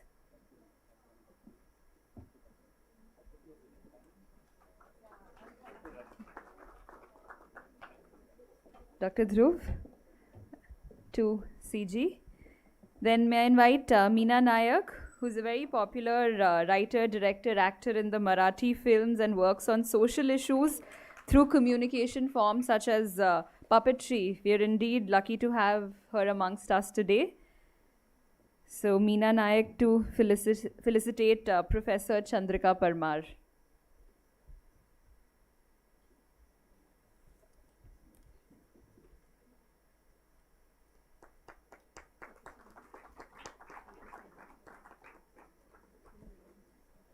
Thank you to all our panelists. And this is to reiterate that the program is being broadcast live on HCL Foundation's YouTube handle. So you could access the recording later on also for any references that you would want.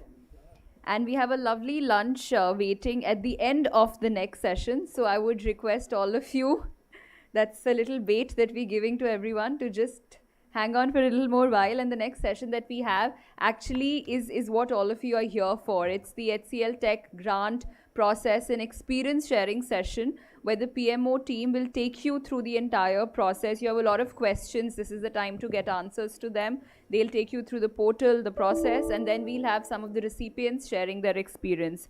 So I would like to invite Mr. Robin Thomas and Miss Shelley, who are the driving force of HCL Tech Grant, to please take over this session. Over to you, Robin.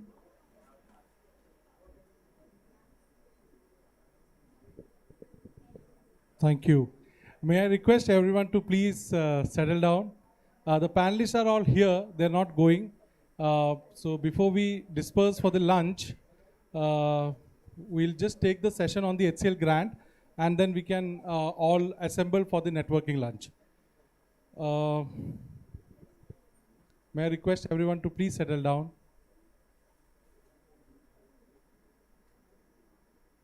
Volunteers? Okay. अब हम सबके पेट में थोड़ा सा चूहा बिल्ली थोड़ा सा दौड़ रहा है मुझे पता है, and I've been playing a role of devil in between your lunch and this session. So yeah, so my name is Robin Thomas and I'm joined by Shelley Kaushal. So we run the HCL Grant edition rollout. We are a 5-team member, 3 members. We have 3 more members who takes care of the HCL Grant partner engagement once they are selected as the recipients of HCL Grant. And this session is of importance because we will cover some of the aspects. Today, you know, from morning you have been hearing about the compliances, good governance, the CSR law, what are the documents, all these things, checklist, everything you have got an idea now. And as an experienced NGO fraternity, you already know what donor they ask for, what are the requirements. So I'll just press on certain points or some key indicators which will help you when you are actually writing proposal for HCL grant. What are those indicators which you can actually put for the HCL grant proposal as well. Not only for HCL grant, but also for the other grants where you apply and submit these concept notes and detailed proposal. So before we begin this session, I'd like to call upon stage the entire HCL Foundation team and the NGO Box team. If you are here, please come on stage. Millie, Shelley, Nikhil Bhaumik, Lakshna, Dr. Smita, Kanika. If you all can come on stage, please. Surbi, Dr. Surbi. She's Dr. Surbi. And where are the others? Lakshna, if you are here. And the volunteers of SPJIMR Institute, please come over the stage. Okay, so ladies and gentlemen, this is the team. This is the HCL Grant team. Now, we have been traveling length and breadth of this country doing these symposiums for all the NGOs. And this is not, we are doing it we have been doing it in 1 or 2 days. We are just turning around all these events. We're just going there 1 or 2 days before, setting it up, and the institutions like SPJIMR Institute of Management. Likewise, we have all the institutions who are partnering with us and they're supporting us. So day and night, they are doing every bit to make it possible that whatever information, knowledge we are sharing, somewhere, it will help you in all your, further work which you will be doing for the community. So big round of applause for the entire team. Thank you so much. Thank you. So now I'll come to my main topic, the HCL Tech Grant. So earlier, till last year, we were called as HCL Grant. Now this year, we have rebranded it. Our new name of the company is HCL Tech Limited. We are no more HCL Technologies Limited. So we are HCL Tech. With that brand change, our brand name in the HCL Grant also have now changed. It is now HCL Tech Grant. So HCL Grant was started in 2015. And 2016 is when we announced our first winner in education category, that was going to school. And when we started as HCL Grant, so HCL Grant was started with one category, that was education. In 2016, the management decided, no, we can add 2 more categories. From 5 crore, we increase it to 15 crore, which is now a 15 crore grant for 3 categories: education, health, and environment. I hope everyone knows about HCL Grant. How many of you know about HCL Grant? Okay, somewhere everyone is related to HCL Grant. You are our, applicant to HCL Grant. And we know that, a lot of NGOs, they have been applying for HCL Grant. Some of them have been announced as the recipients or the winners of HCL Grant. Some of them have reached till certain stages, but there might be some NGOs who have got feedbacks from our side. There's some NGOs who are looking for a detailed feedback, which I'll come to that. There is a question in every NGO person's mind that when we submit a concept note to HCL Tech Grant, we are not getting that detailed feedback from our side to you. So I'll come to that. We are actually sending you the feedback, but why we are not sending a detailed feedback, I'll cover that point in my slides. So HCL Grant was started in 2015, 2016. 2 more categories were added. Now, after 8 edition of HCL Grant, after completing 8 editions, our portal is now live for the 9th edition. So HCL Grant has clearly 2 objectives. I'm not going into details of that. First is to award innovative, replicable, scalable models which are presented to grant through a concept note, through a detailed proposal, which are committed towards rural transformation. We have been telling in all these 8 editions that this HCL Tech Grant is only applicable for rural projects. We don't take semi-urban, urban projects. Second is to publish these NGOs who have done significant amount of good work for this rural transformation in this coffee table book. If you can see, we have 7 editions of coffee table book. And in this book, if you open this book, and this is available in our HCL Grant website also. If you go to our website, there is a publications page where all our annual reports, all our publications, and in that you will find the coffee table book also. All 30 NGOs who reaches till sub-jury round, they are featured in this book. And this book is then sent to all the funders. This book is sent to all the government stakeholders. This book is sent to all these interested donors, family foundations, philanthropists, officers who are looking for NGOs who are doing good work in their own areas. So this book helps. If you are featured in this book, rest assured, those NGOs or those donors will only reach out to you to get your proposal. Because once you reach into this book, you have already crossed all our due diligence check, which our Ruchi had just presented to you. So before we select these top 10 NGOs in each category, we make sure they have a tick mark on all those due diligence check. So वो due diligence check जब आपका सारा tick mark हो जाएगा, you are crossing 7 stages. So to be announced as a winner of HCL Grant, you are crossing 7 stages. और ये 7 stages तक पहुंचने के लिए, when you are reaching to this book, you have actually crossed 5 stages. You are just left with 2 more stages. वो 2 more stages के बाद आप you are announced as the winner of HCL Grant, and it's a 250 days of selection process. It is not a joke. And this we have just announced our HCL Grant portal live in the month of April.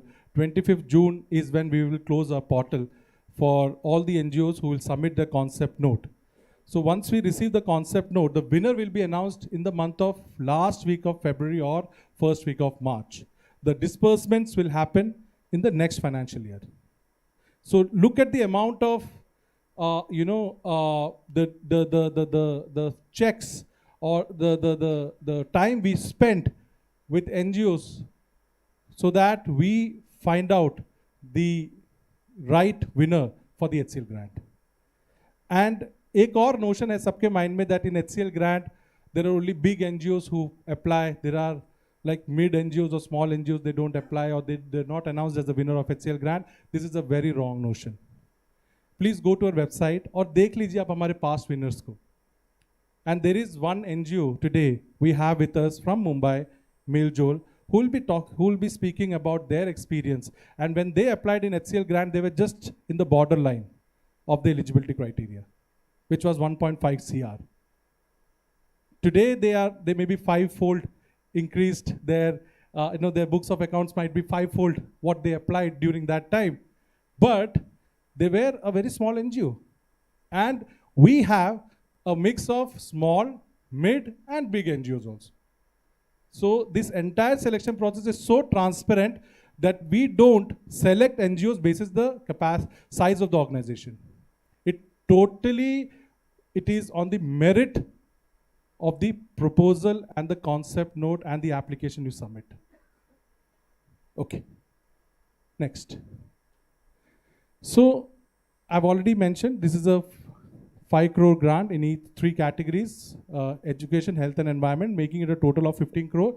And the other 2 finalists who reaches till jury round, 2 in each category, which makes it a 6 finalist. They receive a grant of 25 lakhs each for a 1-year project, which makes it to a total of 1.5 crore ka grant. The total grant which comes to every year, the total commitment which comes every year is 16.5 crore through this HCL Tech Grant. So this is the environment category. So when you go to our website, when you're applying for the HCL Tech Grant, make sure somewhere you are connecting yourself with these sub-themes. This is not a full list. This is just an indicative list for you all to go through that what all sub-themes comes in each of these categories. Go ahead. Okay, so now this is the process. Shelly will be taking you with the live online application form, how to apply. But I'll just briefly explain you. First, all the NGOs who are going to apply for the HCL Tech Grant, they first have to register. This is the first step. Now, what are the benefits of getting registered with HCL Grant? We are not asking you to register for HCL Grant just for the mere of submitting the proposal. Aap register kijiye. Because when you register in our database, this database is also shared with all the donors. First. Second, the HCL Foundation Academy, which Nikhil was mentioning, we also sent information to all those registered NGOs that this is one course which you should apply. The first preference, somewhere, when they get the information, goes to the registered NGOs who are registered with HCL Grant. The third is the symposiums. We are doing these symposiums every year. Last year we did 10 symposiums. This year we are doing it 8 symposiums. Because just positive to the time, we are reduced it to 8. But the first invitation goes to all the NGOs who are registered with HCL Grant. So, and the fourth is that when you are applying for HCL Grant for submitting the concept note, this is the first thing you have to do is the registration. Then you get a login ID password, then you submit your organization profile, your project proposal. Then there are certain documents like 12A, ATG, trust deed, all these documents which you have to submit. Then some mandatory documents which NGO should have when they're applying to HCL Grant. Or ye agar mandatory documents na ho, so it will also hinder the selection process in the further stages. Then you can review your proposal, you can save at each stage and then keep your proposal there if you don't have time to finish it during that time. So you can come again, log in, then finish it, then submit the final concept note, and then you will receive an acknowledgement. So one thing we just wanted to inform you all that we are not asking you to submit a detailed proposal here. We are asking you to submit a concept note. This is just a 2 or 3 page proposal. Organization details, yes, you will have to fill in your organization details. That is mandatory. But concept note, अभी एक आपको idea देना हमारे को. That एक है आपके दिमाग में एक चीज़ है कि हाँ, this is the problem statement. This is the processes which will where you will be working on that problem statement. this is the impact and this is the outcome. So that simple thing, वो एक concept note form में आप हमें दे दीजिए. We are not seeing here कि कितना बहुत बढ़िया आपने presentation form में हमें दे दिया. It's a standard word limit format. So that is the reason we have kept it on the word limits. And there is no grammar or English कि कितना बढ़िया English में लिखा है. But there is one thing which is there in the form is that it only accepts English. So and you will have to write it in English, but we don't see this thing कि हाँ language क्या है वो सब हम नहीं देखते. हम सिर्फ ये देखते हैं कि उसमें क्या component आपने ऐसा डाला है which is so innovative और वो problem statement के साथ match कर रहा है, which is actually so relevant to that particular geographic or particular beneficiaries which you are putting your proposal. वो बस हम जरूर check करते हैं and the impact you are going to bring in. Okay. And also we would like to tell you HCL Grant is not responsible. I am again and again, we have been telling this in all our symposiums, HCL Grant is not responsible if any agency comes to you and tells you that we are charging you this amount and we ensure that your proposal will be selected. This is wrong. This is what HCL Grant is not promoting. We are asking NGOs to submit their concept note, their proposal by themselves. Next. So this is the eligibility criteria. If you go to our HCL Grant website, this is the eligibility criteria. Very clear cut, we have mentioned that organizations who are charitable trust, society or Section 8 company can only apply. Your organization should have a functional experience of 5 years, at least 5 years. It was 10 years 2 years before. We have reduced it to 5 years now. So हम जब पहले symposiums करते थे, so we got feedback from all the NGOs that no, आपको NGOs who are like little young, उनको भी थोड़ा सा opportunity देना चाहिए. That's why we have reduced it to 5. We can't reduce beyond this because we are also answerable to the ministry. We also have to see the NGO's capacity to deliver. बहुत ही young NGOs को भी हम nail नहीं सकते. You will have to have some experience in the system where you are applying for the HCL grant. Then your average turnover, average expenditure of last 3 years should be 1 crore. In case if you are applying for HCL, in education and health category, and in environment category, 50 lakhs. Next, there are some prerequisites also, which if you go, first is the grant money can't be it can't be subgranted. If you are, if you are asking the fund, it should be that the entire project has to have to be implemented by you directly. There can't be any subgranting model, but yeah, you can take some organizations who have some technical expertise which you don't have. As a consortium, you can work, but through a service agreement. So that service agreement component has to be added in the detailed proposal if you are shortlisted. And nowhere in your concept note, please ensure that when you are applying, subgranting things should not, reflect. And your grant money, and the project which you are proposing, it should be there in your bylaws also. That's also one mistake which all NGOs does. When they apply for environment category, any particular sub-theme, that during our due diligence check, we find कि वो sub-theme उनके bylaws में है ही नहीं. Because you are also submitting your bylaws to us. So when we check the bylaws, उसमें bylaws में अगर वो proposed sub-theme या theme है नहीं, then we'll be unable to select you for the next stage. Then all your documents like 80G, 12A, FCRA, it should be compliant. Even if you have an FCRA, if you are not compliant, then you will not be selected. FCRA is not mandatory. This is also one question which every NGO asks us. FCRA is not mandatory, but FCRA है. तो आपको compliance होना पड़ेगा कि उसके regular returns, documents आपको, you will have to ensure that you have it, on fully updated form. Then the proposed project should be in rural area. You should not have any pending litigations. The organization should not have any political affiliations. That also we check. The proposed project in HCL grant, we are only giving you 5 crore for a 4-year project. ये ध्यान रखना, when you are applying for HCL grant, हम सिर्फ 5 crore का proposal ही आपसे मांग रहे हैं. If you have more than that, like if you are getting from some other donor, for the same project to replicate or scale that project, वो आप डाल सकते हैं हमारे project में. We have a separate space to add that amount, where from HCL you are asking 5 crore, from other donors you are asking this amount. So you can mention that, so that it will make your proposal a little stronger. It doesn't mean that it will, like, if you don't have a co-funding model, it will make your proposal weaker or something like that. We always encourage NGOs, when they write proposals, please ensure that it should not be a parallel program which government is already running, or you are making it a substitute program. Make sure that you are filling the gap which government is struggling to find a solution to through our HCL grant project, or make sure that you have a convergence model.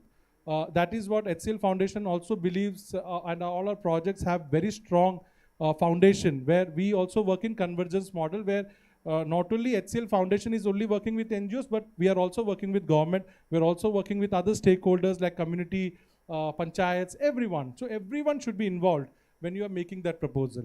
और जब आप proposal submit करते हैं और जब proposal आप बनाते हैं, एक mistake जो सारे NGOs करते हैं, which generally this is our view, you might have a different opinion to that, is that fundraising team एक होता है. वही लोग proposal बनाते हैं, वही लोग decide करते हैं, वही लोग submit कर देते हैं. But actually अगर आप पूछे, आपको real story of the crux of the project, or real problem statement, real activities, the real investment to that project कौन बता सकता है? आपका on ground team जो उस project पे काम कर रहा है. So when you are submitting your proposal, make sure that you are running that project proposal with your on ground project team first. Second, your own program heads which are there, different, and your M&E team should be involved. Your finance, that is very important. अब जब आप अपना proposal का financial modeling करते हैं, हम क्या करते हैं कि हमें एक mistake which we have seen, there are a lot of NGOs who have done very good financial modeling. They know where the project fund should go year-wise. When you are bifurcating your projects year-wise, two things which you should consider, three things basically. One is the LFA, log frame analysis. Second is the theory of change. You should have a proper theory of change when you are when you are thinking about a project. अगर आप एक chart paper ले लो, concept note से पहले एक tip ये है कि आप एक चार्ट पेपर ले लो, sit with your team and एक थियरी ऑफ चेंज बना दो, where you are first writing your problem statement, कि क्या वो प्रॉब्लम है जो हम HCL को प्रपोज करने वाले हैं, और ये क्या वो प्रॉब्लम है जो किसी और डोनर को प्रपोज करने वाले हैं, और उस प्रॉब्लम को कैसे हम प्रूव कर सकते हैं. What all are the facts, and we donor needs facts. हवा में मत प्रोजेक्ट प्रपोजल बनाना कि हम इतना कर देंगे, हम पूरे इंडिया को बदल देंगे, हम या 10,000 बेनिफिशरीज, 2 लाख बेनिफिशरीज हम रीच आउट करेंगे. No, it should have proper back-end facts and figures to match it and to prove it. First, that problem statement should be defined basis those facts, figures. Your problem statement should have adequate secondary data to prove it. Second is your processor's activities against that problem statement.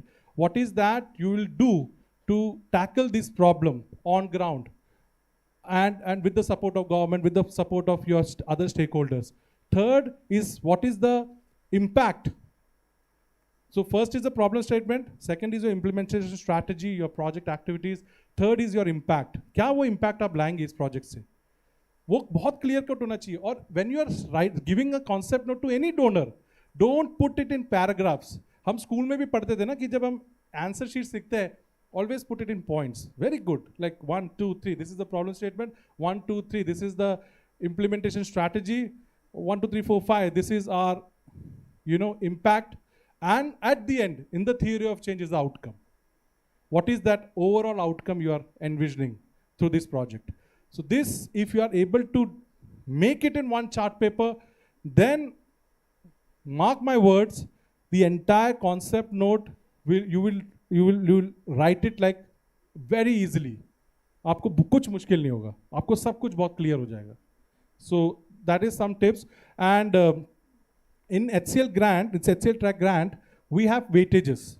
So we have 40% weightage, we give it to organization profile, 60% weightage, we give it to the project proposal. Now when I call Meljol, UTMT, they are the winners of HCL Grant, and we will have Dr. Dhruv. He's a very senior consultant and subject matter expert who have been involved in this evaluation process from stage 1 to stage 7 in all these 7 editions of HCL Grant, and he knows, he has traveled length and breadth of this country, spending 2 days, 3 days of time doing field evaluation of the selected shortlisted NGOs, and then spending time with them, coming back with his findings and presenting it to the jury and sub-jury. So that's the level of commitment or the level of time we spent with each NGO. And there are 3 parties involved when we evaluate these proposals. One is the independent subject matter experts like Dr. Dhruv. Second is our HCL Foundation subject matter experts. And third is we have a governance partner, Grant Thornton. So they are also involved from stage 1 to evaluate, check, and give us a go-ahead on each of the cases. So we have these parameters also, qualitative and quantitative.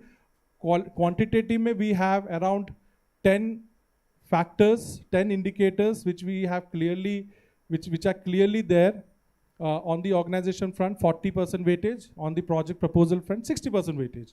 Then we have the qualitative also, where they give their comments also, that what is the reason, like not like in a way that in a very negative form, but they will give a feedback on an improvement form कि वहाँ कहाँ कैसा चीज़ है जो क्यों वो lack कर रहा है.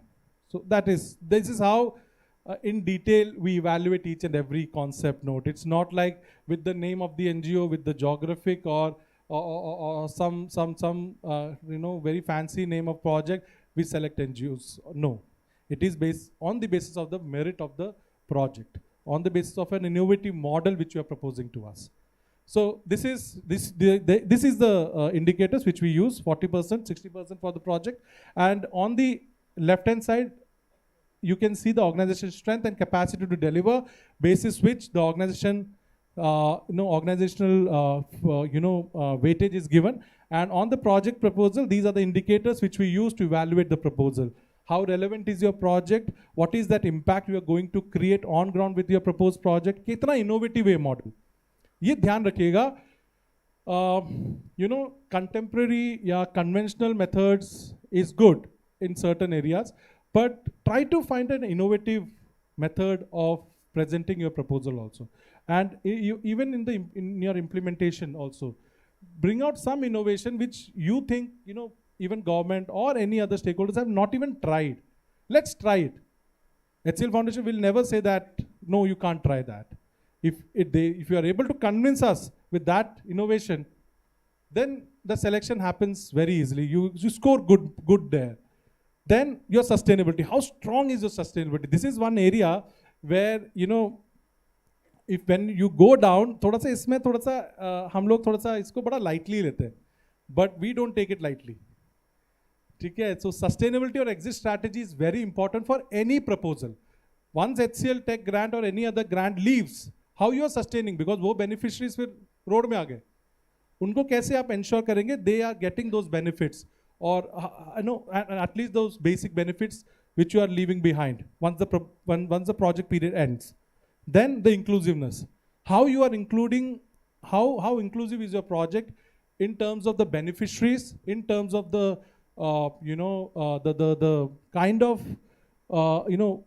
beneficiaries you are having in your project. You should have weightage, like it should have men, women, people living with disability, transgenders. Make sure it should be a very inclusive project. कुछ projects में हमने देखा है कि beneficiaries, because we ask कितने men होंगे, कितने women होंगे, just a rough figure. We are not asking you to give us an exact figure, but उससे हमें समझ आ जाता है कि how the NGO is thinking of dividing their beneficiaries. कभी-कभी क्या होता है उसमें 90% men, 10% women.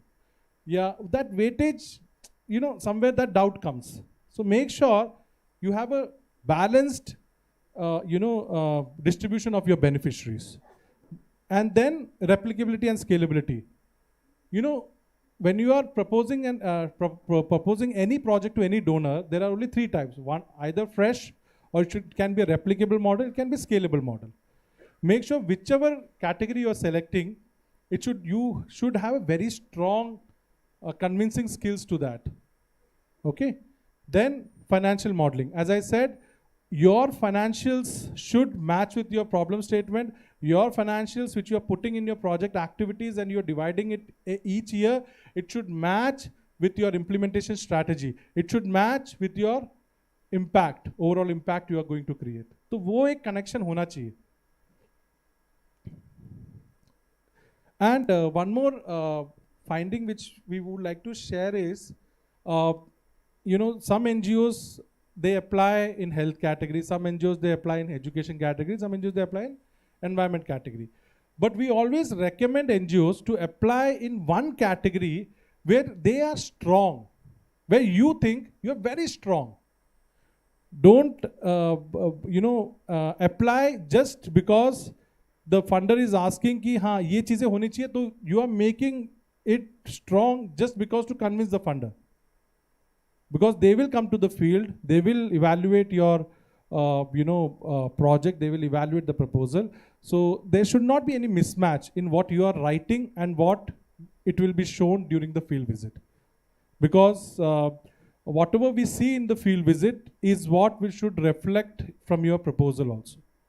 And that is applicable to all donors. Nowadays, every donor is under ministry's law. They are also compliant to, they are also answerable to the government. So unless and until they are not confident, they will not also feel confident of the proposal you're submitting. Okay? So this, I think, Ruchi has already covered all these things. So these are very important things which your NGO should ensure that even before you're submitting your proposal to any donor, you should not only focus on your proposal. You should also strengthen your organization. You should think of strengthening your organization on governance, on these things, where all your documents should be in place, updated, everything. Because somewhere, all the organization where you're applying, they will do a reference check first. They will definitely do a reference check. Reference check with all your existing donors. What has been your relationship with those donors? How has been your reporting? So that will also define your selection. That reference check. And they do back-end checks also through Google. Every donor will have a separate team who does all these back-end checks. तो हम लोग क्या करते हैं, हम लोग एक proposal submit करते हैं, फिर होते हैं अरे बस बहुत हो गया, बहुत बढ़िया, हमने प्रपोजल सबमिट कर दिया, अब तो बस वेट करो रिजल्ट का. नहीं, रिजल्ट के साथ रिजल्ट सिलेक्शन हो या नॉन सिलेक्शन हो, वो सेकेंडरी थिंग है.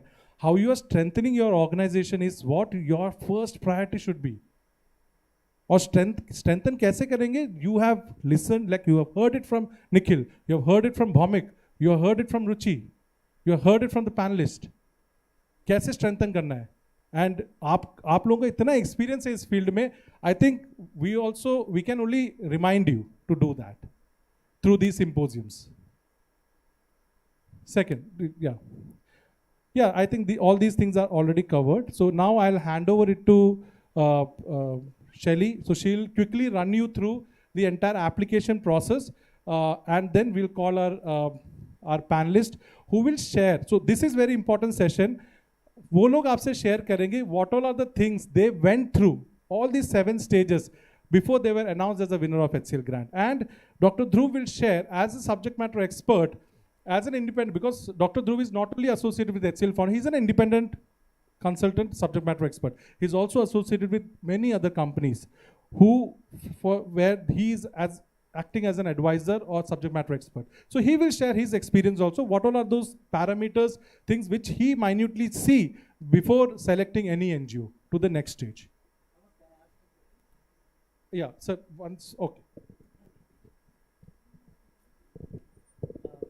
Is Section 8 company is allowed to apply? Section 8, which is social business. Social business Section 8. Yes. Second, are you considering the aspiring district demography? Everybody is doing Yes, in Pune. we are not giving. No, I'm just quickly, a small NGO working in Aspiran district, are you open to Yes. give the grant to 2 NGOs or 3 NGOs, creating more impact, or a large NGO creating the less impact? So, as I said, we are not bifurcating any NGO basis large, small, or medium. No, but 5 crore First, will be given to only one NGO? It will be no, only one NGO. The NGO who applies. This is only my thinking. 5 crore project over 4 years 4 will be years. about 1 crore plus per year, 1 which million. is a large NGO, which is not a small NGO. So, I mean, when you're trying to bring the capacity, I think there should be room for a smaller NGO to collaborate 2-3 NGOs, because 1 crore of social impact is a challenge. Is a tall order. Totally agree. Totally agreed. Totally agreed. I mean, That is the reason. You're right. You're absolutely This is my right. 20 years in the industry, I'm asking this question. No. So something you need to have room for a smaller NGO Sure. to grow. So that will be answered by NGOs like UTMT and Mail-Joel. Yeah, they will answer your question. So you make sure that you answer this question, because this is very important question. Okay, so Sujana and Pankaja will answer this question for sure. Yeah, over to you, Billy. Oh, sorry, Shelly.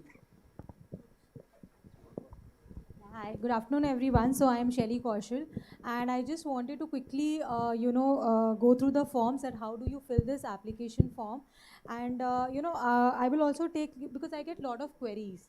So I want to also address those queries, because a lot of times I might not able to take those queries. Yes, we try to respond to as much as queries we receive, but while also going through the form, I would like to take those queries. So as Robin, can we just go to homepage? So yeah, this is our website. This is our homepage. So we have also there are a number of ways you can register for HCL Tech Grant, because I get lot of queries that how do you register for HCL Tech Grant. So, and I hope that people whosoever are present here today have already registered for HCL Tech Grant, right? Great. So register for HCL Tech Grant. This is one way. There is a sign-in option. You can just click on that. Robin, can you just click on the sign-in? Sign in. Yeah, so this page will open once you do sign in. So here you will see a registration page. So here you have to just fill your basic detail, which is your name, your organization name, your email ID, your address, the state you are, and the category you wish to apply, which is environment, health, and education. So once you do this, Robin, can you just drop down?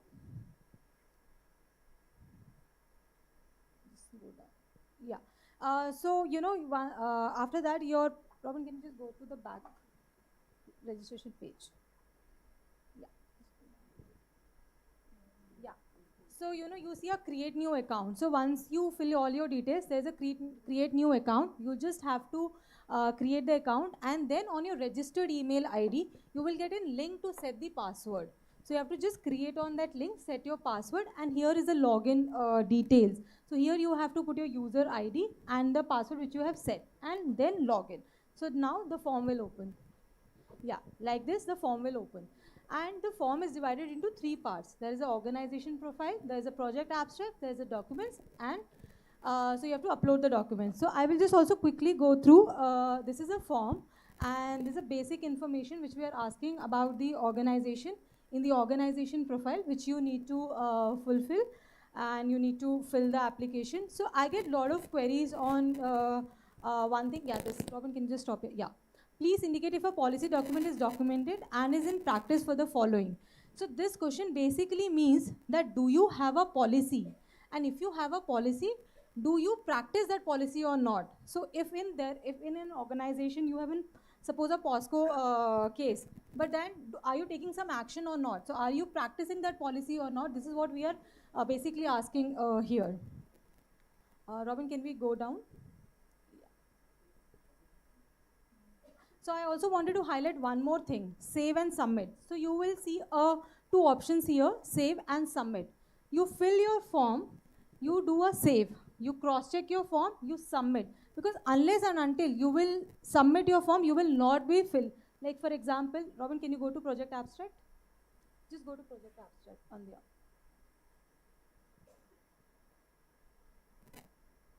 So there's a pop-up which is coming. Please submit the organization profile first.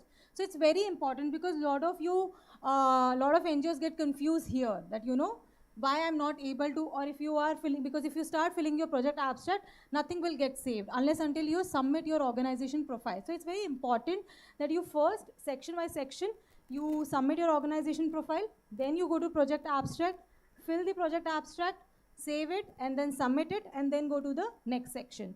So as Robin was also mentioning that there are few, it's always good to write your answers, while you are explaining in points, because for evaluators also it become very easy to read, to analyze, and then evaluate. So it's always good to use pointers while answering all these questions. Yes. So also I want to highlight in the document section. So Robin, can we go to the document part?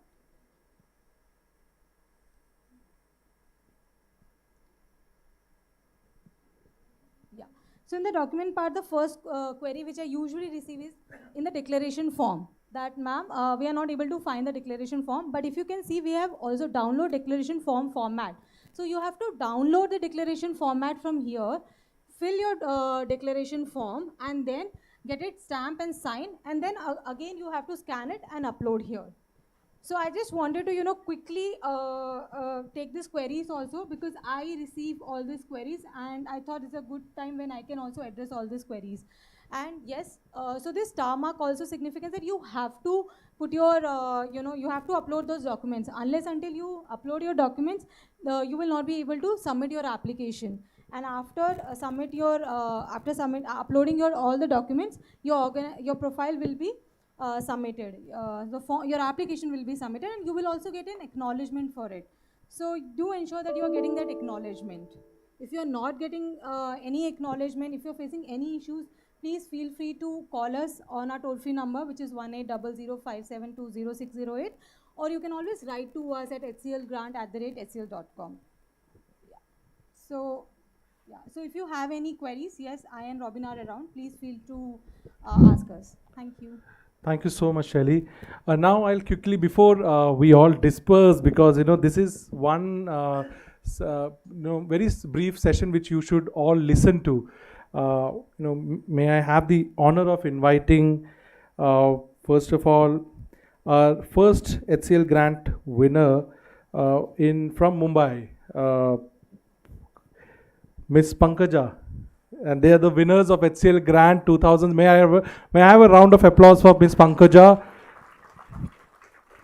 So Miss Pankaja represents, she's the executive director from Miljol, and they were the winners of HCL Grant in the education category in 2017. Now I'm also honored to invite Ms. Sujana Krishnamurthy. She is the Executive Director under the Mango Tree Society. They are the HCL Grant winners from Maharashtra in the category of environment. So, a warm welcome to Ms. Sujana. Now, last but not the least, our senior most advisor to HCL Foundation, Dr. Dhruv Mankad. He is the Director Vanchan Nasik, and he is an MBBS and a MacArthur Fellow, and has been associated with HCL Foundation for last 8 years now, and is involved in evaluating, more than thousands of applications, and have traveled more than lakhs of kilometers, spending time with NGOs, and then presenting these NGOs to all the panelists and all the jury members and sub-jury members. A warm welcome to our panelist, Dr. Dhruv Mankad. Now, to moderate the session, may I invite Dr. Surbhi Yadav. She is a CSR consultant with HCL Foundation, and she is a known face, very bright face in our HCL Foundation Academy. All the students, all the mentors, everyone knows her. She's the one who runs the entire HCL Foundation Academy course for HCL Foundation. Welcome, Dr. Surbhi, for moderating the session. Over to you.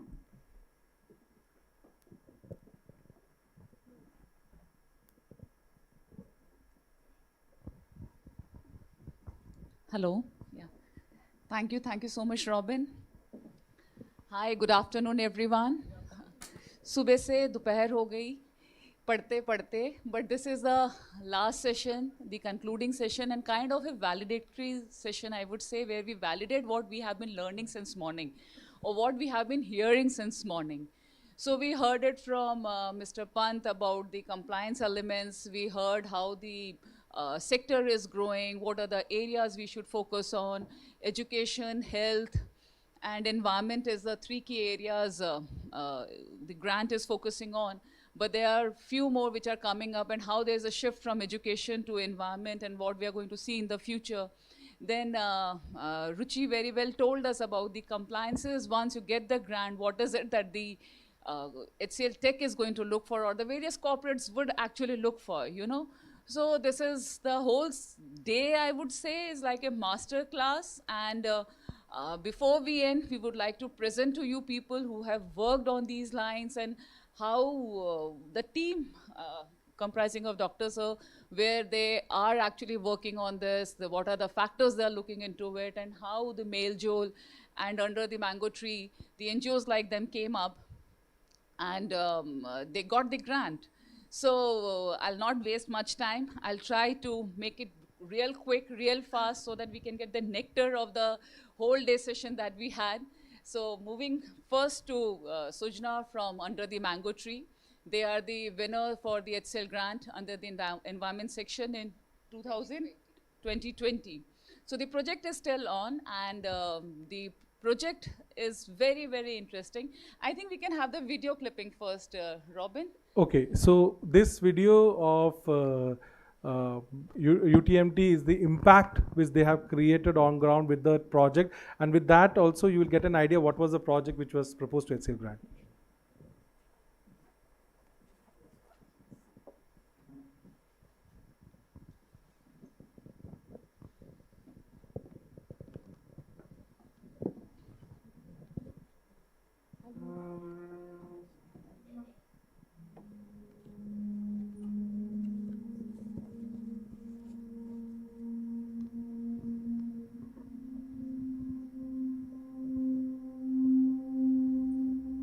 ...2020 के lockdown में जब school भी बंद हो गए, तब school जाने वालों के सामने सबसे बड़ा सवाल था कि अब करें क्या। वो पुराने खेल जल्द ही बोझिल होने लगे।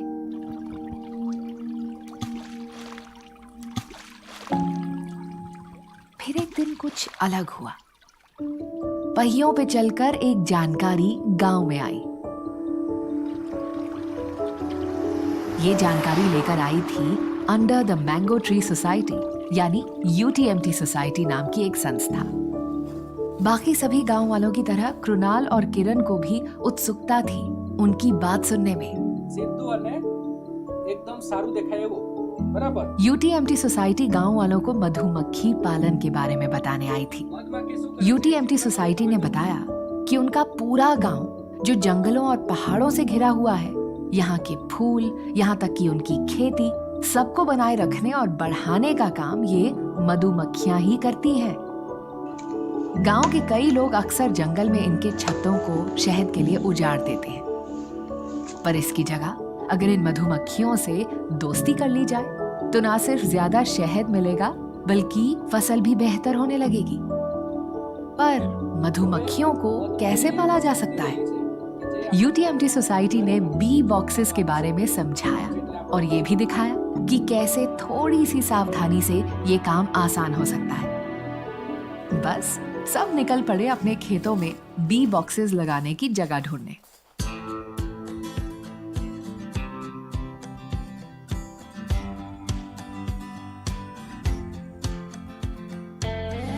जंगलों से मधुमक्खियों के छत्तों को इन डब्बों में लाया गया और देखते ही देखते सारे बी बॉक्स मधुमक्खियों से भर गए। कुछ महीनों बाद ही किसानों की फसल न सिर्फ 20% से 30% बेहतर हुई है, बल्कि शहद पाना भी आसान हो गया। UTMT सोसाइटी ने किसानों को नए तरीकों से खेती करने के लिए भी प्रोत्साहित किया, जिनसे उनका फायदा और बढ़ा। पहले मैं जंगल में जाता था शहद निकालने के लिए। वहाँ हम आग लगाते थे, उसका नाश करते थे।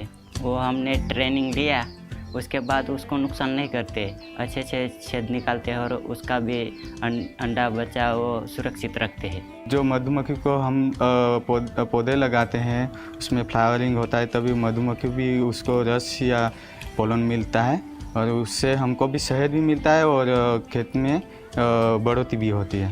हाल में गया वर्ष अमे 12 થી 14,000 ની કાજુ બી વેચી અને લગભગ 28,000 ની ઉપર કેરીનું ઉત્પાદન અમને મળ્યું। साथ ही मधुमक्खी पालन के इन डब्बों और दूसरे उपकरणों को बनाने से गांव में ही रोजगार के नए अवसर भी पैदा हुए। HCL ग्रांट के सहयोग से UTMT सोसाइटी का बी कीपिंग प्रोजेक्ट आज गुजरात, महाराष्ट्र और मध्य प्रदेश के 1500 से ज्यादा आदिवासी किसानों तक पहुंच चुका है। 350 से ज्यादा किसान अपने खेतों में बी बॉक्सेस लगा चुके हैं।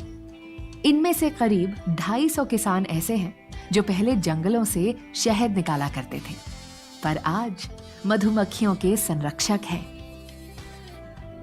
स्कूल जरूर बंद थे, पर कृणाल, किरण और उनके कई दोस्तों को करने के लिए नया काम मिल गया।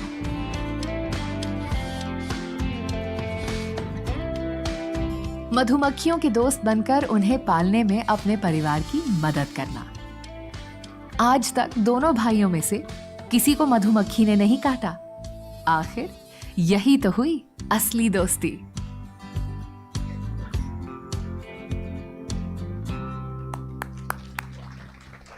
So just one thing which we would like to share, that the people who were there in this entire video, they are the actual villagers and the beneficiaries of HCL Grant. So round of applause. There are no actors here. They are the real heroes. Big round of applause. Brilliant job. Very interesting. And I'll directly come straight to the point and ask Shrikant that what it went behind, you know, the process is very rigorous. We all know there's a 7-stage process. So how did it all develop and how did you progress with each of the process? Was it the first time when you applied for the HCL grant, or you had applied earlier also? Yeah. And before you start speaking, I would also like you to let us know what is the learning at the end of it. You know, before and after story of Sujna. That is something we would really like to hear from you. Over to you. Yeah, thanks. So 5 साल पहले हम भी आप जैसे ही ऐसे ही एक auditorium में बैठे थे, listening to the HCL grant. तब application process was quite tough because we had to prepare a project proposal which was a 5-year project proposal. अभी तो project काफ़ी simple हो गया है, the process as you saw when Shelly showed you. The first time हमको लगा कि this is very complex and so we didn't do anything about it. But the second year we decided कि हम grant apply करेंगे. And one of the important things that we did, which Robin also mentioned, is to get the leadership team and the team involved in ideating the process. Because as you saw, innovation is a very important component of the entire process. And also, what is your implementation plan and linking it with your impact. So ये तीनों चीज़ों के बारे में there was a lot of brainstorming which happened within the team, and I would suggest that that's actually a very important component. आप लिखने के पहले कम से कम अच्छे से बातचीत कीजिए अपने टीमों के साथ, because that is the strength of the proposal actually. We might be doing the same thing, जैसे कि हम अभी already projects implement कर रहे हैं, but हम innovatively एक कुछ section है which we can push up in the HCL project proposal. So think innovatively, think out of the box. So I think, and highlight it when you write the proposal. So these are all some important things that I would like to highlight. We were a very small organization. हमारे लिए typically it was a David versus Goliath story, because finally हम shortlist हुए in the last 5. We were up against A-Tree and Tarun Bharat Sangh, who's Dr. Rajendra Singh and the Waterman. So we were like, हम कहाँ यहाँ तक पहुँचे ही बहुत बड़ी बात है. But the point is, think big. Have confidence in the proposal that you write. So make that very watertight. And when we first applied for the proposal, we were just working in 4 districts in 3 states. Abhi we work in 7 districts. And so we've really been able to scale up the work. And I think that's the potential of this grant. To be able to scale up your work in such a way that it becomes, मतलब जितनी scaling up जो बोलते हैं ना, we are a startup in the rural development sector. तो ऐसे scale up के लिए this grant gives you the opportunity. The other thing, just to quickly mention, it's not just funds which come with this grant. There's a huge capacity building that happens. Our entire leadership team has been through certificate courses at IIM Bangalore and also at IIM Calcutta recently. So there's a whole lot of capacity building that happens along with the grant. So isliye put some time and effort in thinking through the project proposal, because and don't worry whether you're small, big, इन सब चीज़ों के बारे में आप बिल्कुल मत सोचिए. Just put your strength behind your proposal. That's it.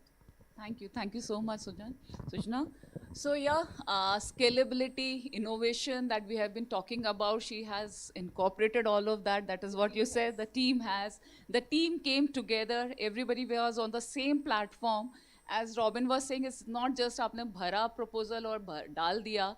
Everybody has to be on the same page. Lot of deliberation has to be done, and I think we have answered Sir's question where he was asking that do the small NGOs get it and do they create an impact? We have two very good examples here with us. Mailjoel is the other one where they applied for the first time. They're one of the smallest in the category and they got the 5 crore grant from HCL Tech. So I believe nothing can stop you. There has to be a lot of transparency and all the elements we have been talking about. I'll go to Sir. Like scalability, innovation, technology, women empowerment, and all the points that we have been discussing. I'm sure you have made a note of it. You can please follow that again. Now I'll move to our subject matter expert, Dr. Dhruv. Sir, as I was discussing with you earlier also, you are here with us and you have been evaluating these proposals in so many years. You have seen so many proposals, so many projects. So I'll again come directly to the point, and from you I would like to understand, when a proposal comes to you, what are the initial things? Of course, the basic compliance element and all of them have to be there in all the proposals, right? But there must be something which clicks with you. Every expert I know has some weak points for certain areas that, okay, these 3 points or 4 points, if they are there, this has a potential to be a good project. It is going to create an impact. And maybe there are 2-3 areas where you say, okay, even if they are not that strong, I feel they can be built upon later. So over to you, sir, for your experiences. Yeah, thanks for giving me this opportunity to interact with. Actually, I don't consider this audience, you know, if you really look at one of the biggest concepts was the theater. We are part of it, and you are also part of this. And I think this is where the really evaluation starts. As an evaluator, although it is titled as an evaluator, but what we are really inceptors, you know, we try to enter your mind. When you are actually making the concept note, initially, in fact, one of the earlier ones didn't have much, concept notes were not part of it, it was just a proposal. In fact, the whole idea of concept note came when we realized that there are certain time which may be in your mind, but it is not reflecting in the way, in the very structured approach. So maybe that may be the idea. And so the concept note was introduced as an additional way in which you could go through it. But that helps us to understand what exactly the realities that you are working, we are all working in, and what would you like to achieve in that point. So that's a first step that we would really look at it from a 360-degree angle, because that is setting in a national and international figure, particularly public health. That's the background that I have. It is more of an international, a global picture where the local also helps. So I will usually call it as a global reference, really. I mean, if you talk about the whole question of women's empowerment, it started as an international conference, you know. The Beijing conference, but if you look at the history of it, true. It was rooted in India for a long time. So it's a global situation. In public health, that is also the reality. When we go through it, we try to understand your own concepts and put it into our compartments, which are the boxes that you'll see in the websites. We'll put it in the relevance part of it. So often relevance is not found in the para of the relevance, but it is found somewhere else. It can happen. I mean, because I'm also a proposal writer, so I understand what may happen when you're actually writing it. और exam में तो हम जब लिखते हैं तो ऐसा कभी कभी हो जाता है, वो पहला पैरा हमें we are not written, we put it in the second para. Is part of learning processes in process of the examination. This is part of it. So there is nothing wrong in that approach, so long as it is there, you have thought through it. That's the point that we would look into it. That yes, as an examiner, if a person finds it that एक line was there and the last line also gets some marks for that. So long as one thought thinking, because our thinking, unfortunately, our brain is not I mean, it's almost like a computer, you know. The PCs may be anywhere else. So long as they're reflecting in the proposal, that's fine. So relevance is going to be an important point which will reflect either in your problem setting, or it may be in the approaches that you have accepted, the strategic point that you already said it. We will refer it to, normally we would refer it to the national. So not just national is the component, it is a major component. The local, I'll give a classic example. Nowadays we have been talking about leprosy in this country. And nationally it has been eliminated, no doubt. But we all know that locally they are where the pool really comes. So one has to actually do some job in that, and it's been recognized now at the national level because of the COVID. COVID started from a person, from the home, then in the large group, and then the figures that you could see at the end of the day, that mattered. So both are important. Relevance is the key component, and second is about the beneficiaries. So beneficiaries, that usually we also identified the correct beneficiary. Maternal child health, simple. It is maternal child health. Adolescent health, it is simple. They're already part of it. But non-communicable diseases, for example, malaria, then how are we going to identify the vulnerable part of it? Have we been able to think through it? We are talking about a particular setting in a forest places. Have we talked about what kind of malaria we are talking about? Who are the people? Because ultimately the change that we want to make, it is not in the mosquitoes. Yes, of course, mosquitoes should die. But the change we are looking at in the human beings.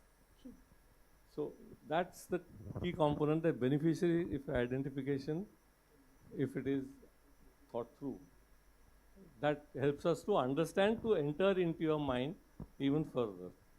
I'll come to the figures of it, although we don't expect that at the time of the proposal, you have the exact figures. Unfortunately, again, COVID has taught us that there is nothing called exact figures.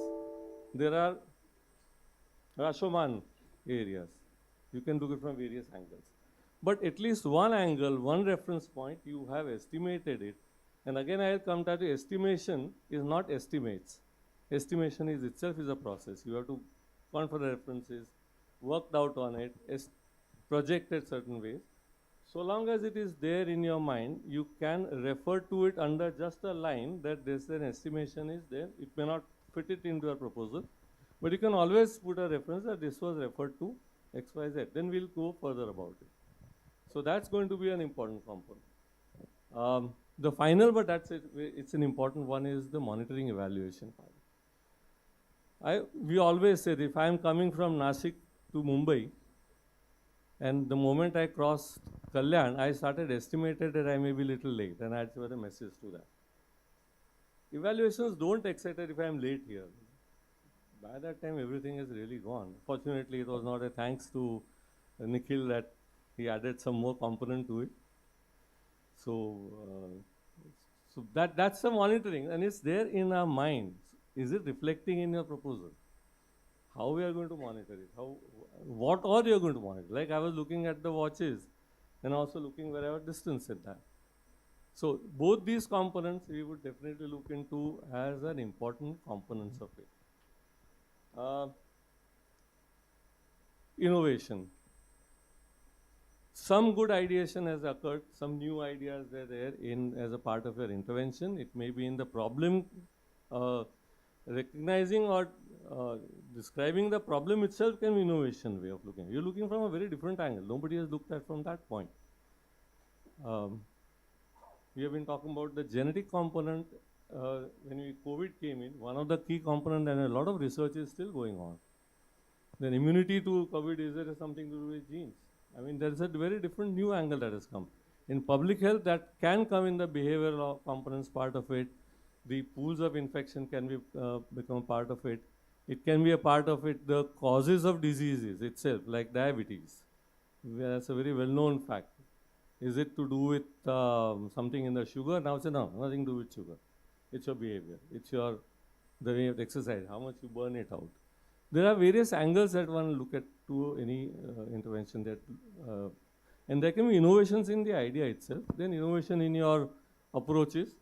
That is something which we definitely highlight. In fact, these are the sparks. Sometimes can catch, okay, everything may be a little weak, but you know, yeah, some good idea. That can come into the spark part of it. The last point, and this is something which I would just like to share, just a small experience we had. It was an excellent project. Everything was very good, excellent proposal. You know, not many weaknesses we could find in that component. The weakness actually we could find it had come out to almost the last level of the top 15. In the field visit, we found that there was no discussion with the community that they're going to approach. And that was expressed by the community themselves. Very difficult to take it forward.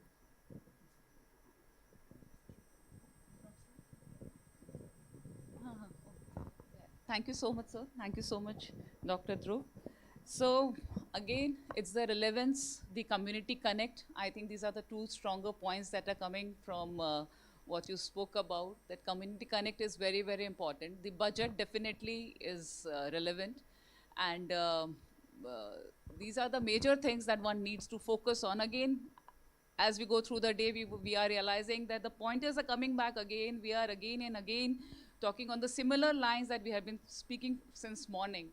So before we conclude this, or before we come to the final synthesis of this particular session, we would like to see the video of Male Joel. The program is Aflatun program. So both the names are interesting. The Male Joel is the NGO, and the program for which they got the grant was the Aflatun program in 2017. And they are again one of the smaller organizations, as we have said. So let's look at the video, and then I'll come back to Pankaja and hear more from her about the project.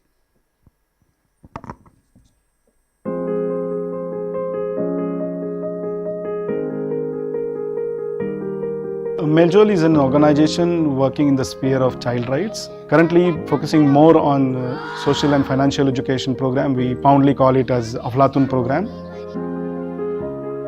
As part of the HCL grant, Meljol has been able to reach out to 711 schools now. Children are engaged in Aflatun clubs, visiting different institutions, elections. So we ensure that children get different values related to democracy, related to participation. अफलातूनची जेव्हा सत्र होत होती त्या सत्रातून मला उद्यमशीलता हा नवीन विषय समजला. ज्या वस्तू मी बनवतो त्या मी विकू सुद्धा शकतो हे माझ्या लक्षात आले आणि मार्केटमध्ये जी वस्तूची किंमत आहे त्यापेक्षा 35% कमी किमतीने मी ती वस्तू विकतो आणि त्यातून मला 50% नफा उरतो.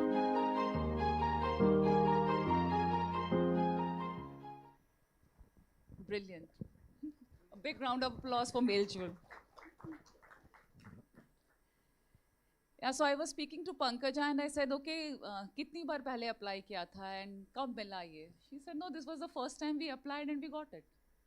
You know, so many a times we have our own notions ki ek baar mein to milega nahi, kai baar apply karna padega. Process is very strict and very tough, and particular there is some favoritism going on over there. So my questions were shocking for her, you know, initially when I started speaking to her and I said, kitni baar kiya? She said, nahi, pehli baar hi kiya tha. So मैंने कहा पहली बार में मिल गया. She said हाँ. So I was like wow. And then back end I came to know that they were one of the smallest NGOs. You know, 5 crore, 10 crore, 20 crores वाले category में they don't belong to that particular category, and that is something commendable, I would say. And but yes, I would like to hear from her that Pankaja, once you received the grant, what was the process that you followed? Because the process is very rigorous, as we have been talking about. There are 7 stages. You applied online, that's what you said. That was again a challenge initially. There were a lot of policies, a lot of structure over there. So were you ready with all of them? You had all of them? It was just like you just filled it and you got it? Or some preparations were had to be done at your end? And what did it take to do all of this? And what did you do at the back end before filling the proposal? That is what we would like to hear from you. Thanks, Surbhi. Hello, everyone. It was a very interesting process, I would say. All of us worked as a team. As Robin also mentioned, the program team was completely involved in proposal writing. We definitely knew that we want to submit the proposal on which program, something that we were very strong at. The program, the Aflatun program, which was very well established. We had experience of scaling up the program to some extent. So that clarity we had as to what exactly we wanted to submit. In terms of geography, we were present in some geographies, but of course, along with the team, we prioritized as to where we wanted to work. Looking at the support we get from the government, the kind of collaborations we had, or possibilities of collaboration with the government. So that is definitely something that Mailjool keeps in mind when it opens up any new geography, or is there possibility of collaboration, strong collaboration with the government. So I think that is also mentioned by all of you. Another interesting process that we did, is budget. I think because we were not used to making such big budgets. So making a 5 crore budget in 2017, now of course Mailjool is used to making those kind of budgets, but in 2017 definitely, and making a 3-year, we had submitted the grant for 3 years, not 4 years. So 5 crores spending in 3 years, वो envision करना Mailjool और Mailjool के team के लिए थोड़ा difficult था. So वो एक बहुत ही interesting process हुआ है, मैं ऐसे बोलूँगी. उसके साथ साथ जो evaluation का जो process था, because there was a time, that was also a time when Mailjool was doing some sub-granting, I would not say completely, but because this was a clearly direct intervention grant, we had to see whether we are equipped to do such a large-scale project through direct implementation. So that kind of in-house evaluation also was done, I would say. So all this process that took place within the organization, do we have the manpower, the skilled manpower required to take up this kind of large-scale project is something we did. So this is what I would say the process was. And I would, this was, I think, first time that we filled an online application with a word limit, and trust me, it was a big challenge because we are used to writing a lot, and when someone gives us word limit, it becomes difficult. So I think Mailjool's probably application was one of the last. 11:55 midnight we had submitted our application, and the entire team of Mailjool was sitting in the office, and we had the projector on. So it was a beautiful environment within the organization when we submitted the grant. Of course, the entire process of due diligence was again, like one human resource engaged in completing or complying to the entire due diligence process. Grant Thornton at that time was involved in the due diligence. So, we would get like, Pankaja, I want this in like next 12 hours. Fortunately, Mailjool had all of that. The documentation was strong. Our manuals, were there. जो भी soft copy में नहीं थे, at least we had hard copies of our manuals, training manuals, curriculum, and all that. So I think one of the feedback that I had got from Grant Thornton was that your response time was excellent, Pankaja. So Mailjool would, meet the deadlines, the timelines that were given to us by GT typically, which were very stringent. So I think all these, and of course our passion towards the project that we had submitted probably helped us convert it. Great, Pankaja. So what I get from here is your timeliness, basically, your preparedness. So one takeaway from everybody over here who is applying for the grant, definitely you need to follow all the processes. Somebody who feels we are not yet ready, I would request all of you to download the form, at least go through it, start preparing, because there's 40% weightage for your governance, which is very, very important. I was speaking to Pankaja also about it, that there were certain policies which were not in place. So they took time for it. They got all those policy into place. And again, are they implemented? You have the policy, but are you also implementing those policies are also very important. So we are going to have this event every year. So even if you're not ready now, please download it, see how you will be filling it, what are the criteria that will help you the next year. Okay, now before closing and moving for lunch, the last two pointers I would like to request from each three of you, though I know what is going to come from sir. But still, I would like to hear from all three of you, just 2 pointers, 2 takeaways for our NGOs from today's session. So what is that they should be focusing on?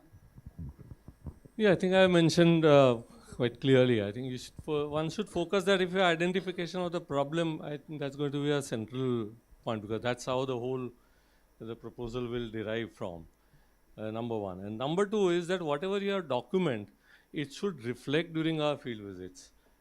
We have had small experiences where there are excellent materials, excellent manuals, but you really don't see the same thing at the field level. Thank you. Thank you, sir. So I think 2 takeaway would be, please submit any proposal which you think is a core strength of the organization. And of course, if you're willing to, or if the organization is really, really serious about compliance, because being partner with HCL or any CSR in these times for that matter is, compliance has to be the key. Transparency with HCL has to be maintained. There are issues that we face, challenges that we face. Their team is accessible, available, reach out, they share to them what the challenges are. And I think the partnership, just one more point, the partnership goes beyond this grant. Our children, the children we worked with as part of the project have benefited immensely, not just through what we did, but through other project initiatives of HCL Grant, like Sports for Change and the scholarships and the Vidya Gyan exams that kids give. So, yeah. Very, very relevant. The partnership goes beyond the grant. It continues.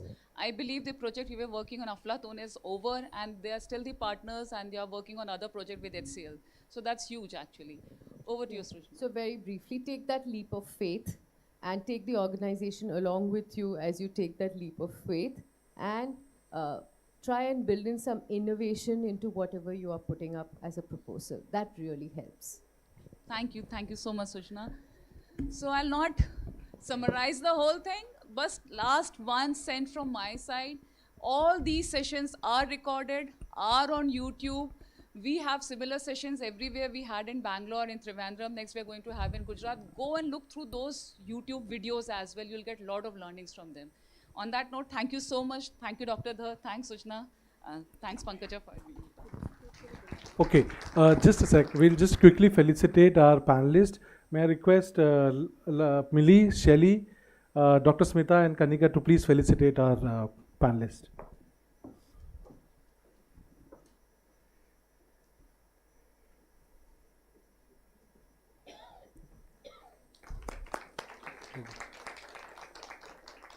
Kanika, go with Shelly.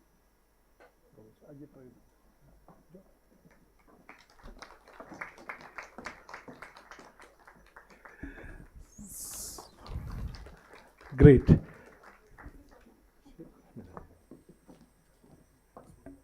Thank you to all our panelists for such a fantastic session. Thank you all.